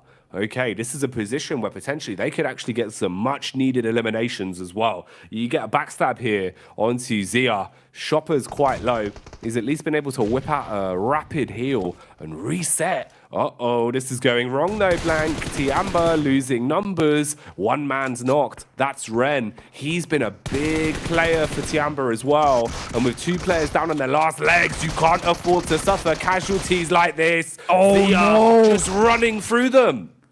Tian Yu down as well, Lee's out, and Tiamba not safe at all on the barest edge right now, and they're gone. 0 eliminations, 0 points found of the match. That opens the door now for Quest. They can finally crawl upwards. They are still at 4 players. They're moving in on that northeast side. They'd have to go down now with 0 points, 0 limbs to stamp their ticket out and go home, but I just don't see that happening. They're determined. They know what needs to be done now. Just 2 points to leap ahead. Oh, it's carnage, man. Tiamba must have thought, you know, this was their day in the park. This was their day to just stroll through Zia. But Zia not going down without a fight, ruining the hopes and dreams of Tiamba. And maybe giving an opportunity for Quest to begin their conquest, to climb out of the depths of the leaderboards and save themselves here. Can they do it, though? How much more leeway can they find? All of our teams on a mass migration, rotating as the zone gets tighter and tighter. A lot of big name players close by towards Quest as well. Tiamba just taking a gander nervously over towards the lobby right now, hoping that soon Quest is going to go down. They can't make it much further. They cannot find themselves any eliminations. Cardozin is out and Reject starts their reign forward. Alpha 7 been real cheeky about this as well. They're playing all the way over towards the western edge of the map. They're playing it safe. They just want those placement points. They want to profit on this game, make it nigh on impossible for Reject, even with their central position, to catch up. Reject have been trying their damnedest as well. You can see them still sticking to their guns where they feel most comfortable, trying to play around the early circle, getting into a better forefront position as early as they can.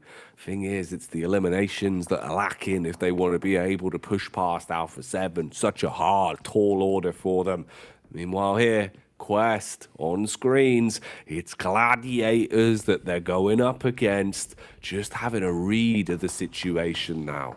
There is room to breathe. You're not right on top of one another. Bit of spacing between the two compounds. Matic plays point man, tracks down Quest, but starting in this fight, you need everyone honed in. You cannot afford to solo onto this, and also Stalwart are pretty close by as well. So if Gladiators make too much noise, Stalwart might pull up. got to be seriously careful. They see him off in the distance. They're taking a couple of pot shots of their own, but they make it in. That is the main job that they need to do. It's the first step on a long, long path that they've had here over in the PMGC to try to get towards that top 11. And Tiamba, they've left the safe wide open, ready to be snatched away. And Quest just needs 2 eliminations, Jackie. That's it.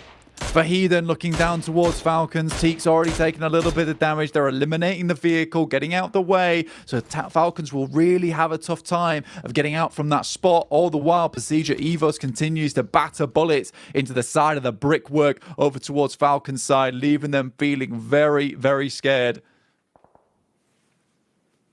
You could cut the tension in the air with a knife at this point.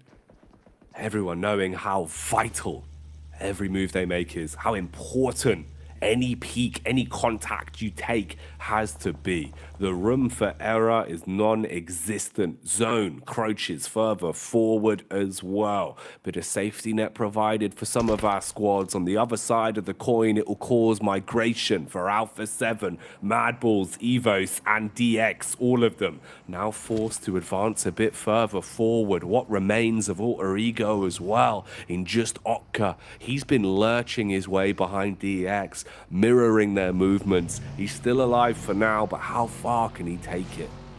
DX gets scarily close to a player from Alpha 7 here, and there's really not a lot of rotations that Alpha 7 can make, but look, they're barreling their way on over towards DX, and it's just 2 players available for that team. They've already got 2 anchors that headed towards the circle itself, so they better be careful here, because I smell a fight brewing between Alpha 7. Again, remember, for Reject, that is bad news for Alpha 7. It's the best thing in the world if they can get some cheeky points on the side whilst they play themselves out. A bit of a survival match.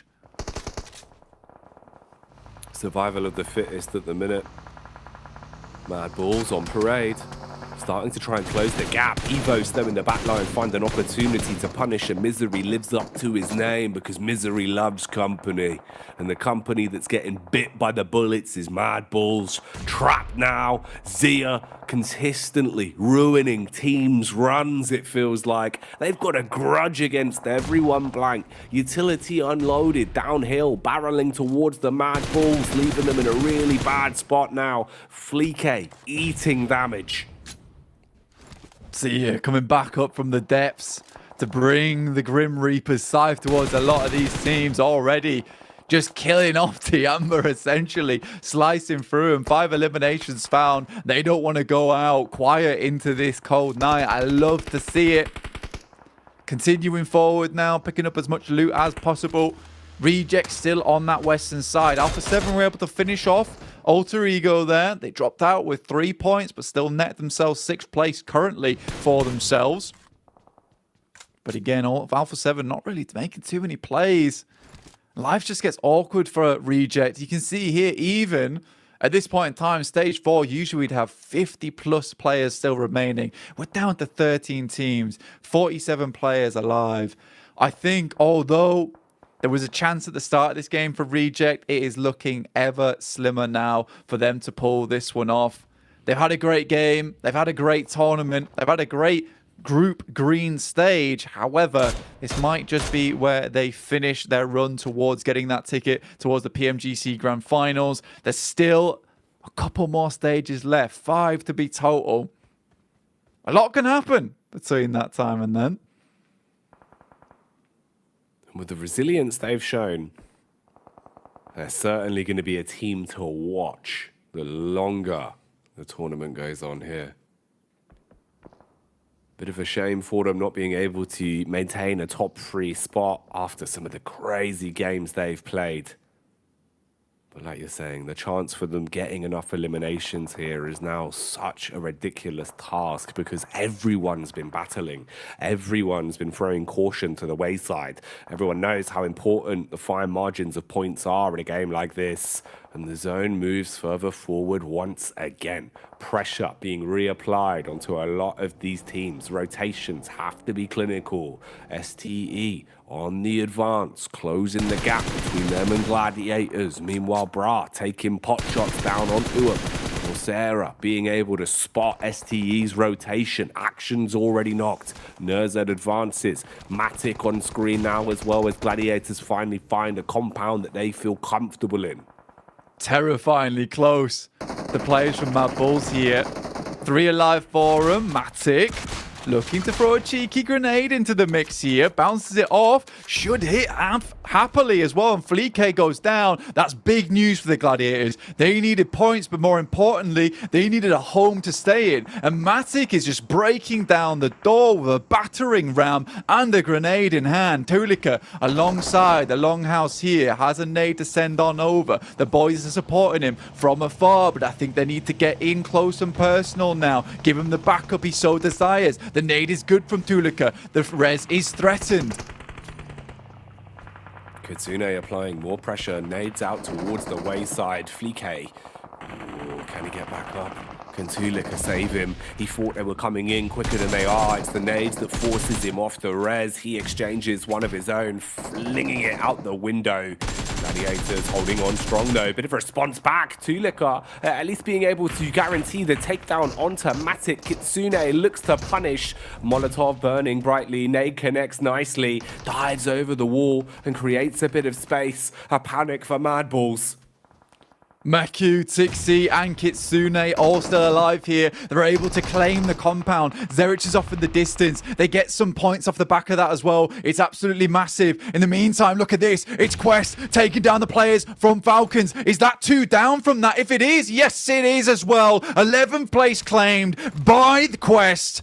And Quest completed. It is here for this team. A long and hard and arduous journey, yet Quest stuck it out. Truly a team that never gave up.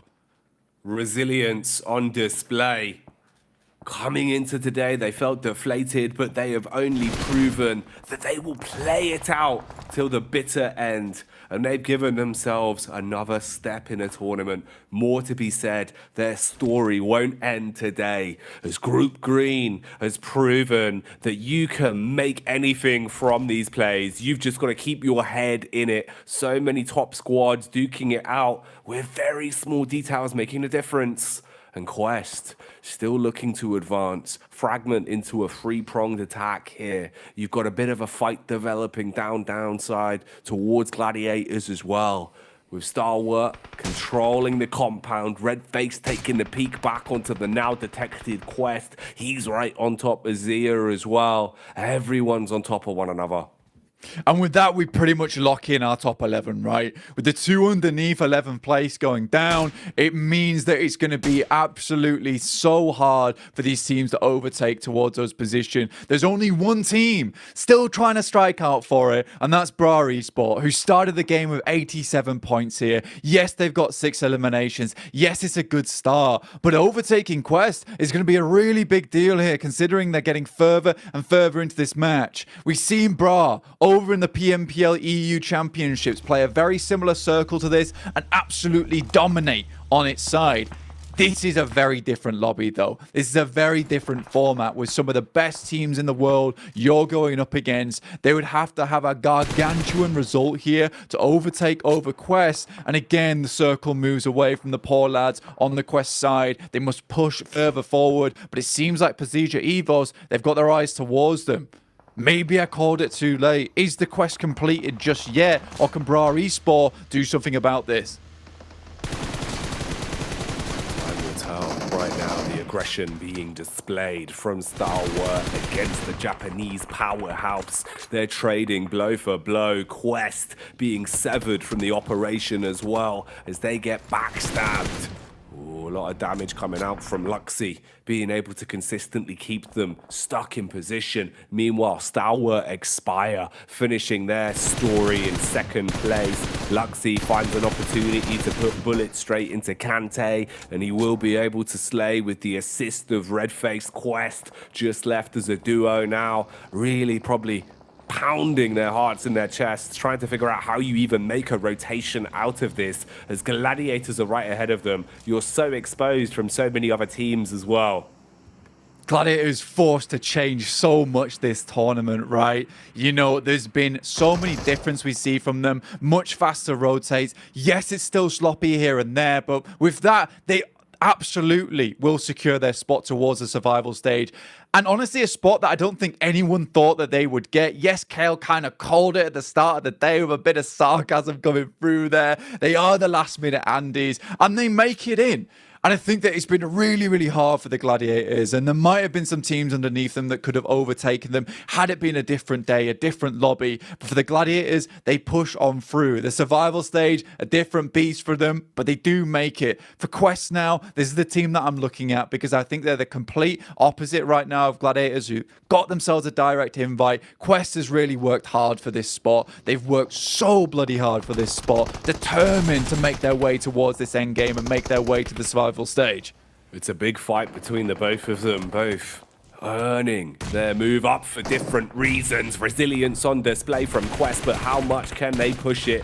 Not looking good on the close quarters engagement as Gladiators begin to blow them away instantly.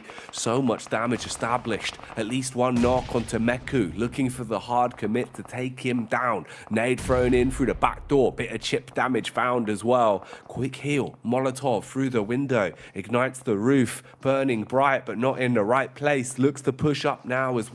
Wants to get stuck into it with his rifle. Bullets come out from the back of the DBS, and Gladiators finish the quest. That'll be finished for them. But Bra Esports still continue on their journey. For Quest, not an awful lot of points gained on this match. I think it is simply 2 total. Surprisingly, Bra is still going. And that is a terrifying prospect for some of these teams. I think 14th place, it looks very hard right now. With the 6 eliminations they currently got, they're on 93 points. It would have to go even harder to get towards that top side. But we'll check back in with that later as we're looking at Pasija Evos taking down Zia, the Grim Reapers of the lobby. Took out Tiamba, crushed their chances to get in towards the finals, towards that survival stage. Nades over towards Megamind. Headers it back towards them.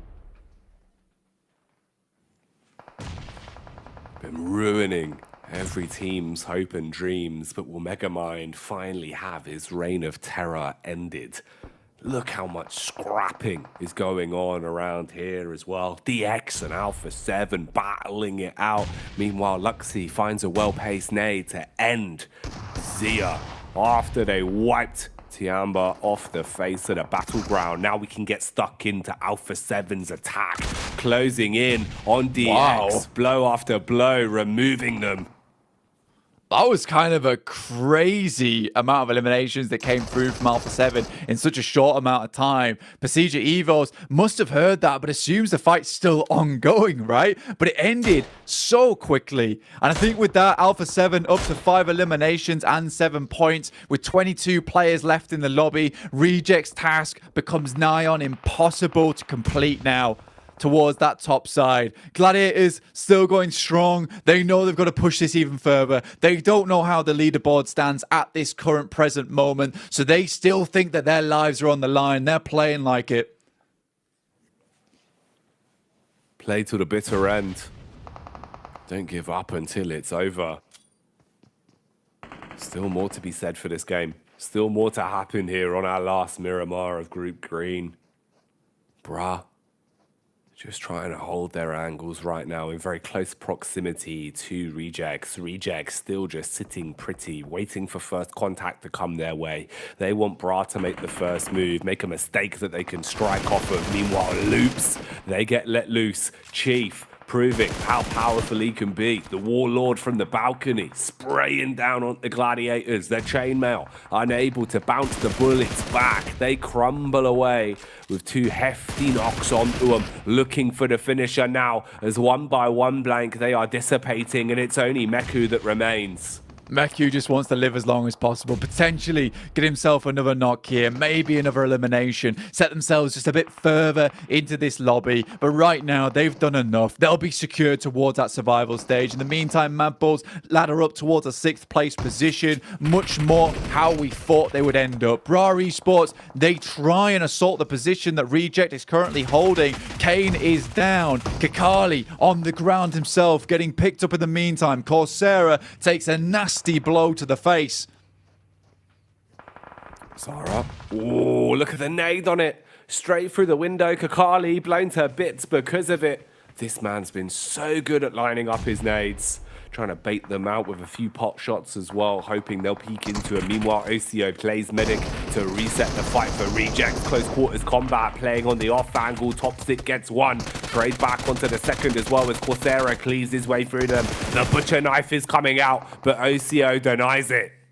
And Rejects should be able to get a full squad back up to force. Pasija Evos, another team that's been chasing down Alpha 7, but they've been so fast in their approach towards the top side of the lobby. Even surprising Loops and Stalwart with their speed, with their alacrity, getting in towards the 3rd place and challenging for 2nd now. Alpha 7 look to take down the Indonesian squad of Evos, who don't want to go out quietly here. They want a loud bang to end this one off. MG3 on Carrillo. Oh, it's a horrifying sight, though, as he sprays through the stairs. And looks like Pasija Evos drop like dominoes. And like that, they are gone. Pasija Evos out of the runnings now as they have been slain, lit up by the big guns. And Alpha 7 with newfound confidence try and continue punishing, but right now it's Rejects that are going absolutely nuclear blank, finding pickup after pickup on multiple big name squads and adding a few extra eliminations under the belt. Alpha 7 gone. Reject now looking to claim themselves one final chicken dinner to finish off the group. They refuse to be beholden to the curse here. This team looks for chicken dinners, and they'll find them in future as well. 2nd place will never ever find them again if they play like this in the future. Sarah looking for Zerich, looking for this elimination. For all they know, they might have done it, but it's just not quite enough. Despite that, Reject in a different world, in a different reality. If they'd hit those chicken dinners earlier in the tournament, maybe it's them going through to 3rd place. Zerich looks like he's about to be overcome by the players from Reject. And what a way to win this with a team that has done so much, pumped the numbers so hard. And from Japan, we never expected them to make it this far towards a 4th place finish. They make it. The Japanese side surprises with a final chicken dinner quest. Complete their conquest to get themselves just enough points, just a thimbleful to push further into the survival stage. So many teams fought hard over the course of 4 days in what was one of the most stacked groups we've ever seen here in Group Green. But deservedly so, Blank. We saw the talentedest bunch move through to keep it alive. The top 3 squads absolutely deserved it as well. They pulled out some bangers from day one the whole way through. For Quest, it's an unbelievable victory for them. You can see they can't quite believe it themselves. Reject, I think they can hold their heads high here. Sarah should be flexing those biceps if I was him. Their journey was amazing, but it doesn't take them to the PMGC Grand Finals. And that's got to be a bitter sting with the way that they've played today and yesterday. Maybe if they'd hit those chicken dinners, this would be a very different story, and Japan would have one of their own directly qualified. But honestly, I don't think the survival stage is going to deter this team. I fully expect to see them into the Grand Finals after that as all settled. I'm right there with you, man. I think they deserve it. I think they've proven just how much talent they have. Fantastic to watch on and off of the battleground. So much personality, so much talent. And like you said, man, the difference of 1 or 2 chicken dinners on yesterday, it could have been a whole different story, Blank. They were so close to stealing away 3 chicken dinners in a row. That was the story we were looking at for Reject. So in the survival stage, can they run it back and pop off? Because they have been bloody exciting to watch here over the past 4 days. Really deserving of their spot at the Global Championship. to not put them to bed without their final hurrah, though, look, man, I got to give props to A7. What a disgusting day they've had today, and the rest of the days also. They were impossible to catch up, and I think they could have been an amazing sight to watch over in the PMGC Grand Finals. Let's see exactly how those overall leaderboards line up. With the desk, it's Hot Jukes, Maxman, and Kale. Let's go. What a stage. Group Green, the group of death, did not disappoint in the slightest. I got to give mad props to our top 3 finishers, Luke, Stalwart, and Alpha 7, with how they played. I mean, I don't think we could be more proud of 3 teams going into the finals here, Maxman. Yeah, I mean, Brazil, man, what the hell is going on with that region? And I'm still expecting a lot, I would say, Hodges, from Influence Rage, right, in their group. I think that they're also going to pop off. So I think you said, Kalaris, earlier, if they qualify too, there will be 33% of teams that qualify directly into the Grand Finals that would be from Brazil. Like, that is an insane ratio to have at this level. But Reject at the end, wrap it up in style with that chicken dinner. Yeah, absolutely. And I like even kind of crossing all the T's and dotting all the I's for Alpha 7, even towards the end of this game. I think they realize ultimately kill feed wise and kind of in terms of like which slot the teams are in, they realize don't give any more eliminations to Rejects just in case they have maybe popped off throughout this game here, because of course they were trying to encroach on their territory. So they just feed themselves to the blue at the end. I completely understand why here. Alpha 7 alongside Loops and Stalwart to a lesser extent looking fantastic in the top 3. Ooh, I will say this about the top 3. I think we might have a change up here because Maybe. Alpha 7 got 14 points. Stalwart went out early with 2, and it shocks me because Stalwart was so dominating at the start. I think halfway through this, we thought that they were going to be the champs without a doubt, right? Yeah, I mean, Stalwart were trying to actually hold away Loops in San Martin to get those eliminations, and I feel like that was not the right focus. Your focus should have been on Alpha 7 because they were waiting in the background, lingering to take away that second place. Sure, it's not a big difference in prize, but you're still making it to the Grand Finals, but for the extra bit of prestige, it is always nice for them to have. So I think that Stalwart might have fallen short on that last game. I think so too. I think it's twofold. I think that not only did the meta slightly catch up with them, but also they slowed down a little bit in these last 2 days. So, but I mean, that's by the by. I still think they're an excellent team here going into that Grand Finals. I think they'll give everybody a run for their money. 100%. Well, you know what? It's going to be crazy to watch because Reject get an amazing chicken dinner here at the end. We got to be so proud of them. But at the end of the day, too, it isn't enough, right? They're going to have to hopefully put in some work and get through that survival stage because it's going to be a brutal one. I know Prestige is going to come bring its survival stage as well. Yeah, the survival stage is going to be insane, man. I'm really looking forward to a lot of these teams, Reject in particular. I really believe if there's a few teams of this group that are going in the survival stage that could qualify to the Grand Finals, it has to be Reject. This is the best Japan has ever looked in an international event in what seems years now, Hot Juke. So I think they've played really well and they started to heat things up on day 2 and day 3. So I really hope they can go the entire way. 100%. I think we got to be super proud of them. And also the teams that make it in, man, it's so crazy. I know real soon we're going to be able to look at it, but it's so crazy to see Quest barely making it in, Kalaris. What do you think about that, huh? I mean, kudos to them. Barely. Yeah, absolutely barely. Kudos to them for being able to make it. I think our suspicions were realized, though, in saying that Tiamba was going to be one of the weakest to try and defend their position going into the survival, and it looks like that materialized here. Again, I don't know the exact standings just yet. I'm sure we'll look at those down the line here, but yeah, so for Tiamba, everything just seems slow, not aggressive enough, not able to defend positions enough. It's unfortunate for them. I really hope that these teams that just barely qualified, like your Quest, like your Gladiators, we'll see, of course, as we check out the rankings soon enough, that they are going to bring changes to the table. You have the chance to be looking at the next 2 groups, Group Red and Group Yellow, before heading in the survival stage. You can put a ton of prep in to hopefully qualify into the Grand Finals. So clearly, if you're at the bottom of the rankings, it is not going to be enough to go the entire way. So big iterations in your strategy are going to need to be made. Yeah, another team that made it in, right? Gladiators, let's go, right? Being able to clutch it up, Kalaris. I knew you never doubted them for a second, huh? I don't know about Skin of their teeth. Like, it's what we said at the beginning of the day, right? Like, I didn't expect them to have huge pop-offs, but I did expect them to just barely do enough. Did that come at the behest of other teams not doing enough themselves? Yes, to a degree. But I mean, when you see Gladiators able to get a few cheeky extra points towards the end against the Quest that's pushing in against them in a favorable position for Gladiators, I mean, look at how instrumental that Sanhok was for their campaign here. If that does not happen down to the wire, they're probably not going through, and an invite team that we had question marks around before would have been eliminated already.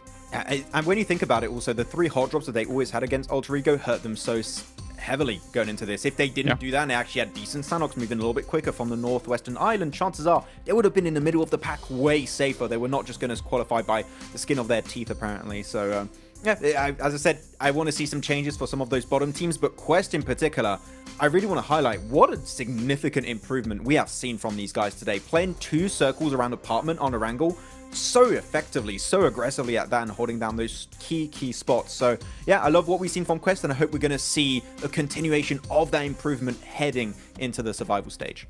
Yeah, 100%. I mean, they did definitely improve, but they also barely made it in, right? As we take a look here at the overall rankings, 1 single point.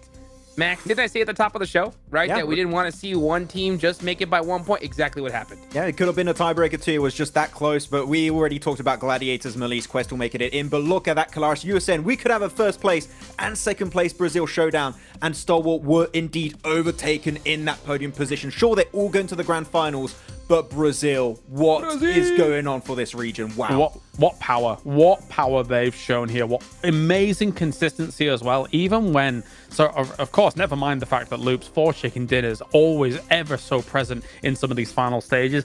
Alpha 7, even when they weren't getting to podium, always 7-8 eliminations, just terrifying in the gunfight, terrifying in the 4v4, and resilient when it comes to recovering from some relatively unfavorable positions from time to time. So Brazil looking absolutely excellent. I'm excited to see Influence Rage as well, man. I think these 3 teams are going to give proper runs for the money at the World Championship.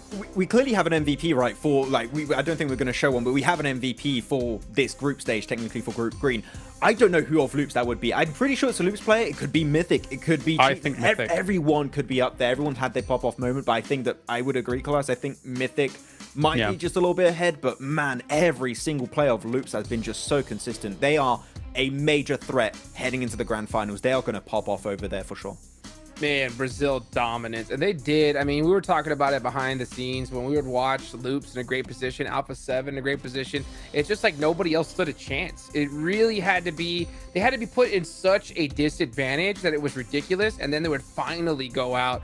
So crazy to watch. And I'm so excited to see how they do in the Grand Finals. We're going to have some time to get there. So I hope they do their homework here, Max. Yeah, hopefully, man, there's going to be just major threats around the board for these 3 teams that just qualified to the Grand Finals. And I'm really looking forward to the next groups. No, they've been looking at these teams like, oh, Brazil, we are going to be in a tough spot going up against these teams. Stalwart, Loops, and Alpha 7 are just so incredibly consistent. But, man, this is just the first week, right, Hodrix, of PMGC. We still got so many great teams and individual players. Then we're going to have the survival stage, the last chance to Grand Finals.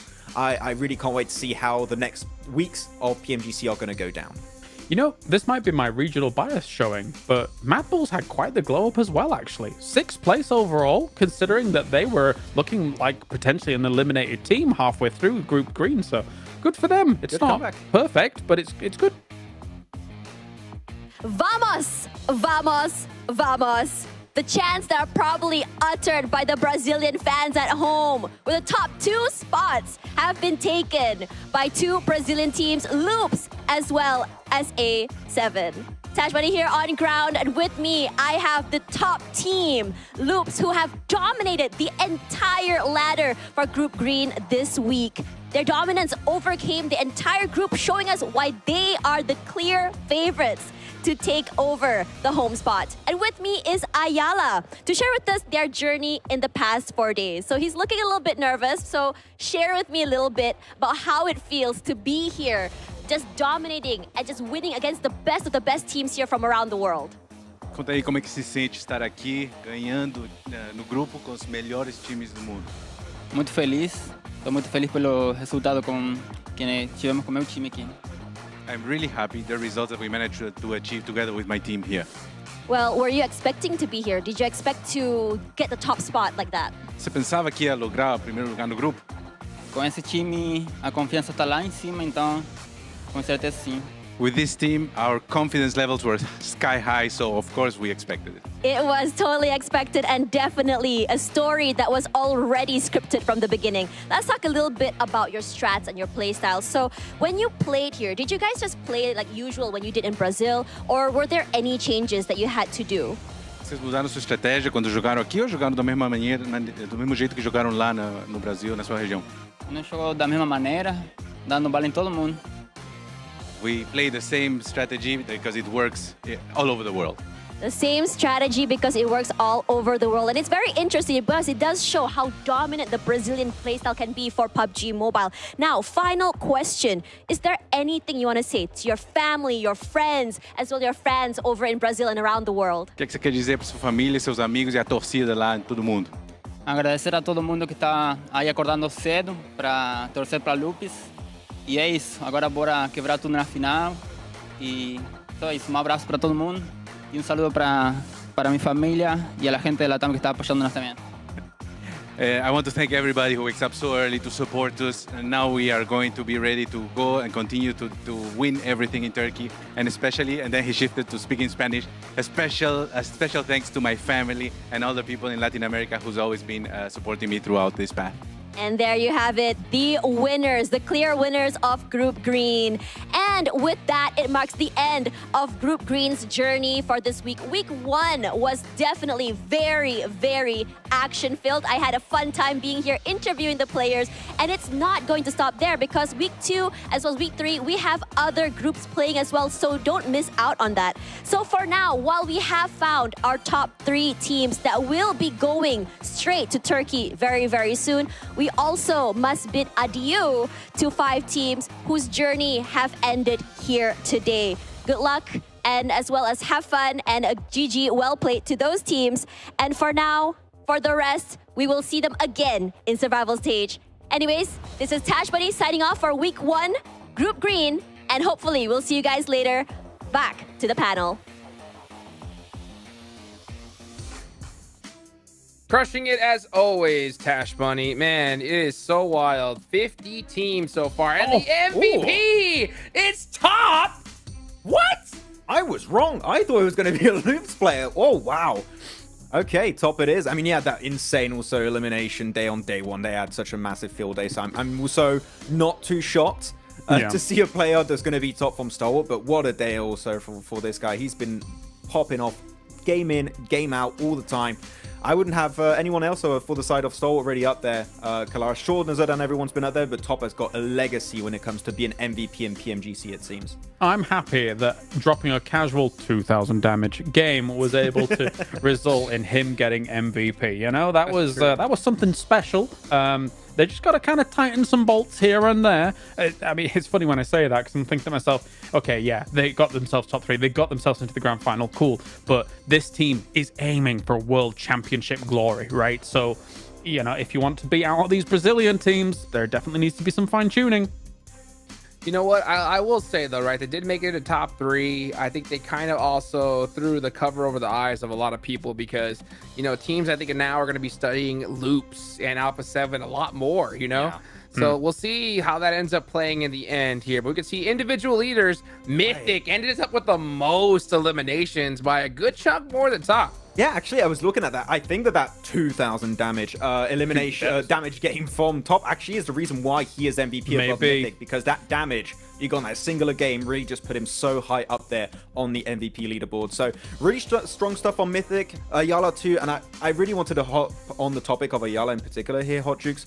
I remember this guy playing with Team Kesso and he's just never able to quite make it, but he's found his team with Loops. He has found where he belongs, and currently this is the best iteration of Ayala we have seen in a while. Loops, they're going to go the entire way, man. Man, Loops firing on all cylinders. You can see congratulations to the qualified teams moving on. 3 more teams going on to the grand finals. That's going to be a total of 5 so far. 50 teams we have seen so far here in PMGC, and more that we're going to see later on. But now 5 are gone, so only 45 teams are remaining, and we're also going to see that get thinned down quite a bit more here soon, Colors. Yeah, joining S2G and Titan Esports Club already in that grand finals, the 5 teams that you have there, it's an all-star lineup already. It is absolutely hype about how this kind of is shaping up. Never mind who we're going to be getting from the next couple of groups, because what we're effectively doing here is creating the greatest lobby of all time for PUBG Mobile esports, right? And already these 5 building blocks that are there, I love the foundations.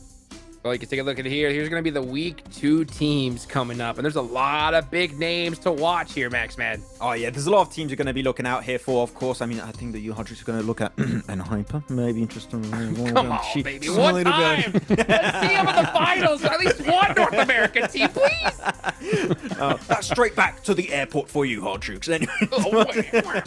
No, of course, you got big names. You're looking at Nigma Galaxy. That's been just looking absolutely golden in their region. And, I mean, Kalaris, you just covered recently in the championship next year, that I'm not going to lie, with how they played in that championship and seeing this kind of lobby, I would say Nextra could be a team that I would be looking at to maybe also directly qualify into the grand final directly. So they could be a big contender here. Yeah, whenever I was asked, like, is Malise top of Turkey, I was kind of like, probably not. But next year, I mean, they really do make a good case for it right now in terms of their performances as of late. I'm looking at 628 as well, and I'm also looking at Duxan. I always kind of cast my eyes over to the Eastern world to see some great PUBG Mobile action. I'm a big fan of Sunan over at 628. I like the Chinese region as a whole. And watching how South Korea has developed when it comes to PUBG esports, usually in other games, they're extremely aggressive, very aggressive, but in PUBG Mobile, South Korea has a great defensive play style to then exploit the over-aggression of other teams. And that's how I see Duxan, and I also did see D+ in that kind of similar vein. Yeah, but I do want to wrap this one up with like just one extra statement about Brazil again. We do have 2 other Brazilian teams in that group. You have Intense Game, you have Inco. Are we going to see 2 more Brazilian teams join the ranks out there? Is this just, it could be happening? Because I'm telling you, one of my favorite players in Brazil also is Adrian, just playing right now for Intense. Man, they could really go the entire way. Inco and also Intense Game could be the 2 extra Brazilian teams. Like, that's just insane to even just fathom in the first place, but it could be the case. Wild. Not to mention you got Nazar coming up soon, which I'll talk about a little bit right after. Of course, we talk about the official smartphone here for PMGC, the Infinix GT10 Pro, created for esports players. Guys, if you want to go ahead and dominate PUBG Mobile, go check out that Infinix GT10 Pro. And what I was talking about a little earlier, Nazar is going to be coming up soon, and they have the coach from Alpha 7 now. So that's going to be pretty interesting. The previous coach from Alpha 7 moving over to Nazar. I want to see how they do. Nigma Galaxy's got Coops. Man, this next group's going to be pretty hot. So you guys make sure you mark your calendars. Never mind Nazar having Xenox and J7 as well, from North America. Come on, baby. They're truly an international roster, so, it really kind of brings together everybody here under the banner of Nazar. It's nice to see. Yeah, I'm looking forward to that for sure. Guys, this is going to get intense. So crazy to watch. I think I couldn't be more happy to cast this group here. The group of death did not disappoint in the slightest, Max. Yeah, it's going to be now the group of survival, the next one. I don't know how we're going to call them, but group of death is a bit hard to beat for this one. But yeah, the next 2 groups are really cool. I'm especially casting my attention towards Group Yellow. We're going to have Vampire over there, Influence Rage also, which is another Brazilian super team. So I think we're going to have a great next 2 weeks until we are back for the survival stage. So I'm really, really excited, Hot Jukes. Oh, yeah. Okay, well, you know what, Calars? I got to throw you one curveball, baby, all right? Let's go ahead and talk about this. We're talking about seeing the best ever group finals in PMGC history, okay? Coming for Group Green survival stage. Reject, Procedure, Mad Bulls. Which one do you want to see make it through? Big question. Procedure. I want to see them in the finals. I want to see the twins in the finals. I think they look better than ever in the last couple of years. I want to see them there. I want to see them too. Max, man? Oh, man, this is a tough one also. I'm going to go with, you know what? I want to see Mad Bulls. Screw it. Let's go. Mad Bulls are going to go through. They did all right at the end. Big improvement, and they're going to build that confidence for the survival stage, and I would be glad to see an EU team qualify. So it's the Mad Bulls going the entire way. Yeah. Hey, man, to be fair as well, you know what? You can't go wrong with Team Rejects. These guys clutched it up with a chicken dinner right towards the end. What more could you ask for here? Their mentality going into the survival stage is going to be at an all-time high. So hopefully they get that homework done, get some nice rest, celebrate a little bit, right, for that last chicken dinner. But at the end of the day, they're going to have to put in that work. Yeah, crazy to watch here. Hopefully we can see the twins, though. I think if I had to make a pick, I got to go with Procedure. Luxy, Zuxy, 2 legends. It's so crazy at the start of this. we talked about the old versus the new, and it was the OGs that prevailed in Group Green. Thank you guys so much for watching. I'm Hot Jukes, here with Maxman, here with Kalaris. Mark your calendars, because the next stage is coming right around the corner.